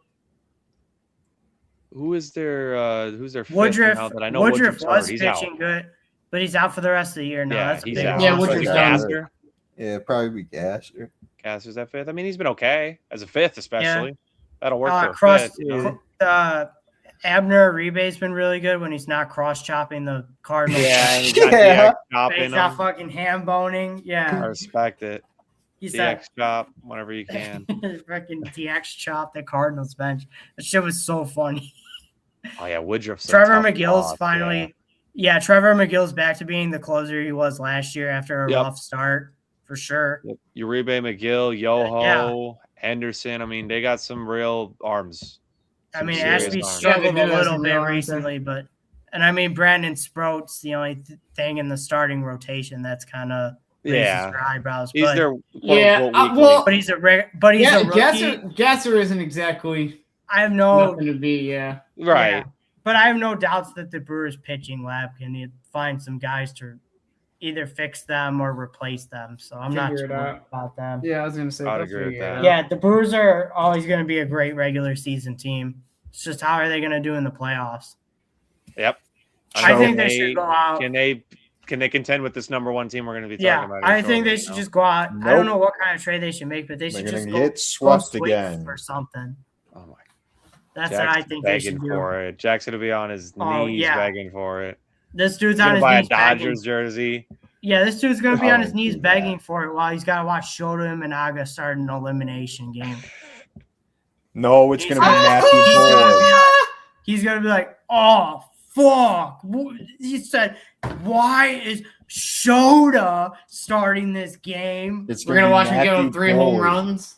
It's gonna be Matthew Boyd. I mean, it's crazy hearing what the Dodgers fans say about their team and like Tucker's at a league average. Yeah, they act like they're such victims. But I mean, dude, oh my god, dude. You'll see Dodgers fans comment like Dodgers game for real. It's like, oh, the Dodgers are playing immense pain. Oh my god, they won. It's like you guys are. Yeah, like shut That's a Cubs game for real. I mean, look at this top 5 team saying that. Think about it, like. Shut up, Mr. 6'7". I mean, out of the guys that have played like 5-2 today, 6-2. But I mean, look at the Dodgers, man. I mean, like it's ridiculous. Like I don't know. Is it really that much to complain about? Yeah, I guess Mookie and Teoscar Hernandez could be better, but the other guys in the lineup picked them up easy. Ohtani's MVP Ohtani. again. Yeah, I fucked it up. Top 5, arguable top 5 hitter in baseball, top 5 pitcher. I mean, shit. You could at this point you might be able to argue that Shohei Ohtani might be a top 5 player ever. Exactly. In baseball. I mean, you got a serious argument. There's a serious argument. This guy is There's like been. we're probably Yeah. not going to No, see 100%. another guy Yeah, I was like gonna say, I this feel in like there's been baseball for, for a very long time. Well, 2 and the years slugging's now. picked up since we last talked because I know it Yeah. was a little bit. The home It runs was a weren't little quite bit there, lower, but but yeah, I mean, it's picked he's up. got an OPB of 400. He's getting on base I mean, 40% of the time. It's He's crazy. incredible. And then He's the pitching too. absolutely Go look at incredible. his pitching too. I don't think he Yeah. qualifies, like because he doesn't have the innings. But He I doesn't mean, have the innings. What does those are TWP insane. mean? Those are insane pitching numbers. What does this mean? Two-way player. Oh, okay. That makes sense now that you said it. My bad. Yeah, dumbass.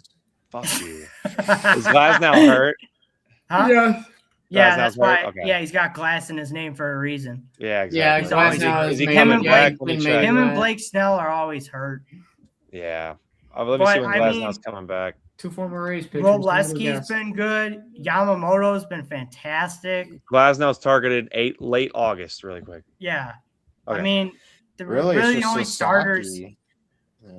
Yeah, be a Sasaki's probably probably- better. I mean, He's to up be and honest, down, you know. Yeah, he's up and down. Sasaki Yeah. might be better as a reliever, honestly. I think so Yeah. too. I think so. Yeah. Look, he's got heat.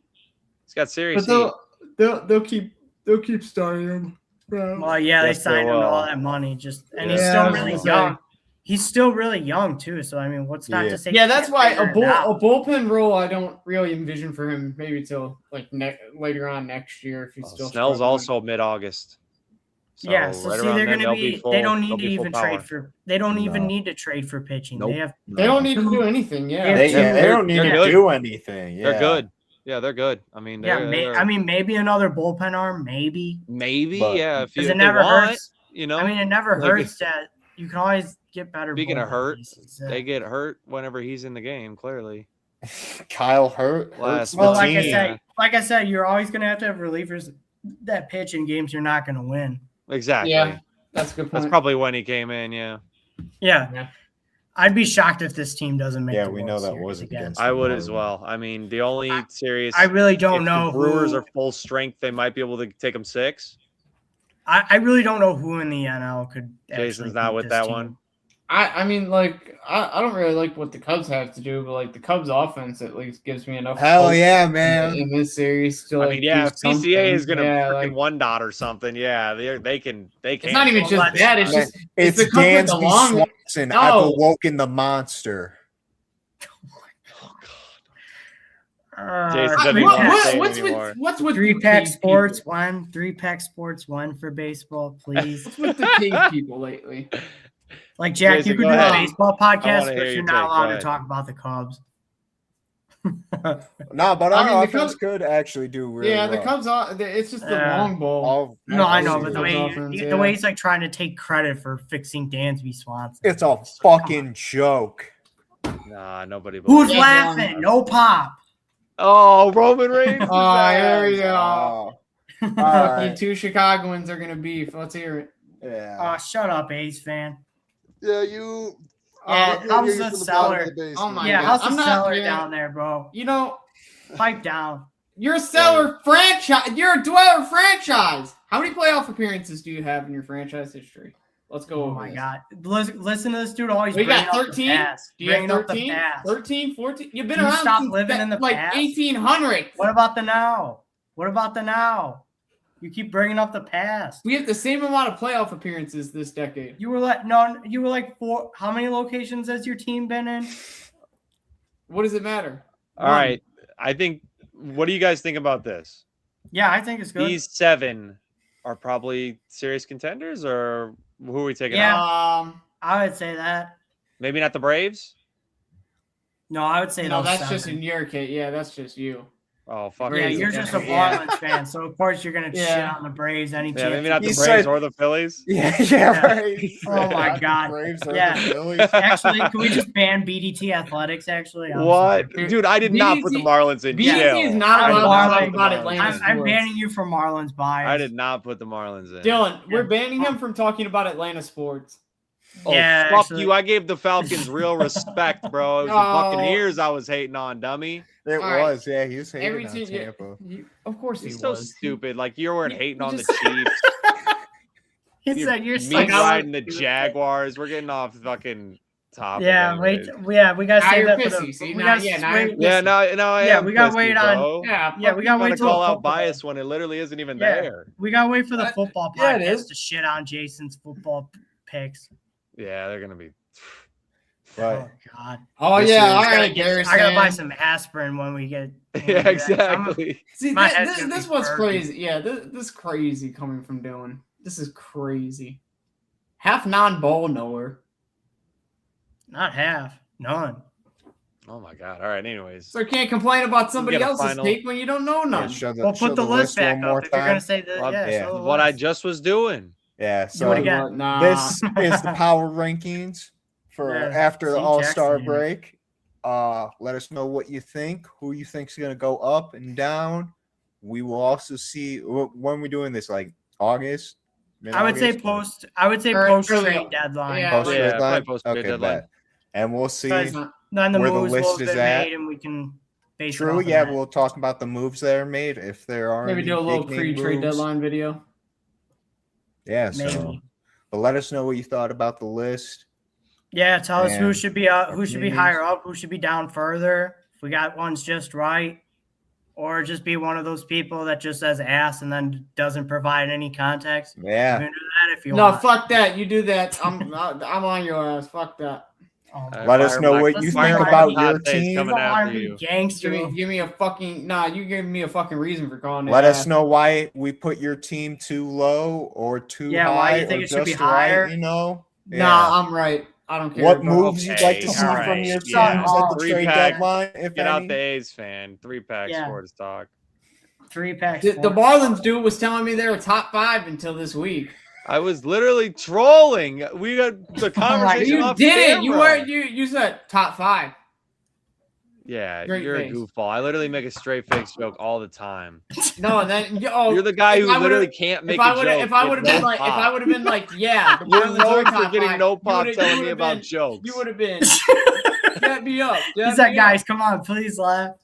You're known for no pop telling me about jokes. What is this? bro. What does that have to do with this? I'm telling Because you, you're like, you oh, wasn't that joking. wasn't a joke. You don't know what a joke is. Oh, all right. I know your team's a fucking joke couldn't when it pull out a comes to joke in a room August. of August supporting and people. September. All right. August and Oh, September. Jack, your team's Jack a wants joke. This to has I'll been- tell you that. Jack, wrap this We are up. just arguing. Yeah. This has I'm been fucking Six tired, Pack yeah. Sports Talk, episode 22. I'm Dak Deal. That's BDT Athletics. We got Lil J down below and Dylan diagonal from me. Check us out next time after Yeah, trade smash that deadline, fucking when like we'll be button. back. Do it. Smash the like button and Do it. subscribe. Smash it. Thank you for Sub watching. 2, why not? Yeah. Yeah. Peace out. See Peace ya. out. Get out of here.